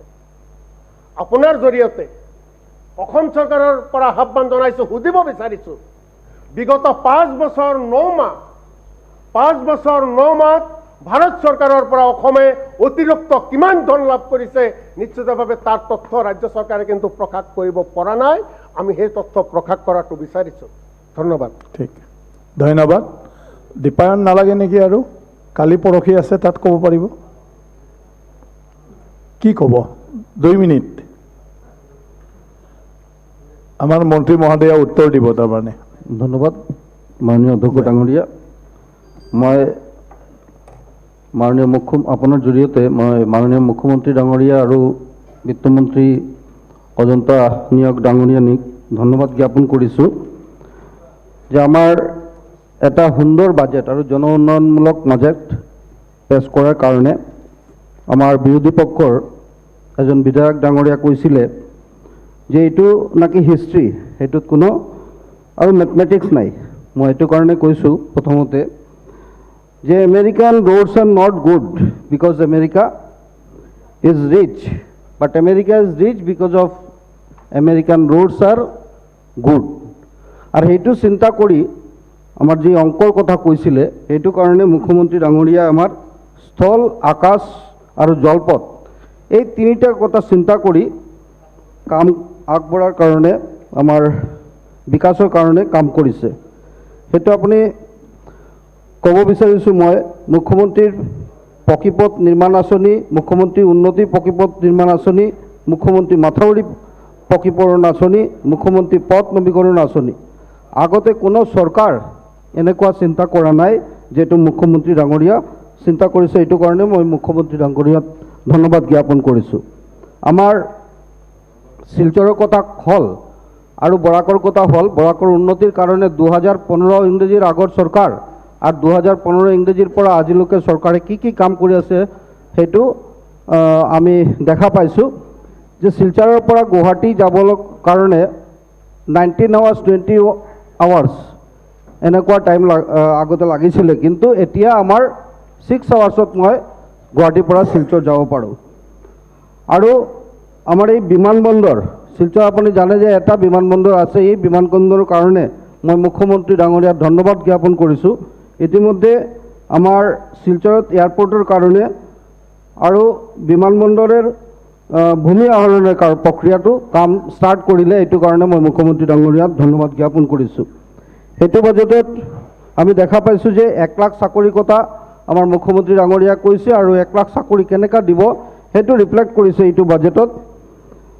আমাৰ কোভিড চিটুৱেশ্যনত বিশেষকৈ আমি মুখ্যমন্ত্ৰী ডাঙৰীয়াক ধন্যবাদ জ্ঞাপন কৰিব বিচাৰিছোঁ যে কোভিড চিটুৱেশ্যনৰ আগত শিলচৰ মেডিকেল কলেজত আমাৰ ICU বেড ইমান নাছিলে, আৰু বৰাকৰ টোটেল 40 লাখ পপুলেশ্যন, আৰু তাৰ বাহিৰতো আমাৰ পাৰ্শ্বৱৰ্তী যি ৰাজ্যবিলাক আছে সেই ৰাজ্যবিলাকৰ লোড আমাৰ SMCHত আছে। এইটো কাৰণে আমাৰ মুখ্যমন্ত্ৰী ডাঙৰীয়া 141 আৰু ICU বেড ইন্ট্ৰডিউচ কৰিছে। এইটো কাৰণে মই মুখ্যমন্ত্ৰী ডাঙৰীয়াক ধন্যবাদ জ্ঞাপন কৰিছোঁ।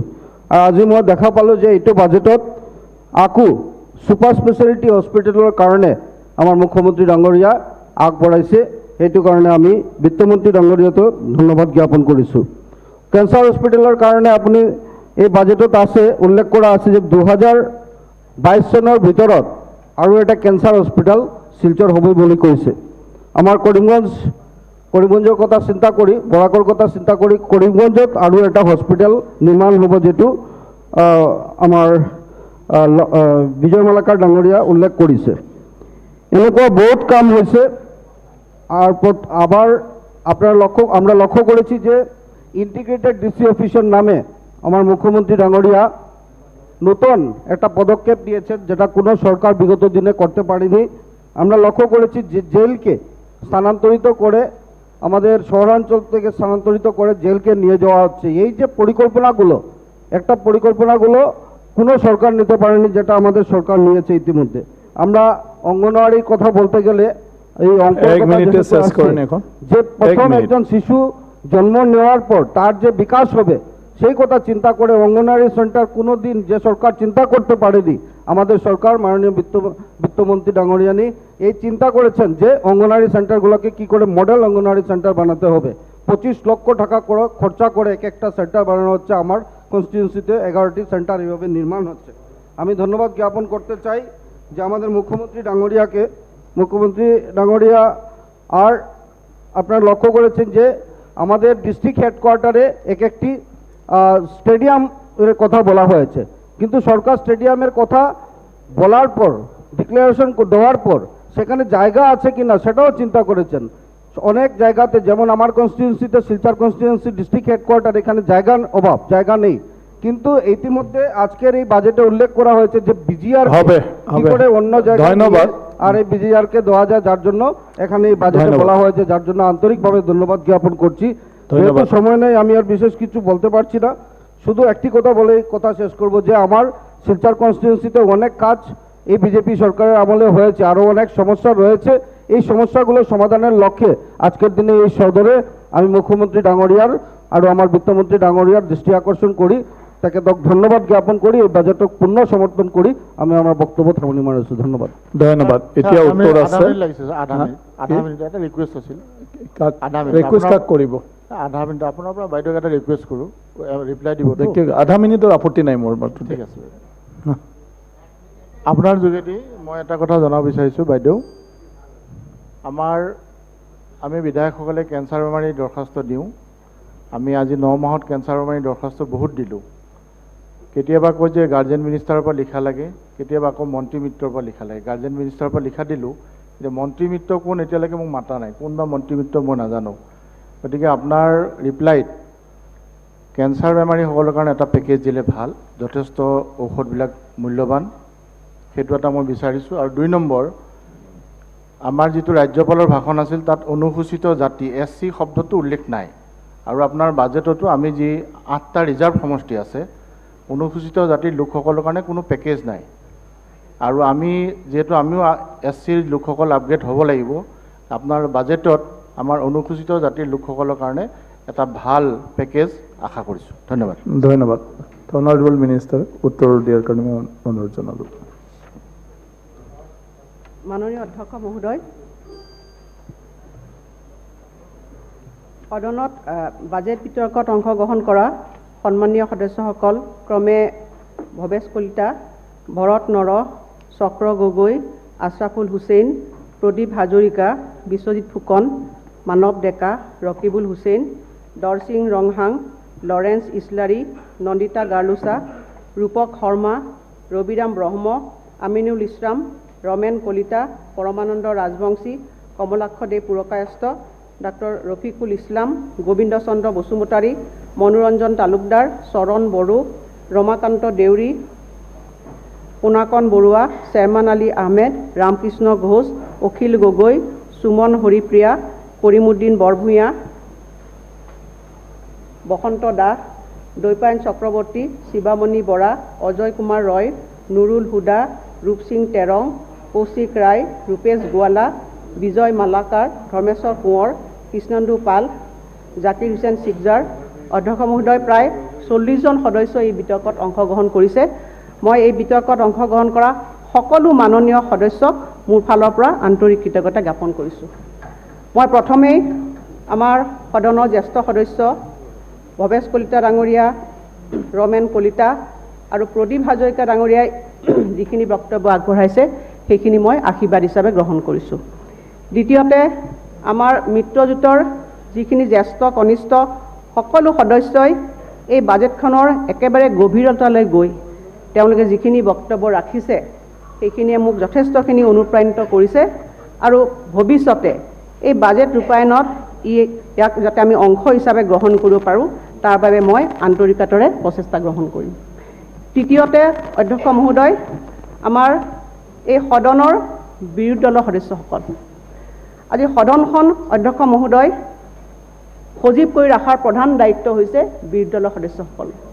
আজি এইখন সদনত এই বিতৰ্কত যিসকল বিৰোধী দলৰ সদস্যই ইয়াত অংশগ্ৰহণ কৰিছে আৰু তেখেতসকলে যি সুস্থ সমালোচনা ইয়াত কৰিছে মই আদৰণি জনাইছোঁ। আৰু ইয়াৰ পিছত অধ্যক্ষ মহোদয়, মই বাজেটৰ তেখেতসকলৰ যিখিনি প্ৰশ্ন ইয়াত উত্থাপন কৰিছে সেইখিনি মই ক'বলৈ আগবাঢ়িছোঁ সামগ্ৰিকভাৱে, আৰু বাজেটখন মই কেনেধৰণে প্ৰস্তুত কৰিছিলোঁ সেইখিনি কথাও ক'বলৈ আগবাঢ়িছোঁ। প্ৰথমতে অধ্যক্ষ মহোদয়, বিৰোধী দলৰ জ্যেষ্ঠ সদস্য আমাৰ বিধায়ক ভৰত নৰহ ডাঙৰীয়ালৈ আহিছোঁ। তেখেতে এই বাজেট বিতৰ্কক আৰম্ভণি কৰিছিল আৰু আৰম্ভণি কৰি কৈছিল যে তেখেতে বাজেট বক্তব্যটো যেতিয়া মই জ্যোতিপ্ৰসাদৰ কবিতাৰে আৰম্ভণি কৰিছিলোঁ তেতিয়া তেখেত আৱেগিক হৈ গৈছিল। আৰু পিছত আপুনি অধ্যক্ষ ডাঙৰীয়া যেতিয়া সদন স্থগিত বুলি কৈছিল তেতিয়াহে সাৰ পাইছে। গতিকে মই অধ্যক্ষ মহোদয় সঁচাকৈ আনন্দিত হৈছোঁ যে মোৰ বাজেট বক্তব্যই আমাৰ জ্যেষ্ঠ সদস্য আমাৰ নৰহ ডাঙৰীয়াক যে অন্ততঃ টোপনি যাব পাৰিলে। মানুহ কেতিয়া শুৱে অধ্যক্ষ মহোদয়? যেতিয়া এটা শান্তিৰ পৰিৱেশ হয়, যেতিয়া মনৰ পৰা সকলো দুশ্চিন্তা নাইকিয়া হয়, তেতিয়া মোৰ টোপনি আহে। গতিকে মই সঁচাকৈ আনন্দিত যে মোৰ বাজেটখন অন্ততঃ ভৰত নৰহ ডাঙৰীয়াক টোপনি যাব পাৰিছে।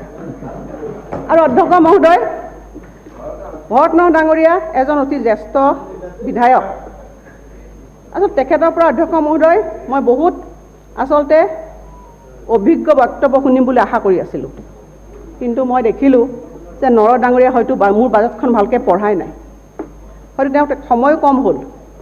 আৰু নৰহ ডাঙৰীয়া মোৰ বাজেটখন কি ক'লে? ৰজা মহাৰজাৰ কথা কৈছে, ৰাজতন্ত্ৰৰ কথা কৈছে। কাৰ কথা কৈছে? ৰামায়ণ মহাভাৰতৰ কথা ক'লে ৰাৱণৰ কথা। কিন্তু হয়তো নৰহ ডাঙৰীয়া পাহৰিয়ে গৈছে যে এতিয়াতো ৰাজতন্ত্ৰ নাই, অধ্যক্ষ মহোদয়, এইটো গণতন্ত্ৰ চলি আছে। আমি গণতান্ত্ৰিক দেশৰ আমি নাগৰিক আৰু আমি সকলোৱে বিচাৰিছোঁ যে গণতন্ত্ৰ জয় হ'ব লাগে। যে ৰাজতন্ত্ৰই আমাক কি কয়? ৰজাৰ জয়, ৰাজকুমাৰৰ জয়, ৰাজকুমাৰীৰ জয়। কিন্তু গণতন্ত্ৰই কাক কয়? যে মানৱতাবাদৰ জয়। গণতন্ত্ৰই কি কয়? যে ৰাইজৰ জয়, প্ৰজাৰ জয়। আৰু সেই দৃষ্টিভংগীৰে এই চৰকাৰখন আগবাঢ়ি আহিছে অধ্যক্ষ মহোদয়। আৰু মোৰ বাজেটখনো মই সমৰ্পিত কৰিছোঁ অসমৰ সেইকাৰণে 30 লাখ মানুহৰ চৰণত মই বাজেটখন সমৰ্পিত কৰিছোঁ। অধ্যক্ষ মহোদয়, ভৰত নৰহ ডাঙৰীয়াই এটা কথা কৈছে যে যুদ্ধৰ কথা কৈছে, যে ৰজাই যুদ্ধ নেতৃত্ব দিব লাগে, ৰজাই নিজে যুদ্ধ কৰিব নালাগে। অধ্যক্ষ মহোদয়, গণতন্ত্ৰত আমি দেখিছোঁ কি যে গণতান্ত্ৰিক দেশত আমাৰ যিজন অধ্যক্ষ মহোদয়, আমাৰ সদনৰ যিজন নেতা, তেওঁ গণতান্ত্ৰিকভাৱে নিৰ্বাচিত এজন প্ৰতিনিধি আমাৰ ব্যক্তি। আৰু তেখেতে কি নেতৃত্ব দিছে? সন্মুখৰ পৰা নেতৃত্ব দিছে অধ্যক্ষ মহোদয়। আজি ভৰত নৰহ ডাঙৰীয়াক মই ক'ব বিচাৰিছোঁ যে আমাৰ নেতাই, গণতান্ত্ৰিকভাৱে নিৰ্বাচিত নেতাজনে আমাক সন্মুখৰ পৰা নেতৃত্ব দিছে, যিটো গণতন্ত্ৰত অতি প্ৰয়োজনীয়। সকলো ক্ষেত্ৰতে তেওঁ আগভাগ লৈছে, সকলোকে লৈছে। অসমৰ জনসাধাৰণক আস্থাত লৈছে, আমাৰ সদনক আস্থাত লৈছে, সকলোকে আস্থাত লৈ পেলাই আজি অসমখন আগবঢ়াই নিবলৈ চেষ্টা কৰিছে। আৰু সেয়ে হৈছে গণতন্ত্ৰৰ মূল কথা। হয়তো নৰহ ডাঙৰীয়াই পাহৰিয়ে গৈছে, কাৰণ তেখেতসকলে যিটো পৰিৱেশত আছে তাত হয়তো ৰাজতন্ত্ৰ জয় হৈ আছে। অধ্যক্ষ মহোদয়, মই বাজেটখন যেতিয়া প্ৰস্তুত কৰিছিলোঁ অধ্যক্ষ মহোদয়, বাজেট প্ৰস্তুত কৰাটো এটা সহজ কথা নহয়। কাৰণ মই 7 মাহ যেতিয়া আমাৰ প্ৰথম বাজেট মই দিছিলোঁ, আমাৰ 16 জুলাইত সেইখন পাৰিতকৰণ হৈছিল এমাহ পিছত। আজিলৈকে মই যেতিয়া 16 তাৰিখে বাজেট দিছিলোঁ প্ৰায় 7 মাহ সময় পাইছিলোঁ। আৰু সেই 7 মাহ কিমান বেছি কিমান কম নাজানো, প্ৰথমখন যিটো বাজেট বক্তব্য ৰাখিছিলোঁ তাত মই স্পষ্টকৈ দিছিলোঁ অধ্যক্ষ মহোদয়। আজি বাজেট সম্পৰ্কে আপোনালোকে বহুতে ৰাখিছে, আগৰ বহুতে কৈছে যে আগৰ বাজেটখনৰ যোৱা বছৰ বাজেটখনৰ ৰেপ্লিকা বুলি কৈছে, ৰং সলনি হৈছে বুলি কৈছে, একে আছে বুলি কৈছে। মই কিন্তু আগৰ যিখন বাজেট মই দিছিলোঁ তাত স্পষ্টকৈ মই কৈছিলোঁ যে মোৰ অহা 5 বছৰ এখন ভিজন ডকুমেণ্ট। তাত অষ্টাদশী উন্নয়নৰ মুক্তাৰ মালা যেতিয়া ওচৰত মই ফ্লেগশ্বিপ প্ৰগ্ৰাম দিছিলোঁ তাত মই লিখি দিছিলোঁ যে এই ফ্লেগশ্বিপ প্ৰগ্ৰামবিলাক আমি যদি ভাবোঁ যে ৰাইজে গ্ৰহণযোগ্য হৈছে, এই প্ৰগ্ৰামবিলাক আমি ৰাখিম। আৰু যদি ভাবোঁ যে গ্ৰহণযোগ্যতা কমিছে, সেই আঁচনিবিলাক সলনি কৰিম। সেইকাৰণে মই অধ্যক্ষ মহোদয় মই গৌৰৱেৰে কৈছোঁ, ইয়াতো লিখিছোঁ, কোনো লোকধাক কৰিবলৈ প্ৰয়োজনে নাই। ইয়াত এইবাৰ যিখিনি ফ্লেগশ্বিপ প্ৰগ্ৰাম ইয়াত আছে মই লিখিছোঁ যে আগৰ কিকেইটা পাৰিলোঁ কৰিবৰ কাৰণে, যিকেইটা মই পৰা নাই। It is a government is a continuous process. গতিকে সেই 18টা ফ্লেগশ্বিপ প্ৰগ্ৰাম এইবাৰ মই পুনৰবাৰ একেখিনিকে আনিছোঁ। আৰু মেজৰ ইয়াত প্ৰগ্ৰাম আছে, সেইখিনিও মই ৰাখিছোঁ।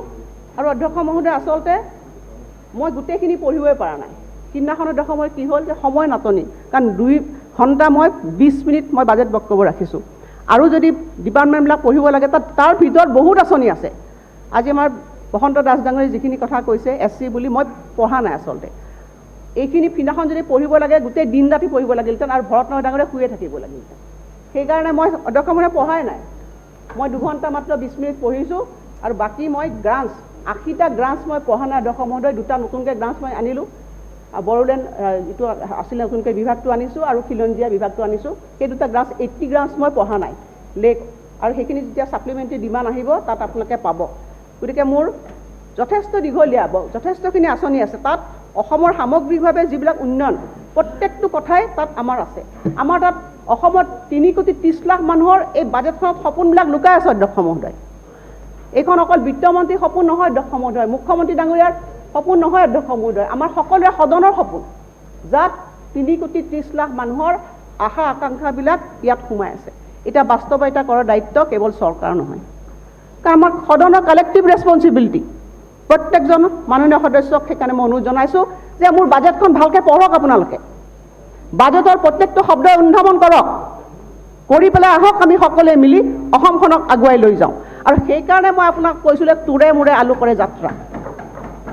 কেৱল আমি চৰকাৰী আমাৰ দলীয় সতীৰ্থৰ কাৰণে এইখন বাজেট মই প্ৰস্তুত কৰা নাই। মই এইখন বাজেট অসমৰ 126টা সমষ্টিৰ কাৰণে বাজেট প্ৰস্তুত কৰিছোঁ আৰু 3 কোটি 30 লাখ মানুহৰ কাৰণে আৰু সামগ্ৰিকভাৱে সকলোৱে আগবঢ়াই লৈ যাবলৈ কৈছোঁ। মই বাজেট বক্তব্যত সেইকাৰণে কৈছোঁ, শেষতো কৈছোঁ অধ্যক্ষ মহোদয়, সেইকাৰণে কৈছোঁ শুকানে বেলক পুহি নিৰাশা নহয়, আশাৰে যাব লাগে অধ্যক্ষ মহোদয়। আশাৰে আমি ৰাস্তাটো আগবাঢ়িব লাগিব। সেইকাৰণে বাজেট বক্তব্যত মই সকলোখিনি ৰাখিছোঁ অধ্যক্ষ মহোদয়। এতিয়া বাজেট প্ৰস্তুত কেনেকৈ ধৰণে কৰিব লাগে অধ্যক্ষ মহোদয়, সদনৰ জ্যেষ্ঠ সদস্যসকলে যথেষ্টখিনি অভিজ্ঞ, মোতকৈ অভিজ্ঞতা আছে, তেওঁলোকক মই বিশেষভাৱে ক'ব নালাগে। তথাপিও বাজেট যিহেতু ইয়াত বহুতো টেকনিকেল কথা থাকে, মই বাজেটৰ কথা সমূহকৈ প্ৰিপাৰেশ্যনটোৰ কথা কৈ দিছোঁ অধ্যক্ষ মহোদয়। বাজেট এবাৰ আমি কেনেধৰণে কৰিলোঁ, আমি 3খলৈকে এটা ব্যৱস্থা কৰিলোঁ। প্ৰথমে বিভাগৰ বিষয়াসকলক লৈ এখন কমিটি কৰি দিলোঁ, মোৰ পৰ্যায়ত কৰিলোঁ, এবাৰ মন্ত্ৰীসকলকো আমন্ত্ৰণ কৰিলোঁ। প্ৰত্যেকে পুংখানুপুংখভাৱে আমি আয় ব্যয় খতিয়ানখন আমি চালোঁ, চাই পাই আমি যাতে এখন ভাল বাজেট দিব পাৰোঁ, ৰিয়েলিষ্টিক বাজেট দিব পাৰোঁ, তাৰ কাৰণে আমি আন্তৰিক প্ৰচেষ্টা গ্ৰহণ কৰিলোঁ। মই ক'ব নোৱাৰোঁ বাজেট আয় ব্যয় খতিয়ানহে মই দিছোঁ, এইটোতো সম্পূৰ্ণভাৱে কিমান আয় হ'ব আমি এটা এষ্টিমেটহে কৰিছোঁ। গতিকে সেই এষ্টিমেটৰ ওপৰত এই বাজেটখন মই নিৰ্ধাৰণ কৰিছোঁ। গতিকে আমাৰ সদস্যসকলে কৈছে যে ইয়াত পুঁজি কৰ্তন কৰা হৈছে, ইয়াত আচলতে আমি কোনো পুঁজি কৰ্তন কৰা নাই। আপোনালোকে দেখিব যে বাজেটখিনি আচলতে এষ্টিমেশ্যনটো আমি বাজেট যিটো অৰিজিনেলি বাজেট এষ্টিমেট কৰোঁ BE, সেইটোৰ ওপৰত আমি নিৰ্ধাৰণ কৰা হয়। আপোনালোকে 2020-21 বৰ্ষ 19-20 বৰ্ষৰ বাজেটত চাব, 20-21 বৰ্ষ আৰু মোৰ 21-22 বৰ্ষ আৰু 22-23 বৰ্ষ। আপোনালোকে চাওক যে শিক্ষা বিভাগত যদি আপোনালোকে চায় তেতিয়াহ'লে দেখিব আমি হায়াৰ এডুকেশ্যনত এইবাৰ আমি ৰাখিছোঁ 22-23 বৰ্ষত 3,496.41 কোটি টকা। যোৱা বছৰতকৈ 21-22 বৰ্ষতকৈ আমি হায়াৰ এডুকেশ্যন পুঁজি বাঢ়িছে। যোৱা বছৰ আছিলে 21-22 বৰ্ষত আছিলে 3,018.318 কোটি টকা, এইবাৰ বাঢ়িছে। এলিমেণ্টাৰী এডুকেশ্যনত পুঁজি বাঢ়িছে 200 কোটি টকা, ৰুৰেল ডেভেলপমেণ্টত অধ্যক্ষমতে পুঁজি বাঢ়িছে 500 কোটি টকা, হৰ্টিকালচাৰত পুঁজি বাঢ়িছে, হেল্থত পুঁজি বাঢ়িছে, আমাৰ ছ'চিয়েল ৱেলফেয়াৰ ডিপাৰ্টমেণ্ট পুঁজি বাঢ়িছে, এগ্ৰিকালচাৰত পুঁজি বাঢ়িছে। আজি সদস্যসকলে ক'ৰ পৰা পুঁজি কমিছনটো কৰ্তন কৰিছে মই দেখা নাই, কিন্তু ইয়াত ৰিভাইজ নহয়, সেইটোৱে ভুল কৰিছে আপোনালোকে। ৰিভাইজ এষ্টিমেট আপোনালোকে নাচাব, আপোনালোকে চাব লাগিব যে বাজেট এষ্টিমেশ্যন BBটো চাব লাগিব। আপোনালোকে ৰিভাইজটো চালে কেনেকৈ হ'ব? Revise estimate is a temporary arrangement. Revise estimate অধ্যক্ষ মহোদয়, কাৰণ এতিয়ালৈকেতো মোৰ ফাইনেল বাজেট হোৱা নাই। এইখন মই অধ্যক্ষ মহোদয় এইবাৰ মই B দিছোঁ, আকৌ মই ৰিভাইজ এষ্টিমেট আনিম, মইতো আনিম নহয় পিছৰবাৰ আকৌ, কেতিয়াবা কি হ'ব? কাৰণ ৰিভাইজ এষ্টিমেট সময় সাপেক্ষে যেতিয়া পুঁজিটো দৰকাৰ হয়, প্ৰয়োজনীয় হয়, তেতিয়া ৰিভাইজ এষ্টিমেট কৰা হয়। কাৰণ এতিয়াতো আমাৰ ৰিভাইজ এষ্টিমেট হোৱাই নাই, মই অৰিজিনেল এষ্টিমেট আনিছোঁ। যোৱাবাৰ কি হৈছিলে 1,09,000 কোটি টকা, এইবাৰ আনিছোঁ মই 1,19,000 কোটি টকা। গতিকে ৰিভাইজ এষ্টিমেটৰ লগত আপোনালোকে তুলনা নকৰিব। আৰু দ্বিতীয়তে পইণ্ট অফ অৰ্ডাৰ অধ্যক্ষ মহোদয়, আৰু এটা কথা আপোনাৰ কথালৈ আহিম, মই ক'বলৈ পিছত কৰিব, ৰিপ্লাইটো দিবলৈ দিয়ে, ৰিপ্লাইটো দিব দিয়ে। অধ্যক্ষ মহোদয় তেখেতৰ কথাখিনি মই শুনিছোঁ, আপুনি কৈছে মই শুনিছোঁ নহয়। আপুনি কৈছিলে তেতিয়া ফিস্কেল মানে ইকুইলিব্ৰিয়ামৰ কথা কৈছিলে, মই এইটো নোট কৰিছোঁ। আপুনি ফিস্কেল ইকুইলিব্ৰিয়ামৰ কথা কৈছিলে, মই কৈছিলোঁ যে আমি ফিস্কেল বেলেঞ্চটো আমি মেইনটেইন কৰি আছোঁ। কেতিয়া মেইনটেইন কৰিব লাগে? যেতিয়া এজি অডিটেড কৰে। এজি অডিট কৰিলে আপুনি অৰিজিনেল যেতিয়া মই বাজেট দিছোঁ, শেষত যেতিয়া ৰিভাইজ এষ্টিমেট হ'ব, টোটেল তেওঁলোকে ফাণ্ড যিটো ৰিচিভ হ'ব তাৰ ওপৰত ফিস্কেল বেলেঞ্চটো হ'ব। গতিকে সেইটো কথা আপুনি কৈছে। মই অধ্যক্ষ মহোদয় আৰু এটা সৰু উদাহৰণ দিছোঁ। আমাৰ ৰফিকুল ইছলাম ডাঙৰীয়াই কৈছিল তেতিয়া যে হঠাতে যদি পুঁজিৰ প্ৰয়োজনীয়তা আহে কি হ'ব। এইবাৰ বাজেটত মই এইটো এটা ৰাখিছোঁ প্ৰভিজন, আপোনালোকে বাজেটটো পঢ়িছে মই নাজানো। এইবাৰ আমি augmentation of corpus of contingency fund, অধ্যক্ষ মহোদয় আমাৰ যদি কিবা হঠাতে কিবা ডাঙৰ প্ৰয়োজনীয় হয় পুঁজিৰ থাকে, তেতিয়াহ'লে আমি এই যিটো কণ্টিনজেঞ্চি ফাণ্ড ভাৰতৰ সংবিধানৰ 205 আৰু 206 অনুচ্ছেদৰ অধীনত আমি আকস্মিক পুঁজিৰ কৰ্পাছ বৰ্তমানত 200 কোটি টকা 2000 কোটি টকাৰে বৃদ্ধি কৰিছোঁ। আৰু ইয়ে প্ৰাকৃতিক দুৰ্যোগ, মহামাৰীৰ দৰে অনাহুত পৰিঘটনাৰ সৈতে সম্পৰ্কিত ব্যয় মোকাবিলা কৰাত আমাক সহায় কৰিব আৰু অভিযান কাৰ্যসূচী বৃহৎ ব্যয় সাপেক্ষে প্ৰকল্প সন্দৰ্ভত ৰাজ্য চৰকাৰে দিয়া প্ৰতিশ্ৰুতি পূৰণত প্ৰয়োজনীয় সকাহ প্ৰদান কৰিব। এইটো কণ্টিজেঞ্চি ফাণ্ড। এই কণ্টিজেঞ্চি ফাণ্ডটো 2000 কোটি টকা আমি এইকাৰণে ৰাখিছোঁ যে কেতিয়াবা বাজেট মানে হেৰি হ'ব পাৰে, শ্বৰ্টফল হ'ব পাৰে, সেইটো যাতে ভৱিষ্যতে আমি কিবা কাৰণত যে কেন্দ্ৰীয় চৰকাৰে হঠাতে পুঁজি এটা মোকলাই দিলে তেতিয়া হয়তো আমি এইটো কাৰণে আমি কৰ্পাছ ফাণ্ড ৰাখিছোঁ, তেতিয়া এছেম্বলি নহ'লেও আমি কৰ্পাছ ফাণ্ডটো আমি ল'ব পাৰোঁ। সেইটো আপোনালোকে জানে। অধ্যক্ষ মহোদয়, লগতে মই আৰু এটা উদাহৰণ দিছোঁ। এইটো মোৰ গ্ৰাণ্ট, এই গ্ৰাণ্টটো হৈছে মোৰ ৰুৰেল ডেভেলপমেণ্টৰ, পঞ্চায়ত এণ্ড ৰুৰেল ডেভেলপমেণ্টৰ। পুঁজিটো কেনেকৈ ধৰণে বৃদ্ধি হৈছে অধ্যক্ষ মহোদয়, আমি কেনেকৈ পুঁজি ধাৰ্য কৰোঁ সেইটো মই কৈছোঁ। ইয়াত মোৰ এটা মাত্ৰ গান কৈছে PMAYG। PMAYGটোত আমি অৰিজিনেলি 2000 মানে অৰিজিনেলি আমি ৰাখিছিলোঁ 1670.47 কোটি টকা। তাৰপিছত আমি বাজেট এষ্টিমেট বঢ়ালোঁ 2837 কোটি টকা। শেষ হ'লে একদম যেতিয়া আমাৰ ছাপ্লিমেণ্টাৰী ডিমাণ্ডত আমি ভাবিলোঁ যে কেন্দ্ৰীয় চৰকাৰে আমাক বেছি পুঁজি দিব, তেতিয়া আমি ছাপ্লিমেণ্টাৰী ডিমাণ্ডত যেতিয়া আমি ইনফৰ্মেশ্যনটো পালোঁ তেতিয়া বঢ়াই দিলোঁ পুঁজি 5587 কোটি টকা। কিন্তু আমি ইমান পুঁজি টকাটো শেষ হ'লে নাপালোঁ। নোপোৱাৰ কাৰণে অধ্যক্ষ মহোদয় এইবাৰ মই বাজেটত ৰাখিলোঁ 3868.88 কোটি টকা। এইবাৰ এইখিনি ৰাখি যদি কিবা কাৰণ মই পুঁজিটো পাই যাওঁ তেতিয়াহ'লে মই ছাপ্লিমেণ্টাৰী ডিমাণ্ডত মই পইচাটো লৈ আহিম। যদি তাতোতকৈ যদি কিবা অসুবিধা আগতে পুঁজি ৰিলিজ কৰি দিয়ে, মোৰ কৰ্পাছ ফাণ্ডটো 2000 আছে, এই কফাৰটো মই ৰাখিছোঁ অধ্যক্ষ মহোদয়। সেইকাৰণে আপোনালোকে যোনটো সংশয় কৰিছে যে পুঁজিৰ কৰ্তন হৈছে বাজেটত, আমুকৰ পুঁজি হৈছে কৰ্তন হৈছে, তামুকৰ পুঁজি হৈছে, এইটো মই নুই কৰিছোঁ যে আমি সম্পূৰ্ণভাৱে বিভাগবিলাকৰ লগত কথা পাতিছোঁ আৰু কথা পাতি আমি 4টা সিদ্ধান্ত গ্ৰহণ কৰিছিলোঁ। 1 নম্বৰ সিদ্ধান্ত হৈছে অধ্যক্ষ মহোদয় যাতে আমাৰ দৰমহা বাজেটখন আপোনালোকে চাব যে মোক 1 টকাটো ক'ৰ পৰা আহিছে, যে দৰমহাখিনি যাতে কোনো ধৰণৰ কেতিয়াও ছাপ্লিমেণ্টাৰী ডিমাণ্ড আনিব নালাগে। আমি সকলো বিভাগক কৈছিলোঁ আৰু তেওঁলোকৰ পৰা একদম 100% কালি যদি আমি ছাপ্লিমেণ্টাৰী ডিমাণ্ড নাপাওঁ তেতিয়া যাতে তেওঁলোকে দৰমহাটো দিব পাৰে, সেইটো সুনিশ্চিত এইবাৰ বাজেটত মই কৰিছোঁ। দ্বিতীয়তে অধ্যক্ষ মহোদয় যে আমাক মানে সাধাৰণতে আমাক এটা কোৱা হয় যে কেন্দ্ৰীয় চৰকাৰৰ যিখিনি পুঁজি ৰাজ্যবিলাকলৈ মুকলি কৰি দিয়ে চেণ্ট্ৰেল শ্বেয়াৰ হিচাপে, আমি অসমে আনিবলৈ সক্ষম নহওঁ। তাৰ কাৰণে কি যে মেচিং শ্বেয়াৰটো আমি নিদিওঁ, মেচিং শ্বেয়াৰটো সময়মতে হয়তো আমি দিব নোৱাৰোঁ। সেইকাৰণে এইবাৰ একদম সুনিশ্চিত কৰিছোঁ, বাজেটখন বনাওঁতে মই কৈছোঁ যে 100% আমি চেণ্ট্ৰেল শ্বেয়াৰ আমি দিম, অসমে দিম। যিমান স্কিম অসমৰ মানে ভাৰতবৰ্ষৰ যিবিলাক ৰাজ্যবিলাকে মই দেখিছোঁ উৰিষ্যাই 100% আনে তেওঁলোকে কেন্দ্ৰীয় চৰকাৰ পুঁজিবিলাক।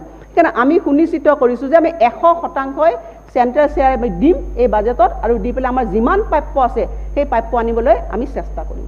দ্বিতীয়তে সেইটো অধ্যক্ষ মহোদয়। তৃতীয়তে হ'ল আমি ষ্টেট শ্বেয়াৰবিলাক সমানুপাতিকভাৱে আমি ষ্টেট শ্বেয়াৰ দিব লাগে, একে চেণ্ট্ৰেল শ্বেয়াৰ ষ্টেট শ্বেয়াৰ।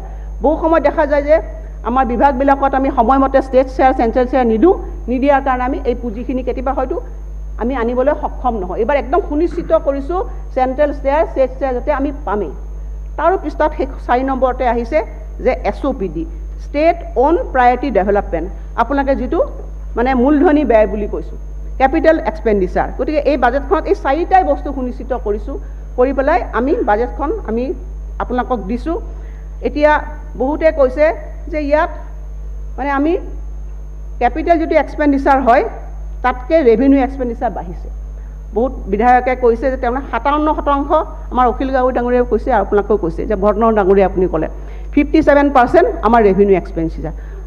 এই বস্তুটো এনেকুৱা হৈছে অধ্যক্ষ মহোদয় যে আমাৰ কি হৈছে কিছুমান আমাৰ কেপিটেল এক্সপেণ্ডিচাৰ কিন্তু ৰেভিনিউ নেচাৰলৈ গৈছে। কি কাৰণে গৈছে?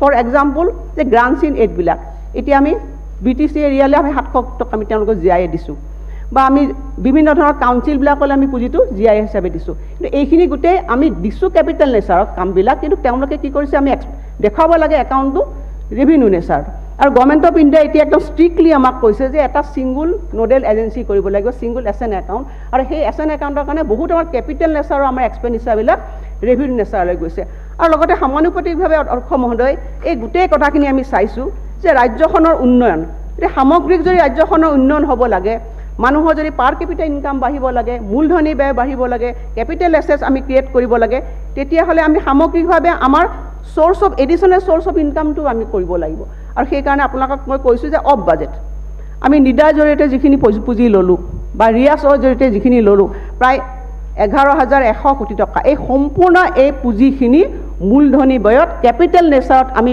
ইয়াত ব্যৱহাৰ কৰিম আৰু তাৰ তালিকাখনো মই বাজেটত দিছোঁ অধ্যক্ষ মহোদয় এই বিধানসভাৰ মজিয়াত মোৰ 20 বছৰ 21 বছৰ হ'ল কিন্তু মই আজিলৈকে কোনো এখন বাজেটতে 11,000 কোটি টকা মূলধনী ব্যয়ত দিয়া মই কিন্তু কেতিয়াও দেখা নাই আপোনালোক কোনোবা সদস্যই দেখিছে কিন্তু মই নাজানো চৰকাৰ কৃতিত্ব নহয় না আপোনালোকে সঁচা কিন্তু সঁচা বুলি ক'ব লাগিব অধ্যক্ষ মহোদয় মোৰ মনলৈ আহিছে এষাৰ কথা দুজন মানুহে তাক বন্ধ ঘৰত সোমাই আছিলে খিৰিকীখন খোলা বাহিৰলৈ চাবলৈ দিলে এজনক চাবলৈ তুমি কি দেখিলা চাই পেলাই ক'লে যে মই বোকাবিলাক দেখা পালোঁ সিজনক ক'লে বোলে কি দেখিলা তুমি বোলে মই ধুনীয়াকৈ জকমক কৰি থাকে ফুল এপাহ দেখিছোঁ বোকাৰ মাজত ফুলপাহ চাবলৈ দেখিব লাগিব অধ্যক্ষৰ বিৰোধী সদস্যসকলে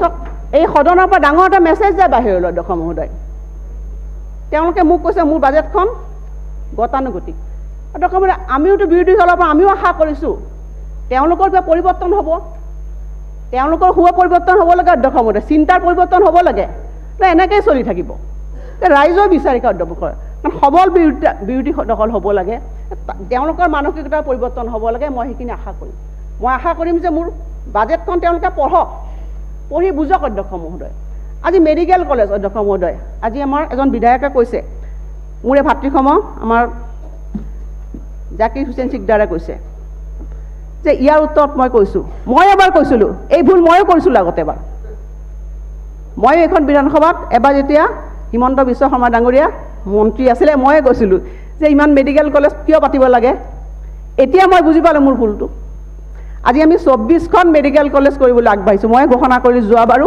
এইবাৰো 24খন ডাক্তৰবিলাক ক'ৰ পৰা আহিব কিয় নকওঁ মইতো কৈয়ে আছোঁ মই সত্য কথা কৈ আছোঁ মইতো ক'লোৱে সঁচা কথা কৈ আছোঁ মইতো কৈ আছোঁ আজিখন 24খনলৈ আমি আগবাঢ়িছোঁ কিন্তু এতিয়া আপোনালোকে মেডিকেল কলেজৰ বিৰোধিতা আমি নহয় মেডিকেল কলেজ স্থাপন কৰাৰ বিৰোধিতা নহয় আমি কৈছোঁ 24খন মেডিকেল কলেজ আমি কৰিবলৈ উত্তৰটো দিবলৈ দিয়ক অধ্যক্ষ মহোদয় এই কাৰণে কৰিবলৈ গৈছোঁ যে অধ্যক্ষ মহোদয় আমাৰ মূৰটো বিষালে বুলি মূৰটো কাটি দিম নেকি ঠিক মেডিকেল কলেজ লাগিব তাৰ কাৰণে তোমাৰ ধৈৰ্য লাগিব অধ্যক্ষ মহোদয় অসমৰ নিচিনা এখন মজলীয়া আমাৰ ৰাজ্য আমাৰ বহুত সমস্যা আছে ধৈৰ্য লাগিব আজি আমি 11,000 কোটি টকা আমি যিখিনি কৰিছোঁ এইখিনি আমি অফ বাজেট কৰিছোঁ ইয়াৰ পুঁজি আইফাৰ জৰিয়তে আহিব আজি মই হাউচক আমি কথা দিছোঁ আন্তৰিকতা অধ্যক্ষ মহোদয় কাৰণ মুখ্যমন্ত্ৰী ডাঙৰীয়ে প্ৰতিশ্ৰুতি পালন কৰি দেখুৱাই দিছে কেনেকৈ কাম কৰিব লাগে এই কামখিনি আমি কৰি দেখুৱাই দিম এইখিনি কথাও কৈছোঁ সিদিনাখনটো লখিমপুৰত মেডিকেল কলেজ ফিটা কাটিছে মই সিদিনাখন বিত্তমন্ত্ৰী হিচাপে আমাৰ আজি স্বাস্থ্যমন্ত্ৰী হাউচত আছে তেখেতে অধ্যক্ষ মহোদয় যিমানখিনি পোষ্ট লাগে ধুবুৰী মেডিকেল কলেজৰ কাৰণে একেদিনে আমি সেইখিনি মোকলাই দিছোঁ ইয়াৰ পিছৰখন ধুবুৰী মেডিকেল কলেজৰ ফিটা কাটিব অকল কথা নহয় আমি পৰিকল্পিতভাৱে এই কামখিনি কৰিবলৈ গৈছিলোঁ কিন্তু আজি এইখিনি কাম কৰিবলৈ কিন্তু অসমে বহু বছৰ ৰ'বলগীয়া হৈছে সেইখিনি আপোনালোকে মন কৰক আজি এখন বাজেটত আজি মই পুঁজিবিলাকৰ কথা আপোনালোকক আঁচনিবিলাকৰ কথা কৈছোঁ বিভিন্ন ধৰণৰ যিখিনি আঁচনি আমি লৈছোঁ এই আঁচনিবিলাক মূলধনী ব্যয়ত আমি খৰচ কৰিম আজি ৰকিবুল হুছেইন ডাঙৰীয়াই কৈছে ঋণৰ কথা কৈছে কাৰণ যোৱা বিধানসভাত আমি ঋণৰ বিষয়ে বহু কথা আলোচনা কৰিলোঁ তেখেতে ইন প্ৰিন্সিপল কৈছে যে মই ঋণ লোৱাত মই বেয়া পোৱা নাই মই ইন প্ৰিন্সিপল ঋণ লোৱাৰ সপক্ষে আছোঁ কিন্তু এই ঋণ আচলতে এই ঋণটো সঠিক কামত ব্যৱহাৰ হ'ব লাগে সেইটোৱে কথা আজি ঋণৰ সংজ্ঞাটো সলনি হৈছে অধ্যক্ষ মহোদয় আজি পুৰণিকলীয়া ঋণৰ সংজ্ঞা নাই এটা সময়ত আমি ধনী মানুহজন গাঁৱত যে ধনী মানুহজনৰ কি হয় হাতী পিঠিত উঠি পানীৰাম ক'লৈ যায় ঘৰলৈ যায় এতিয়াতো হাতী পিঠিত ধনী মানুহবিলাক নুঠে এতিয়া গাড়ী এখন কিনে গাড়ী কিনি বেংকৰ পৰা লোন লয় বেংকৰ পৰা লৈছে। আজি যদি ঋণ লৈ পেলাই যদি সি মানে বেয়া কামত খৰচ কৰে বা মানে যিটো তেওঁৰ ঘৰখনৰ হিতত নহয় তেনেকুৱা ধৰণৰ অহিতত যদি খৰচ কৰে ঋণৰ ধন, তেতিয়াহে অপকাৰ হ'ব। আজি যদি গৃহস্থই লোন লৈ পেলাই ঘৰ সাজি পেলাই তেওঁ ভাড়া ঘৰ দি ইনকামটো লয়, তেতিয়া বেয়া কাম হ'ব নেকি? আজি ৰাজ্যত আমি কি কাৰণে ঋণ লৈছোঁ অধ্যক্ষ মহোদয়? যিটো ঋণেৰে আজি আমাৰ পাৰ কেপিটা ইনকাম বাঢ়িব, যিখিনি ঋণেৰে আমি অসমখন আগুৱাই লৈ যাব পাৰিম, সেইকাৰণে আজি সেই ঋণ লৈছোঁ। গতিকে মই দৃঢ়তাৰে কৈছোঁ অধ্যক্ষ মহোদয়, আজি পুৰণি ক'লে সেই সংজ্ঞা নাই। আজি বিশ্বৰ যদি অৰ্থনীতি চাব, অৰ্থনীতি সলনি হৈছে। ডেপ্ট ইকনমি বিকাম এ ব্লেছিং বুলি কৈছে অধ্যক্ষ মহোদয়, বহু ইকনমিষ্টাই কৈছে ব্লেছিং বুলি কৈছে। গতিকে আমি সেই সংজ্ঞাটো আগবাঢ়ি যাব লাগিব। পুৰণি কলীয়াটো সেই দিনত আমি কোনেও থাকিব নোৱাৰোঁ অধ্যক্ষ মহোদয়। গতিকে আমি যদি অসমখনে যদি আগবাঢ়ি যাব লাগিব, এই আচলতে এটা সদনৰ পৰা এটা নিগেটিভ মেছেজ তৈয়াৰ কৰিব চেষ্টা কৰিব নালাগে অধ্যক্ষ মহোদয়। আমি সদনখন পজিটিভ মেছেজ শ্বেয়াৰ কৰিব লাগে। সেইকাৰণে মই অধ্যক্ষ মহোদয় মই দৃঢ়তাৰে কৈছোঁ, আমি যিখিনি কাম কৰিবলৈ গৈ আছোঁ আমি সেইখিনি সম্পূৰ্ণ কৰিম আৰু কৰি অসমখনক আমি আগুৱাই লৈ যাবলৈ আমি চেষ্টা কৰিম। মই দৃঢ়তাৰে আপোনাক এইখিনি কথা কৈছোঁ। অধ্যক্ষ মহোদয়, আপোনালোকে দেখিব নৰহ ডাঙৰী এটা সময়ত আপুনি ৱাটাৰ ৰিচোৰ্চ মিনিষ্টাৰ আছিলে। আপোনাৰ মনত আছেনে নাজানো, মোৰ কিন্তু মনত আছে। এবাৰ আপোনাৰ তাত মই পুঁজি বিচাৰি গৈছিলোঁ অধ্যক্ষ মহোদয়। তেখেতে কৈছিলে মোৰ মাত মৰাৰ কাৰণে পইচা দিবলৈ নাই। কি অৱস্থা আছিল এটা সময়ত? অসমত বানপানী গৰাখহনীয়া আমাৰ জৰ্জৰিত ৰাজ্য, পুঁজি নাই চৰকাৰৰ। সেইকাৰণে তেখেতৰ এখন বানপানী মানে মাত মৰা মানে চকুৰো বুলি পেলাই বহু আমি শুনিছিলোঁ। কিন্তু এতিয়া কি হৈছে, এইবাৰ আমি যোৱা বছৰ 1000 কোটি টকা ইয়াত ধাৰ্য কৰা হৈছে। ইয়াত ফাণ্ড ইতিমধ্যে কাম হৈছে, প্ৰত্যেকটো অঞ্চলবিলাকতে কাম হৈছে। গোৱালপাৰাত মই ইনচাৰ্জ মিনিষ্টাৰ, গোৱালপাৰাটো ফাণ্ড পুঁজি হৈছে। আজি বহুতে কৈছে পুঁজি বৈষম্য।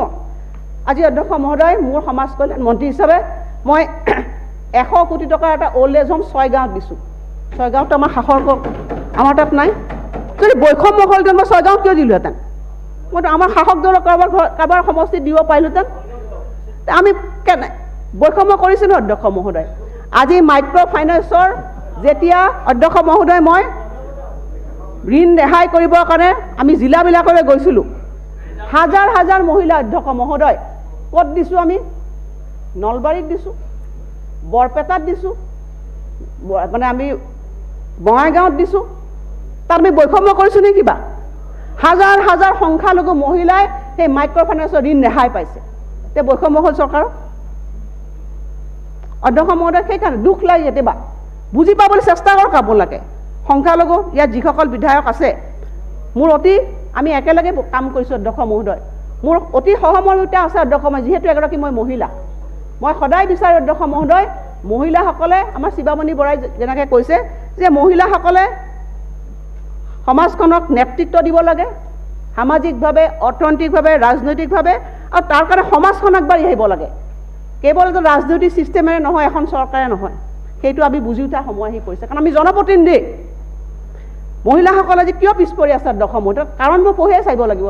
আজি ভৰত নৰহ ডাঙৰীয়াই ছাষ্টেইনেবল ডেভেলপমেণ্ট গ'লৰ কথা কৈছে, বহনক্ষম উন্নয়ন। হয় অধ্যক্ষ মহোদয়, কিন্তু government is a continuous process. Rome was not built in a day. আজি আমি কিমান দিন পালোঁ সেইটোও আপোনালোকে চাব লাগিব। যে আমি এটা লিগেচি অধ্যক্ষ মহোদয় লিগেচি লৈছোঁ, লিগেচি ৱেষ্ট বুলি কৈছোঁ মই, লিগেচি ৱেষ্ট। সেই লিগেচি ৱেষ্ট এতিয়া চৰকাৰখনে আমি চাফা কৰিব লাগিছোঁ। সময় পৰিৱৰ্তন হ'ব। সময়ৰ লগে লগে আমি বিচাৰিছোঁ, আহ্বান জনাইছোঁ মই সকলো বিশেষকৈ সংখ্যালঘু বিধায়কসকলক যে আহক, আপোনালোকৰ নিজৰ নিজৰ অঞ্চলবিলাকত লিডাৰশ্বিপ লওক, যাতে সংখ্যালঘু অঞ্চলত প্ৰত্যেকগৰাকী মহিলা শিক্ষিত হয়। তাত যাতে মহিলাসকলে যাতে বাল্য বিবাহৰ বলি নহয়, তেওঁলোকে যাতে মানে 18 বছৰতে যাতে বৃদ্ধাৱস্থা নাপায়। আমাৰ যিসকল গ্ৰামাঞ্চলৰ ছোৱালী আছে 20-22 বছৰত 24 বছৰলৈকে বিয়া কথা চিন্তাই নকৰোঁ। সংখ্যালঘু ছোৱালীগৰাকী কিমান বছৰত বিয়া হয়? 16 বছৰ, 17 বছৰ। এই সমস্যা অধ্যক্ষ মহোদয়, যে যাক এইটো হৈছে আমাৰ সামাজিক সমস্যা। আজি সেইকাৰণে অধ্যক্ষ মহোদয়, এই সমস্যাবিলাক নাইকিয়া কৰিবৰ কাৰণে হ'লে আমি সকলোৱে এটা নেতৃত্ব লোৱাৰ প্ৰয়োজন আহিছে। আজি এই মৰ্যাদাতে সেইকাৰণে কৈছোঁ যে সংখ্যালঘু মহিলাসকলক আমি এই যিবিলাক পৰম্পৰাগতভাৱে চলি আছে এই অৱস্থাটোৰ পৰা মুক্ত কৰিব লাগিব। তাৰ কাৰণে ধৰ্মান্ধতাক আমি আঁতৰাব লাগিব অধ্যক্ষ মহোদয়। আমি স্পষ্টভাৱে শিক্ষাৰ জৰিয়তে এই সমাজখনক আগবঢ়াই লৈ যাব লাগিব। আজি মই ভাল পাইছোঁ চেয়াৰমেন ডাঙৰীয়াই ক'লে বা অন্য এজন বিধায়কে কৈছে যে আমাৰ কৰিমুদ্দিন ভূঞাই কৈছে যে আমি যিসকল শিক্ষিত লোক সংখ্যালঘু আমাৰ ল'ৰা ছোৱালী দুটাই সেইটোৱে কথা যে শিক্ষাই আমাৰ সমাজখনক পৰিৱৰ্তন কৰে যে আমি শিক্ষাক লৈ পেলাই কেতিয়াও আমি ৰাজনীতি কৰাটো উচিত নহয় শিক্ষাক সাৰ্বজনীন কৰিব লাগে আজি right to education the fundamental right ভাৰতবৰ্ষৰ সংবিধানে শিক্ষাক সাৰ্বজনীন কৰিবৰ কাৰণে আমাক সৰ্বশিক্ষা অভিযান দিছে মাধ্যমিক শিক্ষা অভিযান দিছে এইবাৰ এই বাজেটত যে 11,000 কোটি টকা ধৰিছোঁ তাত সংখ্যালঘু অঞ্চলত মহিলাসকলৰ কলেজো ইয়াত আছে তো শিক্ষাক লৈ আমি কেতিয়াও ৰাজনীতি কৰিব খোজা নাই আৰু কৰাটো উচিত নহয় শিক্ষাই আচলতে সমাজখনৰ ভেটি আৰু সেইকাৰণে মোৰ বাজেটত সৰ্বাধিক গুৰুত্ব এবাৰ শিক্ষাত দিয়া হৈছে আপোনালোকে চাব বেছিকৈ পুঁজি যদি মই দিছোঁ মই শিক্ষাত দিছোঁ আজি পাৰ কেপিটা ইনকামৰ কথা কৈছোঁ অধ্যক্ষ মহোদয় আজি পাৰ কেপিটা ইনকাম আমাৰ প্ৰদীপ হাজৰিকা ডাঙৰীয়াই এই কথাখিনি সদায় উত্থাপন কৰে মই তেখেতক ধন্যবাদ দিছোঁ ইয়াৰ এটা যথেষ্টখিনি এটা দীঘল ৰাস্তা এটা আছে আমি 1950 চনৰ পৰা আহি আজি 2022 চন পাইছোঁ তথাপি অসমে কিয় আগবাঢ়ি যাব পৰা নাই সেইটোৱে মূল কথা আমাৰ যিবিলাক সামাজিক সমস্যা আছে আমাৰ যিবিলাক অঞ্চলবিলাক আছে অঞ্চল বিশেষে আমাৰ অসুবিধাবিলাক আছে সেইবিলাক অনগ্ৰসৰতাবিলাক আমি নাইকিয়া কৰিব লাগিব আৰু সেইকাৰণে আমি চৰকাৰখনে আমি সচেতনতাৰে ইয়াত আমি পুঁজি ৰাখিছোঁ আমাৰ প্ৰায়ৰিটি ছেক্টৰবিলাক আপোনালোকে চাব শিক্ষাত আমি সৰ্বাধিক গুৰুত্ব দিছোঁ পুঁজি সৰ্বাধিক আবণ্টন কৰিছোঁ স্বাস্থ্য খণ্ড অধ্যক্ষ মহোদয় আজি স্বাস্থ্যৰ কথা ক'বলৈ যাওঁতে আজি দুটা বছৰ অধ্যক্ষ মহোদয় দুটা বছৰত কোভিড চৰকাৰখনে যেনেধৰণে নিয়ন্ত্ৰণ কৰিছে মই ইয়াত সদনত মুখ্যমন্ত্ৰী ডাঙৰীয়া নাই তেখেতক আৰু স্বাস্থ্যমন্ত্ৰী বহি আছে মই সন্মুখতে তেওঁলোকক ধন্যবাদ জ্ঞাপন কৰিছোঁ কাৰণ অধ্যক্ষ মহোদয় মই এইখিনি মোৰ নিজা কথা নহয় এবাৰ মোৰ ঘৰলৈ পশ্চিমবংগৰ পৰা কেইজনমান আলহী আহিছিলে আলহী আহোঁতে তেওঁলোকে মোক নিজে কৈ গৈছে যে অসমততো আচৰিত কথা দেখিলোঁ যে ইয়াত কোভিডত মানুহ হ'লে চব ফ্ৰী ইমান সুন্দৰকৈ কোভিড চেণ্টাৰবিলাক বনাইছে তেওঁ বোলে কোভিড হৈছিলে তেওঁ ক'লে মই কোভিড চেণ্টাৰত থাকিলোঁ নে প্ৰাইভেট হস্পিটেলত থাকিলোঁ মই ভাবিবই নোৱাৰিলোঁ এইখিনি মই কোৱা কথা নহয় পশ্চিমবংগৰ পৰা আহি এজন মানুহে মোক কোৱা কথা অধ্যক্ষ মহোদয় যে কোভিড নিয়ন্ত্ৰণ কৰিছে কোভিডৰ সময়ত যিটো অৱস্থা হৈছে আজি পাহৰি গ'লে অধ্যক্ষ মই নহ'ব 7 মাহতে পাহৰি গ'লে কেনেকৈ হ'ব কি অৱস্থাত আমি বাজেট দিছিলোঁ গতিকে সেইকাৰণে কৈছোঁ অধ্যক্ষ মহোদয় আজি আমি আহি আজি এনেকুৱা এটা পৰিৱেশ পাইছোঁহি যে অন্ততঃ কোভিডক আমি নিয়ন্ত্ৰণ কৰিব পৰা এটা পৰিস্থিতি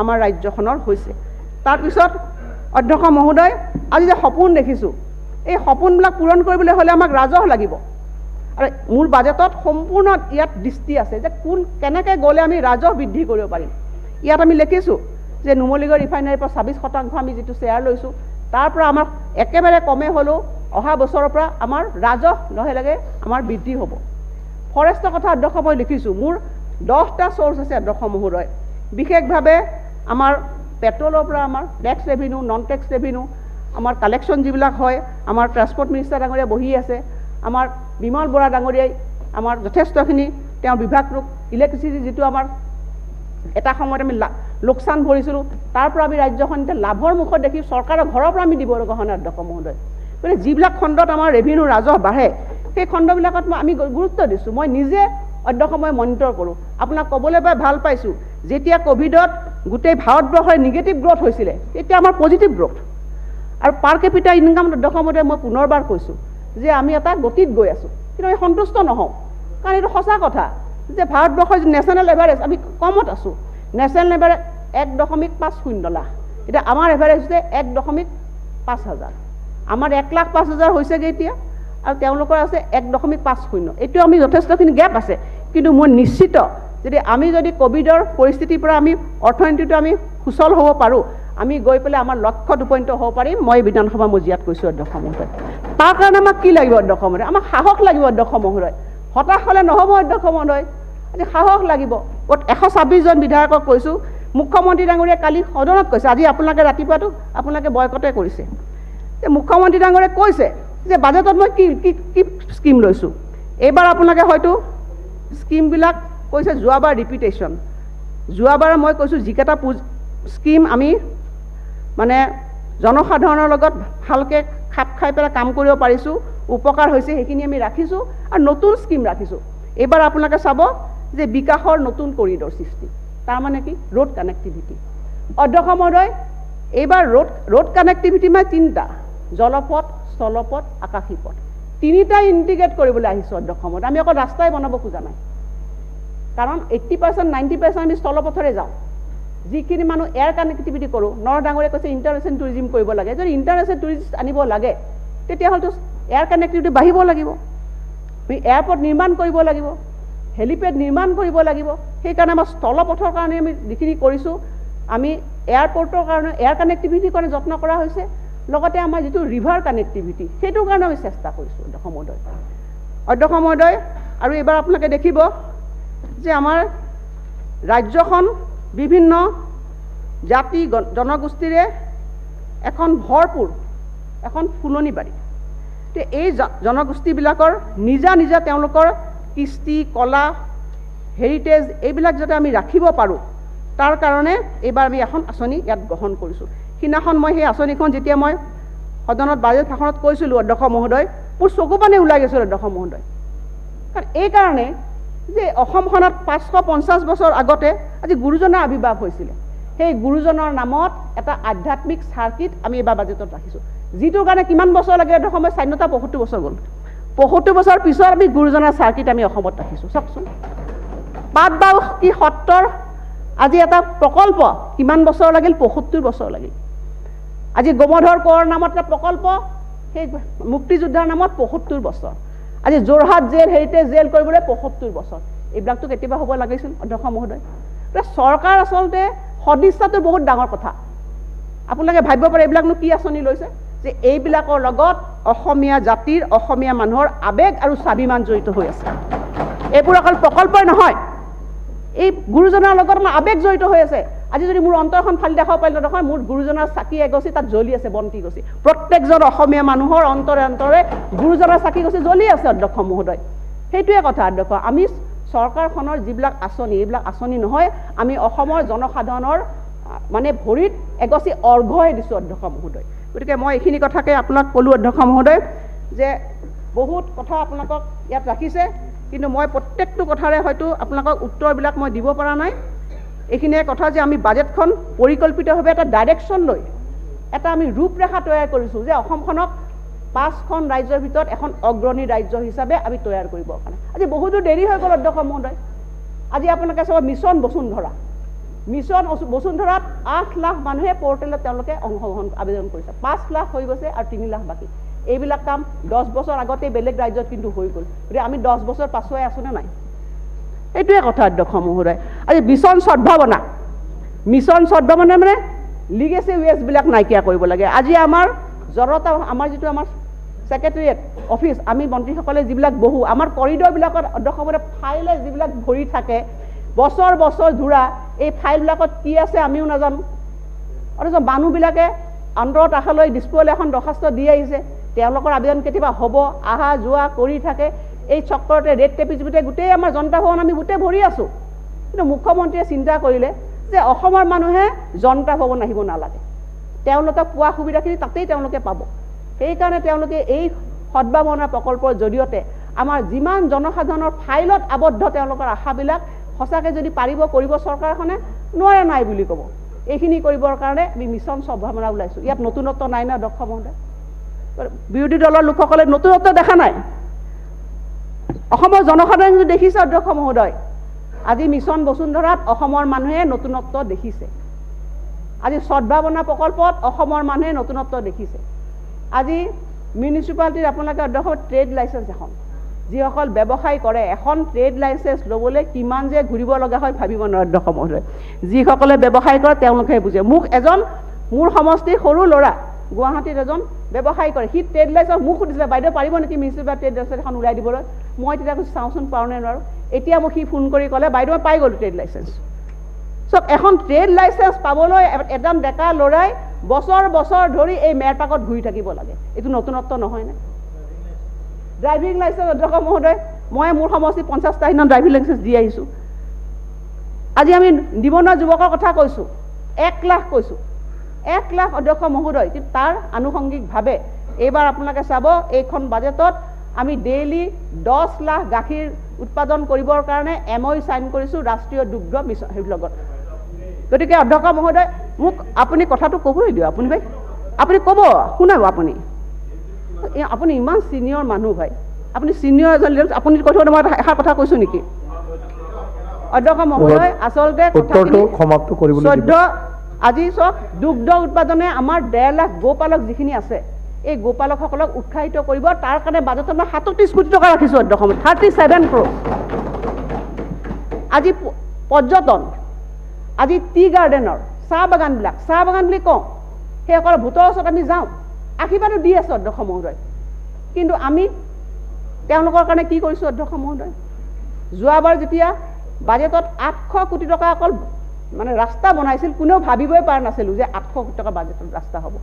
এইবাৰ কি কৰিছোঁ যে তাত টি টুৰিজিম, কাৰণ চাহ বাগানবিলাকৰ অৰ্থনীতিৰ লগত ইকনমিটিৰ লগত আমাৰ অসমৰ ইকনমি জড়িত হৈ আছে।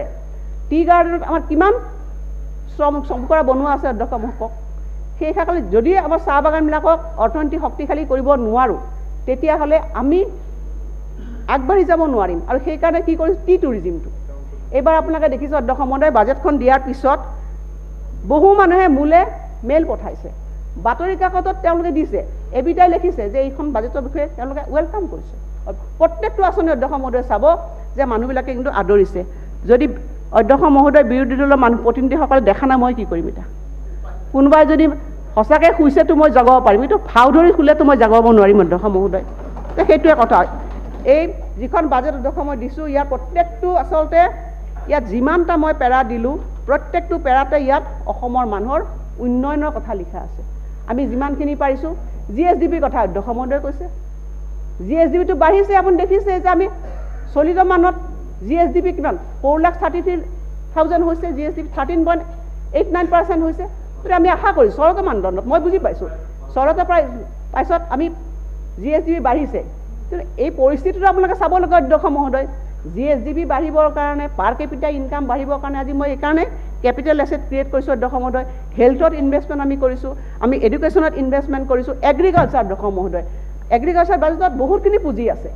মই খালি যিহেতু গ্ৰাণ্টবিলাক মই পঢ়িব নোৱাৰিলোঁ, ডিপাৰ্টমেণ্টবিলাক তাত পঢ়িব নোৱাৰিলোঁ, তাত মই নতুন যিখিনি কাৰ্যসূচী ৰাখিছোঁ তাত মই দিছোঁ। মিলেট মিছনৰ কথা কৈছোঁ, আৰু অসমৰ আমাৰ গ্ৰীণ কাভাৰেজ বঢ়াৰ কথা কৈছোঁ, বন সুৰক্ষাৰ কথা কৈছোঁ।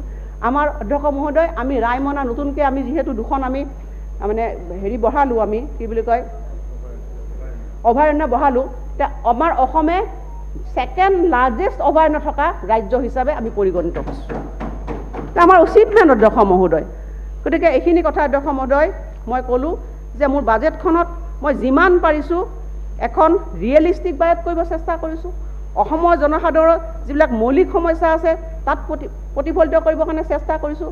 লগতে মোৰ ৰাজহৰ যিবিলাক উৎস সেইবিলাক চিহ্নিত কৰিছোঁ, সেইবোৰ দুগুণ বৃদ্ধি কৰাৰ চেষ্টা কৰিছোঁ। কেৱল পৰমুখাপেক্ষী হৈ পেলাই এখন ৰাজ্য কেতিয়াও নচলে।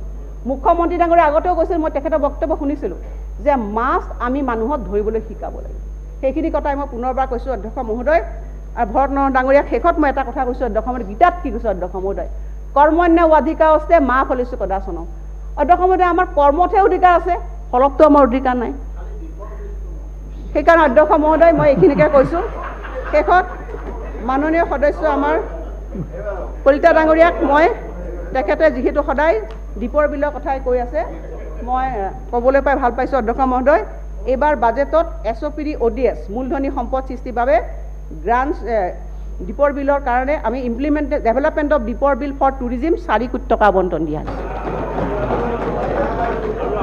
অধ্যক্ষ মহোদয়। আৰু মাননীয় সদস্য যিসকলে বহুত কথা কৈছে অধ্যক্ষ মহোদয়, মই এটা কথাই ক্লিয়াৰ কৰি শেষত মোৰ বক্তব্য সামৰি মাৰিছোঁ অধ্যক্ষ মহোদয়। আজি আমি সকলোৱে শংকিত, আজি মহিলাসকলৰ প্ৰসূতিৰ মৃত্যুৰ হাৰ কমাব লাগে অসমত, আজি শিশুৰ মৃত্যুৰ হাৰ কমাব লাগে অধ্যক্ষ মহোদয়। আমি চিৰিয়াছ, আৰু সেইকাৰণে মই ছ'চিয়েল ৱেলফেয়াৰ ডিপাৰ্টমেণ্টৰ মন্ত্ৰী হোৱাৰ পিছত আমি যেতিয়া প্ৰথমখন মিটিং পাতিছিলোঁ তেতিয়া এই কথাবিলাক আলোচনা কৰিছিলোঁ। কাৰণ যিটো অংগনবাদী কেন্দ্ৰ আছে, এই কেন্দ্ৰবিলাক আমি আচলতে এনেকুৱা এটা মানে অৱস্থালৈ গৈছে ভাবিব নোৱাৰা। আমাৰ অংগনবাদী কেন্দ্ৰবিলাক এতিয়া এইকাৰণে আমি সুন্দৰকৈ নিৰ্মাণ কৰিব লাগে। এতিয়া যিটো আমাৰ নতুন এডুকেশ্যন পলিচি হৈছে, নিউ এডুকেশ্যন পলিচি হৈছে, তাৰ লগতো মানে ৰিলেটেড হৈ আছে। এই গোটেই কথাবিলাক চাই অধ্যক্ষ মহোদয় আমি ভাবিলোঁ যে মডেল অংগনবাদী কেন্দ্ৰ আমি সাজিম, আৰু সেই মডেল অংগনবাদী কেন্দ্ৰৰ জৰিয়তে আমাৰ শিশুসকলৰ নিউট্ৰিশ্যন বা যিখিনি আমাৰ দিব লগা তেওঁলোকক আছে গোটেইখিনি সেই মডেল অংগনবাদী কেন্দ্ৰৰ দ্বাৰাই আমি এটা শিশু এটাক আমি তাৰ পৰাই গঢ়িম। এতিয়া অধ্যক্ষ মহোদয় দুখৰ কথা, সিদিনাখন এটা মোৰ কুৱেশ্যন আছিলে, সেই কুৱেশ্যনটোত মোৰ এনেকুৱা এটা পৰিৱেশ হ'ল যে মোৰ ক'ব লগা কথাখিনি কি মই ক'বই নোৱাৰিলোঁ। এনেকুৱা এটা হ'ল যে বৈষম্য, অংগনবাদী কেন্দ্ৰত বৈষম্য। অধ্যক্ষ মহোদয়, মই আজি দুখেৰে কৈছোঁ, এই সদনৰ লগত দীৰ্ঘদিনীয়া সম্পৰ্ক মোৰ সদায় আছে। মোৰ ভাতৃসমূহ সকলোৰে সম্পৰ্ক, পৰিয়াল, আমি সদনত যদি থাকোঁ আমি এটা সময় লাগে সকলোৱে থাকোঁ, আমাৰ এটা সম্পৰ্ক গঢ়ে। আৰু সেই সম্পৰ্ক মই সদায় মানে সংসদীয় গণতন্ত্ৰত সেই এটা পৰম্পৰা মানে সদায় মই ৰাখিবলৈ চেষ্টা কৰিছোঁ। অধ্যক্ষ মই মৰালৈকে এই সম্পৰ্ক ৰাখি মই আজি সদনক কৈছোঁ অধ্যক্ষ মহোদয়। গতিকে মই আপোনাক কথা দিছোঁ যে অধ্যক্ষ মহোদয়, প্ৰথমে মই 1000 টকা পালোঁ, 1000 মানে অংগনবাদী পাইছিলোঁ। তেতিয়া মই এখন লিষ্ট বনালোঁ অধ্যক্ষ মহোদয়। সেই লিষ্টত আমাৰ বিধায়কবিলাকৰ কিছু সংখ্যকৰ কমকৈ আহিলে, 2টাকৈ আহিল, 3টা 4টা, কাৰণ তেওঁলোকে লিষ্টবোৰ সময়মতে মোক দিব নোৱাৰিলে, মাটিৰ অসুবিধা আছিল। পিছত মই নিদাত ইয়াতে আছে 500 কোটি টকা, এই 500 কোটিৰ পিছত মই প্ৰত্যেকজন বিৰোধী দলৰ বিধায়কক কোনোবাই 10টা দিছে, কোনোবাই 11, চববোৰ অন্তৰ্ভুক্ত কৰি মই লিষ্ট পঠিয়াই দিছোঁ, আপোনালোকে চেংচন পাব, মই আপোনালোকক কৈছোঁ। গতিকে আপোনালোকৰ প্ৰত্যেকজন বিধায়কৰ আপোনালোকৰ ছেকেণ্ড লিষ্টত গোটেইখিনিৰে অনুমোদন আহিব। তাৰ লগতে আপোনালোকৰ যিবিলাক আপোনালোকে বাগান এলেকাত আছে তাত মই কোনো নাম্বাৰ চোৱা নাই। আজি কোনোবা বিধায়কৰ যদি বাগান 10খনে আছে, 10খনতে অংগনবাদী কেন্দ্ৰ দিছোঁ। আমি এৰিয়াবিলাকে আইডেণ্টিফাই কৰিছোঁ যে যিবিলাক এৰিয়াত আমি অংগনবাদী কেন্দ্ৰ সাজিলে তাৰমানে ৰিজাল্ট পাম। এতিয়া ভৰত নৰহ ডাঙৰীয়াই কৈছে যে আমি ৰিজাল্ট পোৱা নাই। অধ্যক্ষ মহোদয়, এটা কথা পাহৰি যোৱা উচিত, মৰ্ণিং শ্ব'জ দাতে আমাৰ চৰকাৰখনে যিখিনি কাম কৰিছোঁ ইয়ে কি সূচাইছে যে ভৱিষ্যত আমাৰ ভাল। এইখিনি কথাই মই আপোনালোকক ক'লোঁ অধ্যক্ষ মহোদয়। গতিকে মই বহুত বেছি কথা নকওঁ, প্ৰত্যেকজন সদস্যকেই মই এটা কথাই কৈছোঁ যে আপোনালোকে নিজৰ নিজৰ এলেকাবিলাকত আপোনালোকে নতুনত্বৰে কাম কৰি যাব লাগিব। আৰু এগ্ৰিকালচাৰৰ ক্ষেত্ৰত মই পদ্ম হাজৰিকাক ধন্যবাদ দিব লাগিব যে গৰু খেতিৰ যি প্ৰকল্প আছে, তেওঁ কন্যকা যি প্ৰকল্প কৰিছে তাৰ জৰিয়তে অসমক এটা মেছেজ দিছে যে অসম যে এগ্ৰেৰিয়ান ষ্টেট, ইয়াৰ কৃষিৰ বাহিৰে বিকল্প নাই। সেইকাৰণে এইবাৰ বাজেটত অধ্যক্ষ মহোদয় মই বিধানসভা সমষ্টিবিলাকত যাতে কন্যাকাৰ নিচিনা আমি প্ৰজেক্ট কৰিব পাৰোঁ তাৰ কাৰণে মই পুঁজি আবণ্টন দিছোঁ। ইয়াৰ জৰিয়তে যে অসমত এটা যাতে আমি মানে গ্ৰীণ ৰিভলিউশ্যন আমি কৰিব পাৰোঁ। গতিকে অধ্যক্ষ মহোদয়, আমাৰ যিটো আমাৰ পথ অতি ক্লিয়াৰ অধ্যক্ষ মহোদয়, আমি স্পষ্ট, আমি কোনটো ৰাস্তাত আমি গ'লে অসমখন আগুৱাই যাব তাৰ এটা আমাৰ স্পষ্ট এই বাজেটখনত নিৰ্দেশনা আছে। গতিকে এইখিনি কথাকে আপোনাক সকলোকে ক'লোঁ। গতিকে মই আশা কৰিছোঁ যে আপোনালোকে এই বাজেটখনৰ যিখিনি কথা সেইখিনি আপোনালোকে আঁকোৱালি ল'ব। আৰু বিৰোধী পক্ষৰ সকলো বিধায়কক মই অনুৰোধ জনাইছোঁ যে আপোনালোকে যি কৰ্তন প্ৰস্তাৱ আনিছে সেই কৰ্তন প্ৰস্তাৱটো মই আপোনাক সকলোকে উঠাই বাজেট এইখিনি কথা কৈ পেলাই অধ্যক্ষ মহোদয় মই মোৰ বাজেট বক্তব্যৰ সামৰণি মাৰিছোঁ। ধন্যবাদ মাননীয় অধ্যক্ষ মহোদয়। ক্লিয়াৰিফিকেশ্যন, অনলি ক্লিয়াৰিফিকেশ্যন, নট ডিবেট। হয় হয়, বাইদেৱে যিটো কৈছে যে যিটো বাজেট ডিক্ৰিজৰ কথা আমাৰ ফালৰ পৰা কোৱা হৈছিল, তেখেতে কৈছে বাজেট ইষ্টিমেটৰ লগত বাজেট ইষ্টিমেট তুলনা কৰিব লাগে, ৰিভাইজড ইষ্টিমেটৰ লগত নহয়। Sir, budget estimate is only the projection. এই মাৰ্চত এটা প্ৰজেকশ্যন কৰিছে অহা বছৰ কি কি খৰচ হ'ব। ৰিভাইজড ইষ্টিমেটটো অলমষ্ট হাফৱে টু দি একচুৱেলছ, আৰু অহা এপ্ৰিল মে'ত যিটো এজিৰ পৰা আহিব দেট ইজ দ্য একচুৱেল। এতিয়া আমি যেতিয়া এই বছৰৰ বাজেটটো ধৰিম তেতিয়া আমি ৰিভাইজড ইষ্টিমেটৰ লগতহে আচলতে কম্পেয়াৰ কৰিব লাগে একচুৱেলৰ লগত। একচুৱেলটো এতিয়া অহা নাই 21 বছৰ, এপ্ৰিল মে' মাহতহে আহিব। নহয়, এতিয়া আপুনি কি জানিব বিচাৰিছে সেইটো কওক। মই এইটো স্পষ্ট কৰি দিলোঁ। বাইদেৱে কৈছে মাইনৰিটিৰ কাৰণে বহুখিনি কৰাৰ কথা ক'লে, উমেন্স কলেজৰ কথা ক'লে। এই উমেন্স কলেজখিনি ডিক্লেয়াৰ কৰা এইবছৰ নহয়, আগৰহে, তাত কমপ্লিট হোৱা নাই, পইচা ধৰিছে। মই জাষ্ট আপোনাৰ যোগেদি বাইদেউৰ জ্ঞাতাৰ্থে জনাব খোজোঁ যে যিকেইটা নিউজ আপুনি জনাব না বাইদেউৰ পৰা জানিব? মই just it is a contradiction. জানিব লগা ভেটেৰিনেৰী হস্পিটেল ঘোষণা কৰিলে গুৱাহাটী, ডিব্ৰুগড়, বোকাখাট, অথচ সংখ্যালঘু মানুহ কৃষিকাৰ্য ভেটেৰিনেৰী এইবোৰত যথেষ্ট আগ্ৰহ তাত নাই, মাইনৰিটি অধ্যুষিত অঞ্চলত নাই। 3খন new engineering college Bongaigaon, Behali, Sualkuchi minority concentration এলেকাত নাই। 3খন new polytechnic Hajo, Majuli, Tingkhong minority concentration এলেকাত নাই। পেডি প্ৰকিউৰমেণ্ট, সবকা সাথ সবকা বিকাশ সবকা বিশ্বাস যিটো কথা সেইটোৱে কৈ আছোঁ মই। আজি 7খন কলেজক ইউনিভাৰ্চিটিলৈ কনভাৰ্ট কৰিব, মাইনৰিটি কনচেনট্ৰেশ্যন এলেকাত নাই। শিৱসাগৰ, জে বি কলেজ এনেকুৱাই। মই জাষ্ট পইণ্ট আউট কৰি দিম। অনাৰেবল এলপি অধ্যক্ষ মহোদয়, মাননীয় বিত্তমন্ত্ৰী ডাঙৰীয়ানীক ধন্যবাদ জনাইছোঁ আৰু কেইটামান নতুন আঁচনি চৰকাৰে লোৱাৰ বাবে মই চৰকাৰক ধন্যবাদ জনাইছোঁ। কিন্তু কোনোবাই কৈছে কাট পেষ্ট, লগতে ময়ো এটা শব্দ ক'ব বিচাৰোঁ, ডিলিটো হৈছে। মহোদয়, যোৱাবাৰ আমাৰ ইয়াতে বিশেষ অধিৱেশন আমি বিশেষভাৱে প্ৰস্তাৱ লৈছিলোঁ ওমেন ইউনিভাৰ্চিটিৰ কথা। এইবাৰ আনকি চেণ্ট্ৰেল ইউনিভাৰ্চিটিকো পইচা দিয়া হৈছে, কিন্তু আমাৰ একমাত্ৰ ওমেন ইউনিভাৰ্চিটিখনৰ কাৰণে একো ব্যৱস্থা লোৱা নহ'ল। সেইটো মই বিত্তমন্ত্ৰী ডাঙৰীয়াক অনুৰোধ জনাইছোঁ। তেনেকৈ অন্য এখন কোঅপাৰেটিভ ইউনিভাৰ্চিটি আছিলে, সেইখনৰ কথাও এইবাৰ উল্লেখ নাই, চৰকাৰে সেইখন সুবিধা কৰিব বুলি কৈছিলে। তেনেকৈ মহোদয় আৰু 2 মিনিট দিব মোক। আমাৰ কৃষকৰ কথা কৈছে, কৃষিত বহুত পইচা আছে। আমাৰ গণতন্ত্ৰত 4টা স্তম্ভ, আমাৰ সংবাদ জগতকো আমি ল'ব লাগে বুলি কয় যাতে গণতন্ত্ৰ সক্ৰিয় হ'বলৈ। সেই গতিকে আমি যিখিনি আমি জানো সেইখিনিৰ উপৰিও আমি অকণমান সংবাদপত্ৰৰ কথাও মন দিব লাগে, চৰকাৰ বিৰোধী দুয়োটাই। বাতৰি ওলাইছিল যে কৃষকক সহায় কৰিবলৈ নাই বিষয়া কৰ্মচাৰী। এই বিধানসভাত প্ৰশ্ন হৈছে, যোৱা 5 বছৰ ধৰি 2,000-3,000তকৈ অধিক কৰ্মচাৰী ফিল্ডত নাই, আৰু এনে হ'লে মানে আমি কৃষি ক্ষেত্ৰত উৎপাদন কেনেকৈ বঢ়াব পাৰিম? মহোদয়, 2015-16 চনত 28.85 লাখ হেক্টৰ আছিলে আমাৰ উৎপাদন ধানৰ, আৰু 20-21 চনত 23.60 হেক্টৰলৈ হ্ৰাস পাইছে বুলি তথ্য ওলাইছে।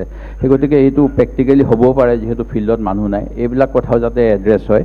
তেনেকৈ জালুকবাৰীৰ বাটে ঘাটে জনস্বাস্থ্য কাৰিকৰী বিভাগৰ পানী নোলোৱা টেপ, এটা প্ৰধানমন্ত্ৰী ফ্লেগশ্বিপ প্ৰগ্ৰাম, এই জল জীৱনৰ কথা আমাৰ বিতৰ্ক হ'ব নিশ্চয়, আমাৰ ভালকৈ হ'ব লাগে। ঠিক তেনেকৈ মহোদয়, অন্য এটা গুৰুত্বপূৰ্ণ মুখ্যমন্ত্ৰী প্ৰতিনিধিত্ব কৰা যোৱা বিধানসভাৰ মাজুলীৰ স্বাস্থ্য, শিক্ষা, যাতায়াত কেওটা কথা হৈছে, যথেষ্ট উন্নত হৈছে বুলিও কৈছে। কিন্তু ভলুগাগুৰিত ভৱিষ্যত গঢ়াৰ যুঁজত যুধিষ্ঠিৰ, ক্লাছ 9ত এজন 2টা ভৰি নোহোৱা ল'ৰাই দৈনিক 10 কিলোমিটাৰতকৈ অধিক অহা যোৱা কৰে।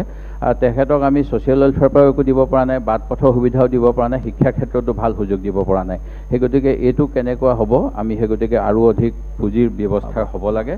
ঠিক তেনেকৈ মহোদয়, 7 বছৰে পাঠ্যপুথি নাই, বহু জ্যোতি কেন্দ্ৰ। ডিবেট নহয়, মই খালি মেনশ্যন কৰিছোঁ যাতে সোমাব পাৰে। 30% ৰাজসাহায্য সুবিধা স্বত্বেও 5 বছৰে ৰাজ্যত স্থাপন হ'ল এটা উদ্যোগ। এইটো উদ্যোগ হ'লেহে আমাৰ কৰ্মক্ষেত্ৰ বাঢ়িব। সেই গতিকে আৰু চৰকাৰে আৰু অধিক প্ৰয়াস লওক, মোৰ এই অনুৰোধ। আৰু অন্য এটা সদায় আমাৰ ইয়াতে আমি আনো কিবা কিবি, যে আমি প্ৰকৃতি ধ্বংস হৈছে, লগতে বিভিন্ন আমাৰ সামগ্ৰীৰ অবৈধ খনন আজি চলি আছে। আনকি ৰাজ্যসভাত কেন্দ্ৰীয় মন্ত্ৰী প্ৰহ্লাদ যোশীয়ে ঘোষণা কৰিছিল যে নিষেধাজ্ঞাৰ পাছতো উজনি অসমত অবৈধভাৱে চলি আছে কয়লাৰ খনন। সেই গতিকে এই গোটেইবিলাক, যিহেতু আমি সুশাসন বিচাৰোঁ, আমাৰ শাসক পক্ষই কোৱাৰ নিচিনাকৈ এইবিলাক সুশাসনৰ অংগ হ'ব। গতিকে এই আগন্তুক যি আমাৰ ছাপ্লিমেণ্টাৰী ডিমাণ্ড হওক বা এই বাজেটে হওক, এইখিনি যাতে অন্তৰ্ভুক্ত হয়, এই অনুৰোধ কৰি আমাৰ সমৰ্থন জনাইছোঁ। অধ্যক্ষ মহোদয়,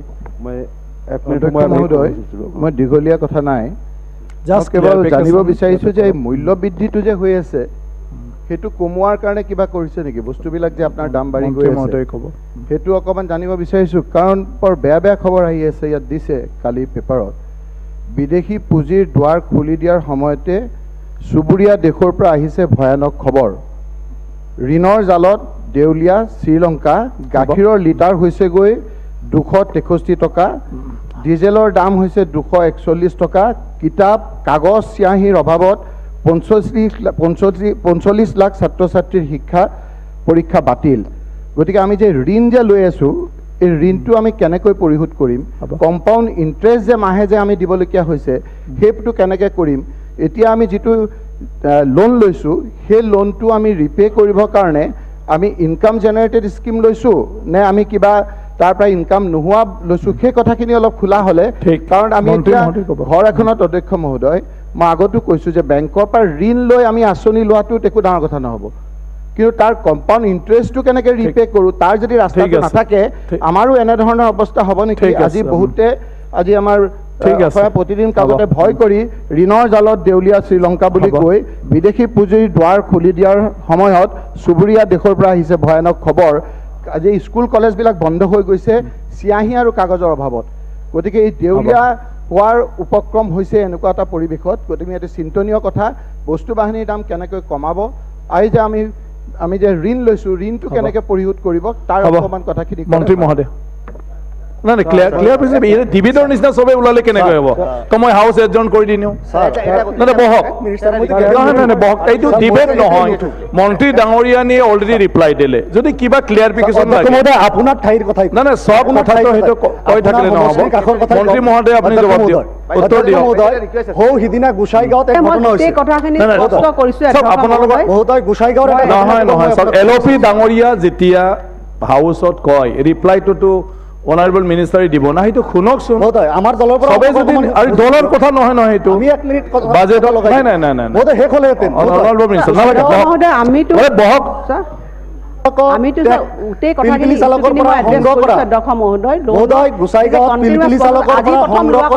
মাইকটো বন্ধ কৰি মানুহে সেইখিনি সদস্য মহোদয় কৈছো গতিকে আমি কনফিডেন্ট যে আমি লমো আমি ঘূৰাই দিব পাৰিম অধ্যক্ষ মহোদয় ধন্যবাদ সদন 22 মাৰ্চ 2022 পুৱা 9:30 বজালৈ স্থগিত ৰখা হ'ল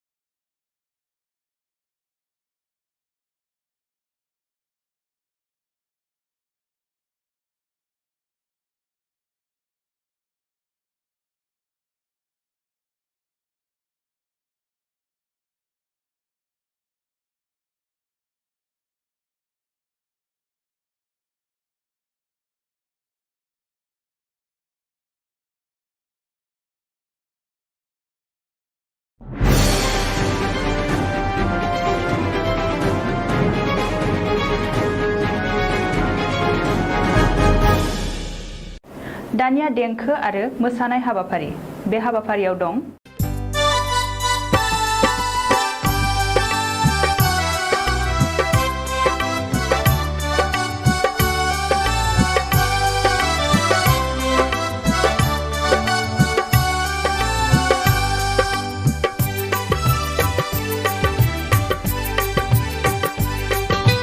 मेगननि नोजोरा आंनि नोंखौनो नांबाय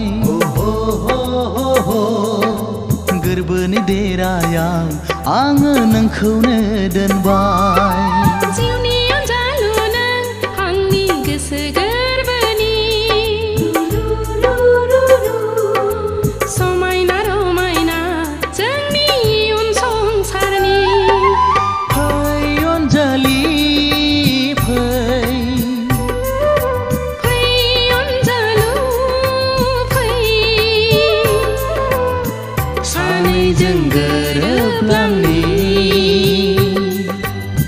सानैजों गोरोबलांनि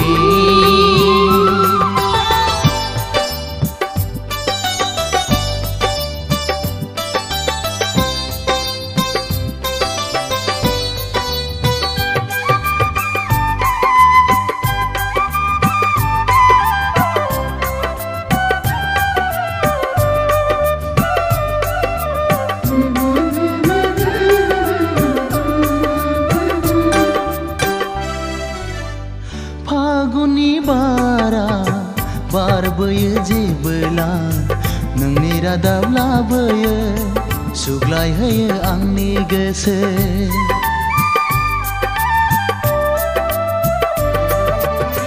साफै साफै गेलेफैयो नों आंजों जेबोला साया माया सिमां मोगथां नुहां नुवा खुवा खुवा अनजालि नों जिउनि रानि आंनि रायजोनि अनजालु नों जिउनि राजा आंनि गोरबोनि अनजालि नों जिउनि रानि आंनि रायजोनि अनजालु नों जिउनि राजा आंनि गोरबोनि फै अनजालि फै अनजालु फै सानैजों गोरोबलांनि सानैजों गोरोबलांनि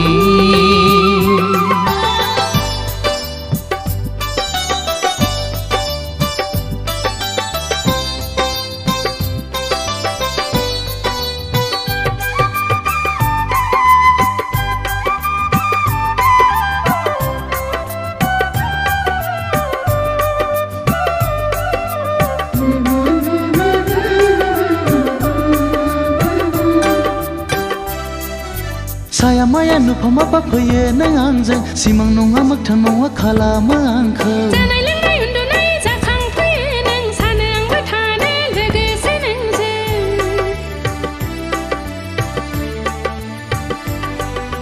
सानबोला गोसोखाङो जुलिनि रादाय महर मुस्रि नोंनि हिन्जाव गोदाननि सानबोला गोसोखाङो माब्ला लांफैगोन महराव नोंनि हौवा गोदानजों गोसो जोंनि खौसे गोसोखां समायखिरा जोंनि मोनसेल'खा गोसो जोंनि खौसे गोसोखां समायखिरा जोंनि मोनसेल'खा मेगननि नोजोरा आंनि नोंखौनो नांबाय गोरबोनि देरायाव आङो नोंखौनो दोनबाय जिउनि अनजालु नों आंनि गोसो गोरबोनि समायना रमायना जोंनि इयुन संसारनि फै अनजालि फै अनजालु फै सानैजों गोरोबलांनि सानैजों गोरोबलांनि सानैजों गोरोबलांनि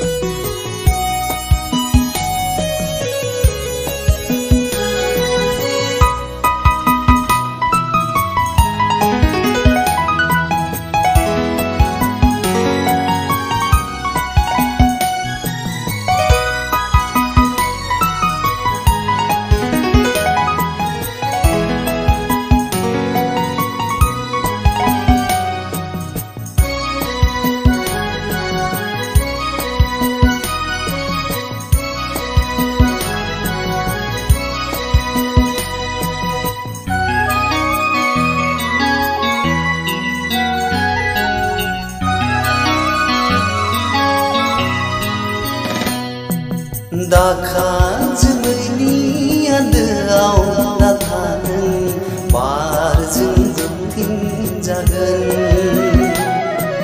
मोनसा गोसोनि समाजाव नाथा नों मेगननि नोजोर नांगोन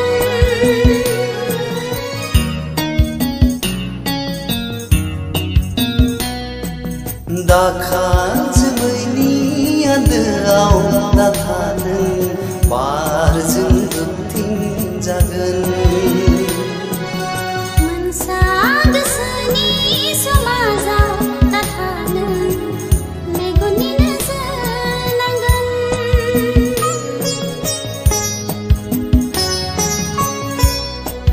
सुदेम बार बारनाय मोदोमफ्रु मोदोमनाय आंनि गोरबोआव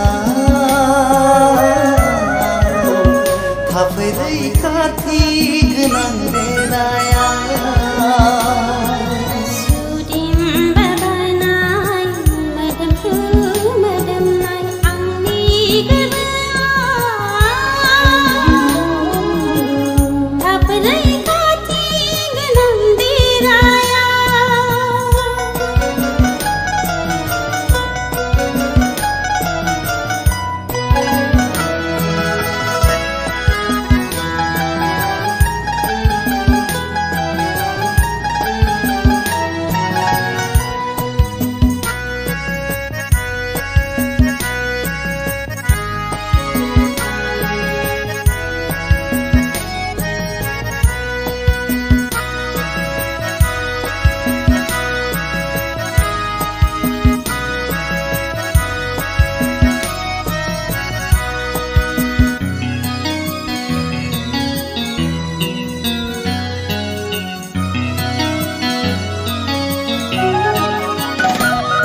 मोनथिया मानो थाय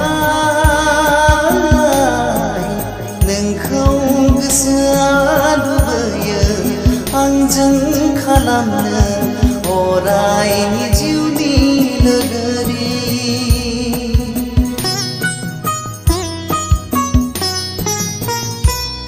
मोनथिया मानो थाय नोंखौ गोसोआ लुबैयो आंजों खालामनो अरायनि जिउनि लोगोरि गोसोजों बिखा होनानै नाजावबाय नोंनि मिजिंनि रादा आखाइजों आखाइ हमना थागोन गोसोजों गोसो होना थागोन आखाइजों आखाइ हमना थागोन गोसोजों गोसो होना थागोन जायखि गोहोआनो जाया मानो दाहाथों जोंखौ जानगार होनो जायखि गोहोआनो जाया मानो दाहाथों जोंखौ जानगार होनो जोंनि सानैजों गरसे फैसानि फारनै महर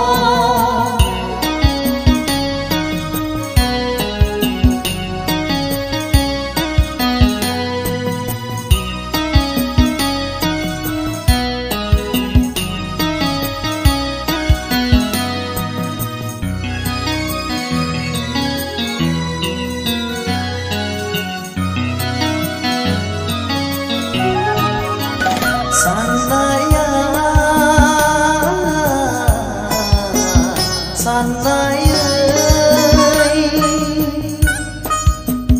मिजिंआ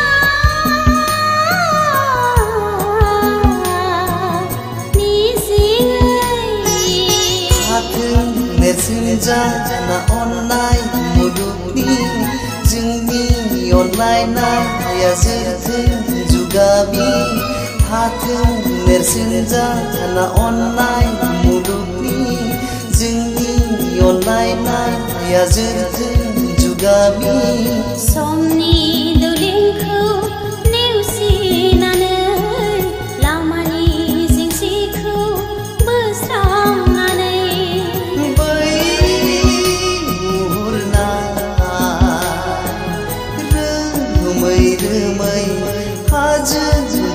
हरसेया निजोम दङ जेरै गसंनानै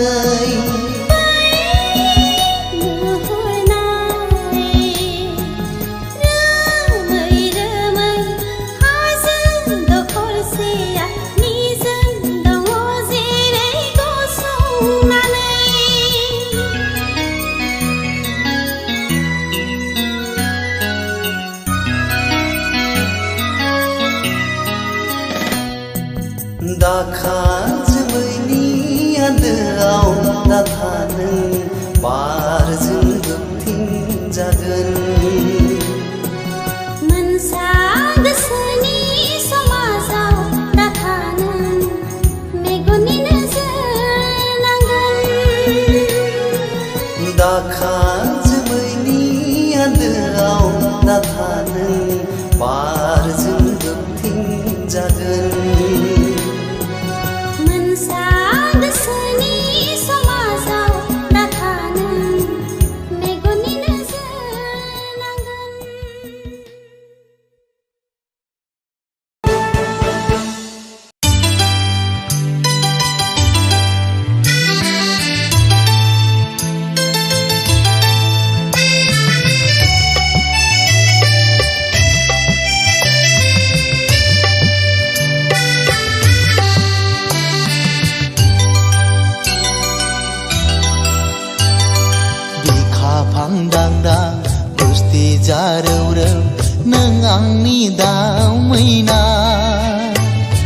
गानहोबाय आं नोंनो गोरबोनि बिबार माला मोखां दानसांसां मिनिखैरो नों आंनि दाउ फुख्रि सुबाय आं नोंनो गलाबनि दोंसे माला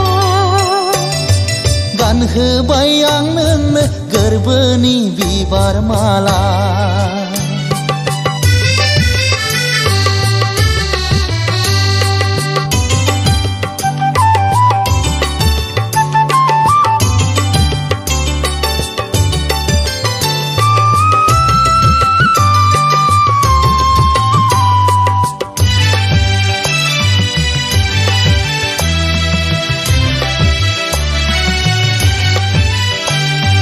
गोसो फानजारिनिफ्राय दाबिरखौ लांसना दुखु थागोन हांमा थागोन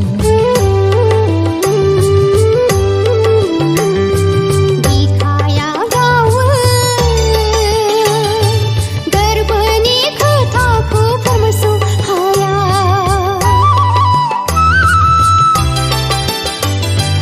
गोसो फानजारिनिफ्राय दाबिरखौ लांसना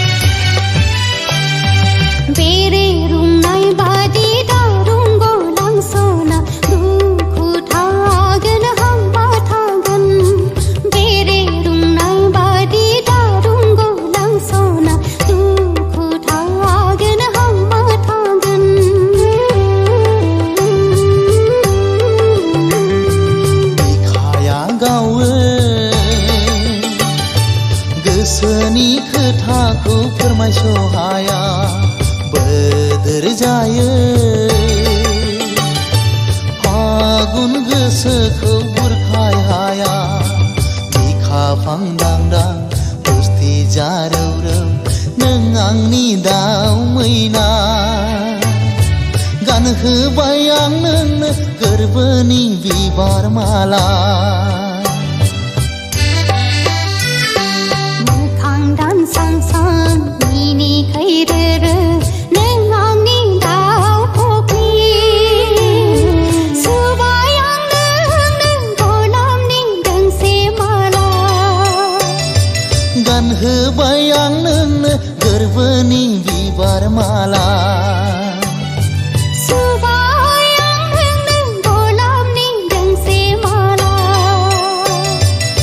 गानहोबाय आं नोंनो गोरबोनि बिबार माला सुबाय आं नोंनो गलाबनि दोंसे माला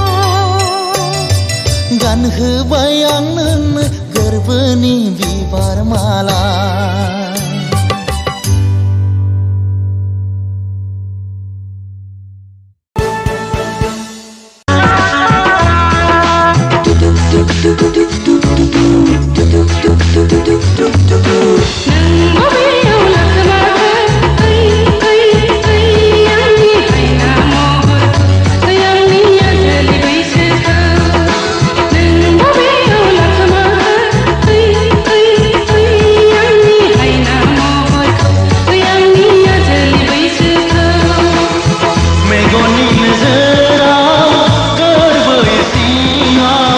अन्नायनि दौलेया आंजों लोगोआ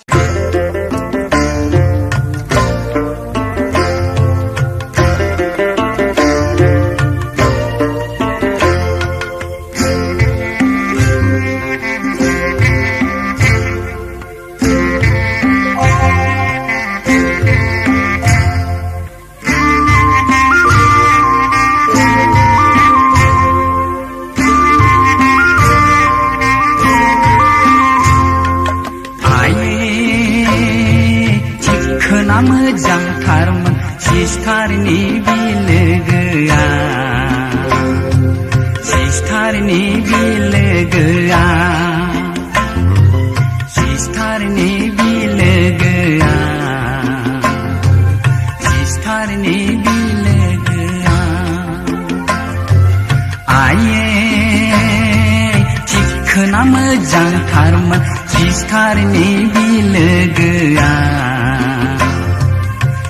सिस्थारनि बिलोगोआ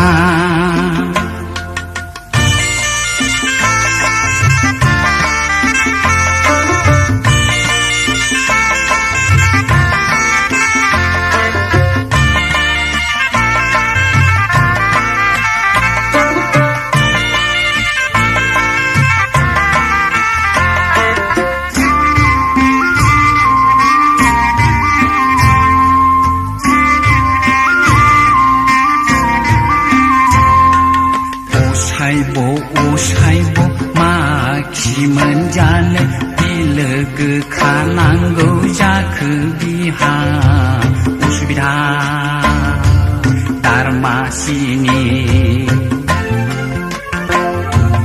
ओसाइबो माखि मोनजानो बिलोगो खानांगौ जाखो बिहा उसुबिदा दारमासिनि आये चिखोना मोजांथारमोन सिस्थारनि बिलोगोआ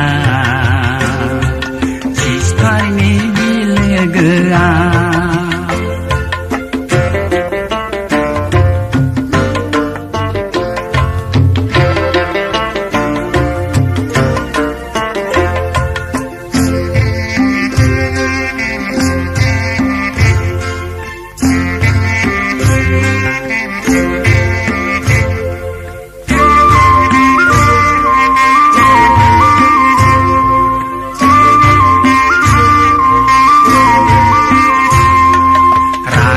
जोंब्ला आंना बिनानाव चिनानाव बिलोगो मिथिनाय नङा गांसे लाइजामखौनो हरगारगोन आं रागा जोंब्ला आंना बिनानाव चिनानाव बिलोगो मिथिनाय नङा गांसे लाइजामखौनो हरगारगोन आं बारा थारब्ला एन्जर मुलिखौनो दौखोमा गारगोन आंलाय बिनानाव थारालाय माथो जानो आये थिखोना मोजांथारमोन सिस्थारनि बिलोगोआ सिस्थारनि बिलोगोआ आये थिखोना मोजांथारमोन सिस्थारनि बिलोगोआ सिस्थारनि बिलोगोआ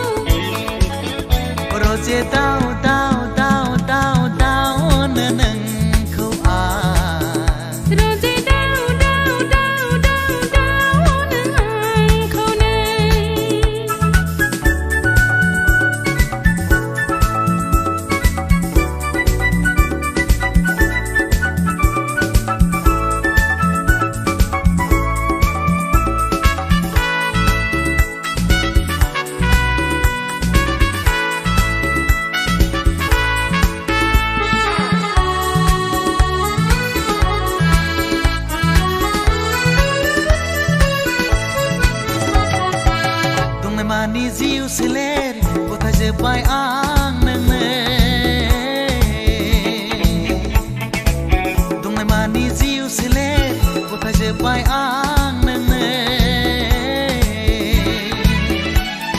ang nang ko thay bla be bao me hanai no nang ko mana bela thi thar genang leura piting na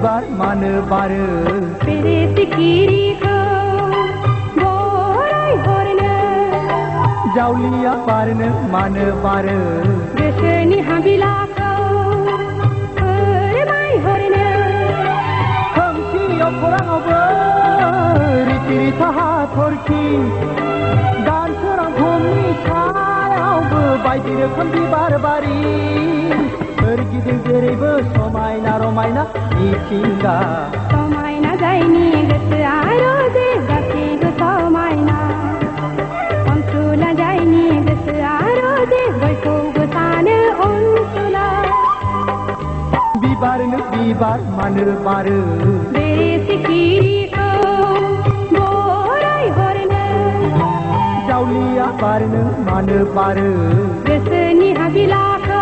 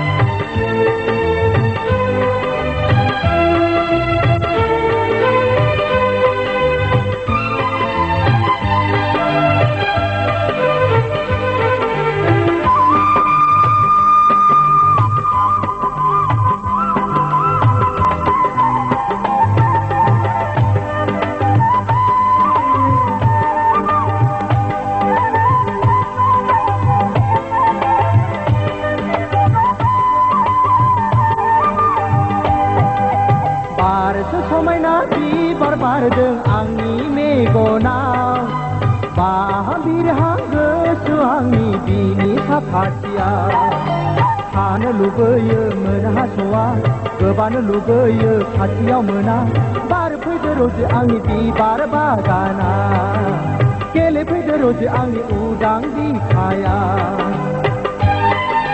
बिबारनो बिबार मानो बारो बेरे सिखिरिखौ बरायहरनो जावलिया बारनो मानो बारो गोसोनि हाबिलाखौ फोरमायहरनो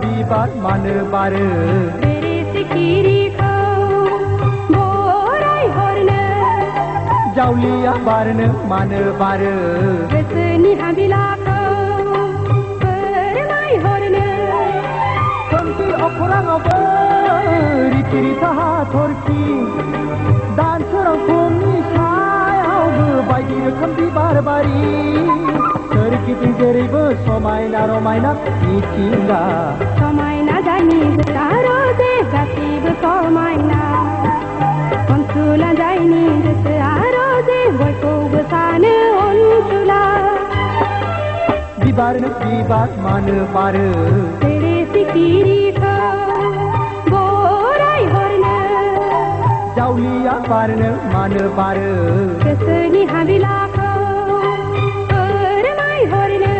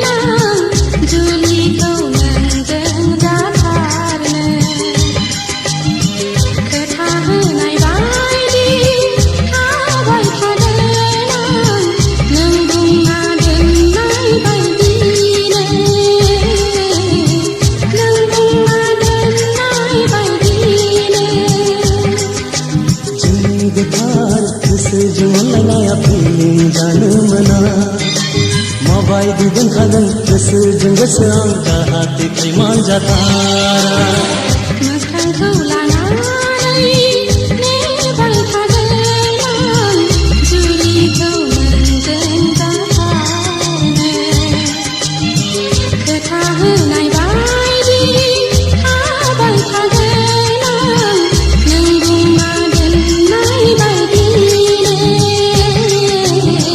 नों बुंना दोननाय बायदिनो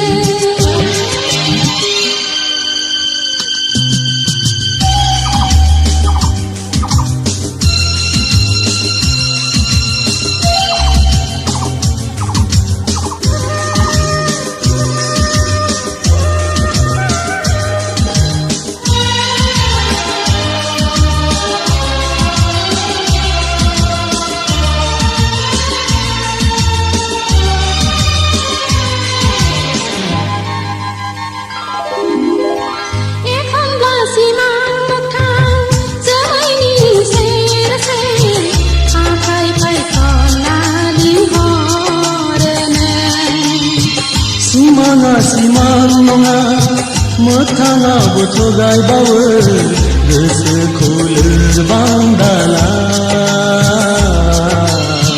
गोरबोखौ गुरै दाख्लाय नों गैयाब्ला आंहा दिमा जागोन आंसो मिथिगौ नों थैनानै थांब्लाबो नोंखौ आं सोरगोआव होसोलांथारगोन मोखांखौ लानानै नेबाय थागोन आं जुलिखौ नोंजों जाथारनो खोथा होनाय बायदि थाबाय थागोन आं नों बुंना दोननाय बायदिनो नों बुंना दोननाय बायदिनो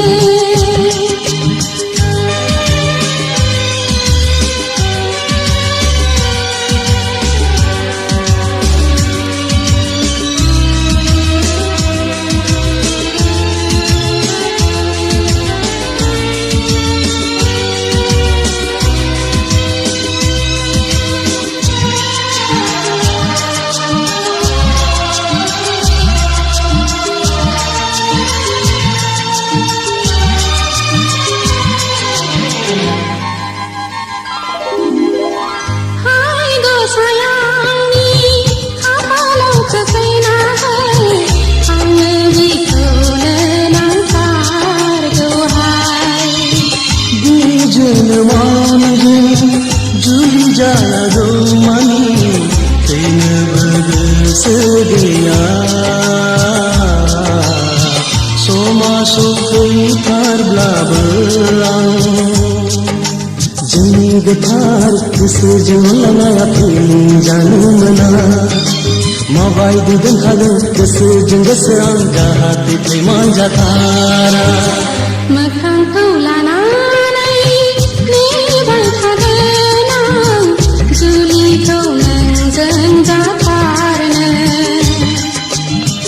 खोथा होनाय बायदि थाबाय थागोन आं नों बुंना दोननाय बायदिनो नों बुंना दोननाय बायदिनो जोंनि गोथार निस्तार अनलायनाया बिरग'नो मोना सुखुखौ सुखुआव दुखुखौ दुखुआव लानानै सोरगिलांनांगोन जोंनि गोथार निस्तार अनलायनाया बिरग'नो मोना सुखुखौ सुखुआव दुखुखौ दुखुआव लानानै सोरगिलांनांगोन जोंनि गोथार निस्तार अनलायनाया बिरग'नो मोना सुखुखौ सुखुआव दुखुखौ दुखुआव लानानै सोरगिलांनांगोन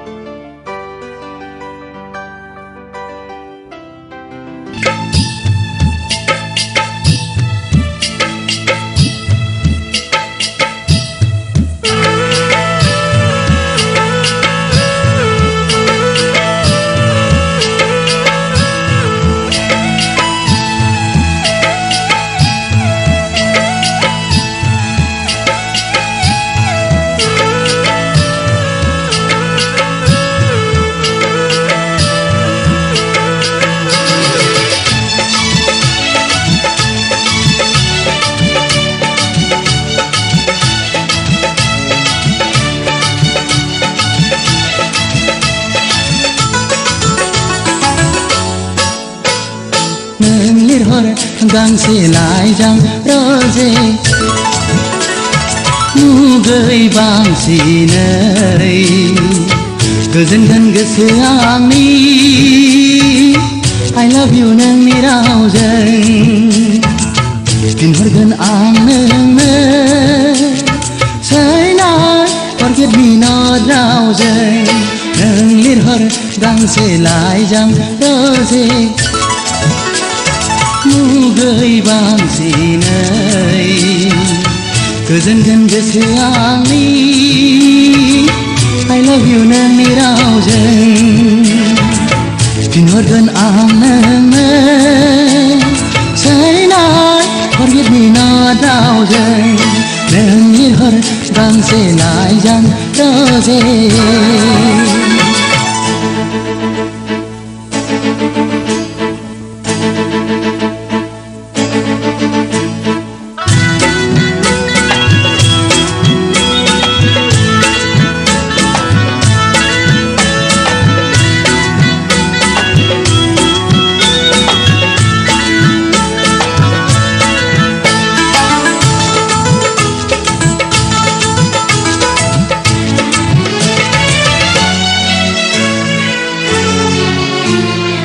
आयो अन्जालि नों मुलुगनि जिखुनाय बारखुनाय बिबार पुर्णिमा हरनि अखाफोर गावदां नोंनिख्रुइ साबसिन सोरथो दंबावो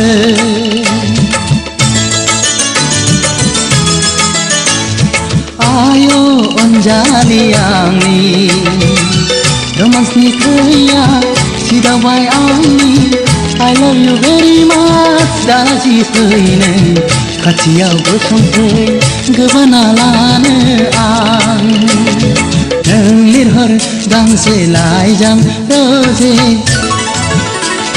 मुगै बांसिनै गोजोनगोन गोसोआ आंनि I love you नोंनि रावजों फिनहरगोन आं नोंनो Say night, forget me not रावजों नों लिरहर गांसे लाइजाम रोजे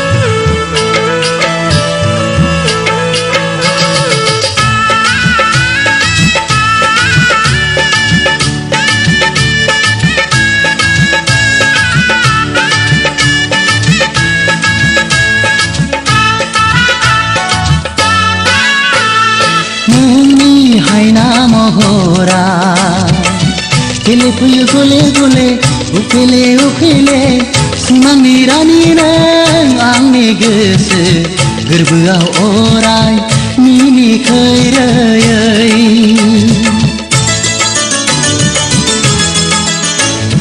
नोंखौ लानानैनो आं जायो खावलाव खासाव उसाव बादाव जानायाव लोंनायाव मावनायाव दांनायाव जेरावखि थाङा नोंखौल' गोसोखाङो नों लिरहर गांसे लाइजाम रोजे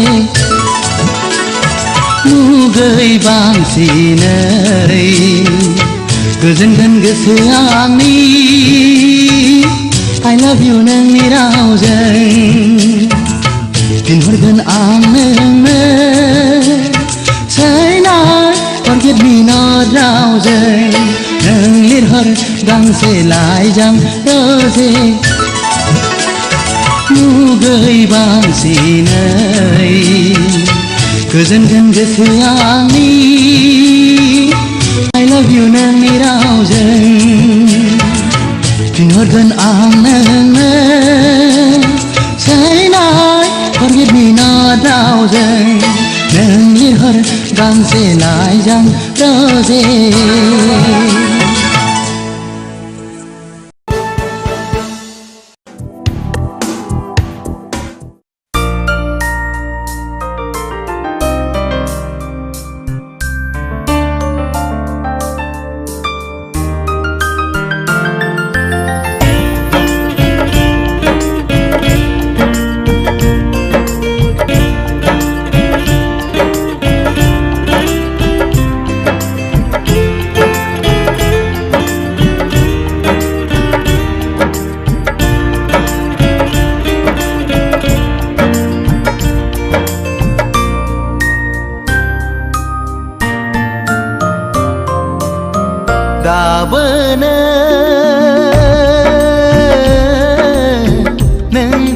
मोजां मोनो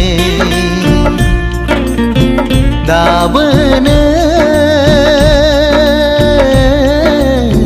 नोंखौनो गोसो थोयो सिरि सिरि जेब्लाबो नोंखौ नाजानाया सिखावो जेब्लाबो नोंखौ हास्थायनाया जाफुंथों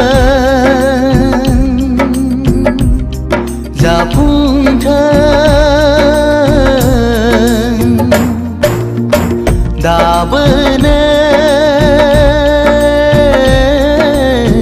नोंखौनो मोजां मोनो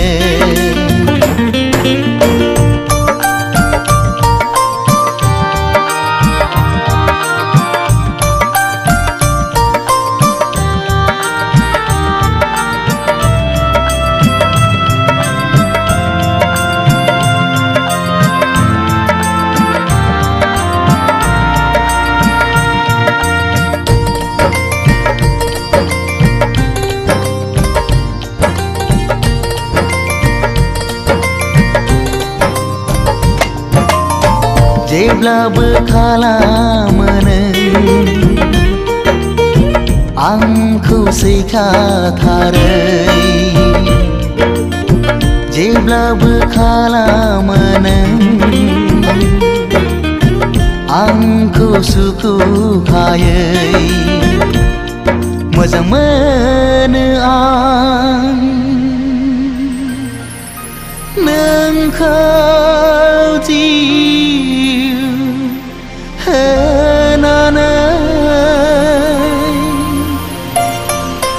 नोंखौ मोनाब्ला मा जागोन नों जेबो बुजिनाय नङा नोंखौ मोनाब्ला मा जागोन नों जेबो हमदांनो हाया नोंखौ नङाब्ला आंनि जिउआ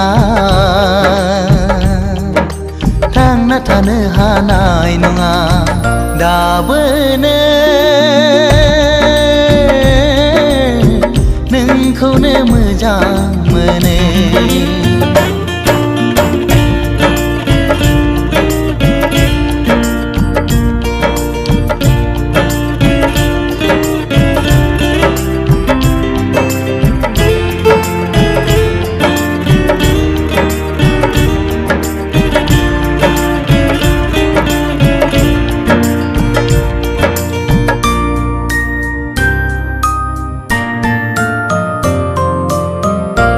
मिहिलांनाय गोसो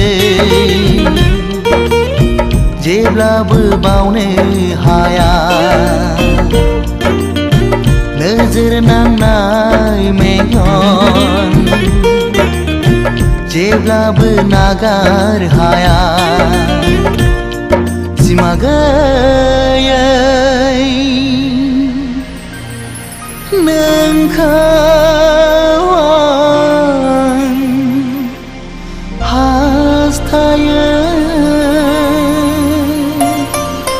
नोंखौ मोनाब्ला आं सानो थैनायनिफ्राय जेबो साबसिन जाया दायनिगिरिया आं जागोन बेवहाय नोंहा गोरोन्थि गैया रुगुं गैयै लैथोआव नोंखौ गोजावलांहोनो आं साना सिरि सिरि जेब्लाबो नोंखौ नाजानाया सिखावै जेब्लाबो नोंखौ हास्थायनाया जाफुंथों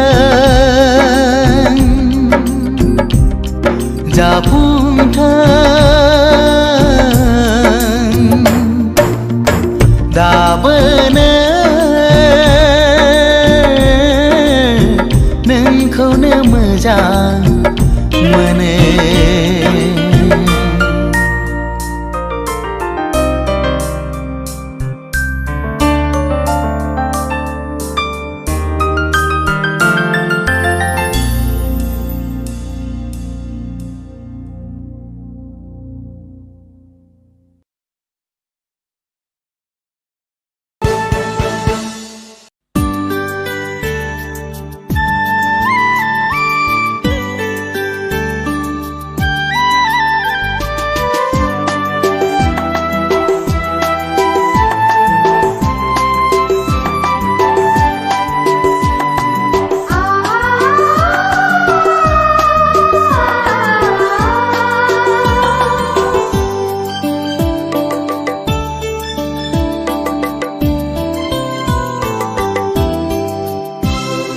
आखायाव आसान सानखा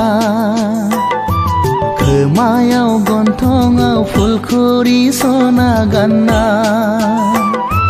नों जेबोला जागोन हिन्जाव गोदान गोजाननिफ्राय आङो नायहरखोमागोनल' सना नोंखौ हांमा सुरहाब सुरहाब दिखार नांहाब नांहाब हांमा सुरहाब सुरहाब दिखार नांहाब नांहाब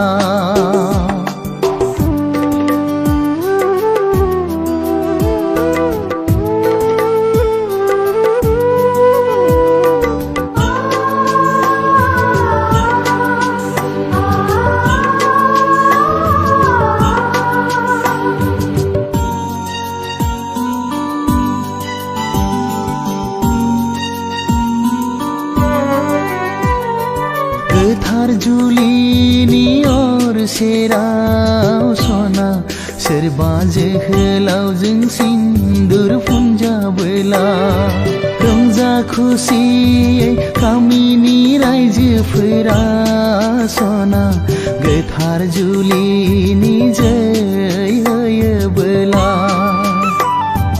जिलिद हाबगोन सना बिखायाव सोरखिलांगोन दुखु मोनगोन आङो गोरबोआ गावसालांगोन गाबै गाबै नों आंखौ नागारलांगोन नों आंखौ नागारलांगोन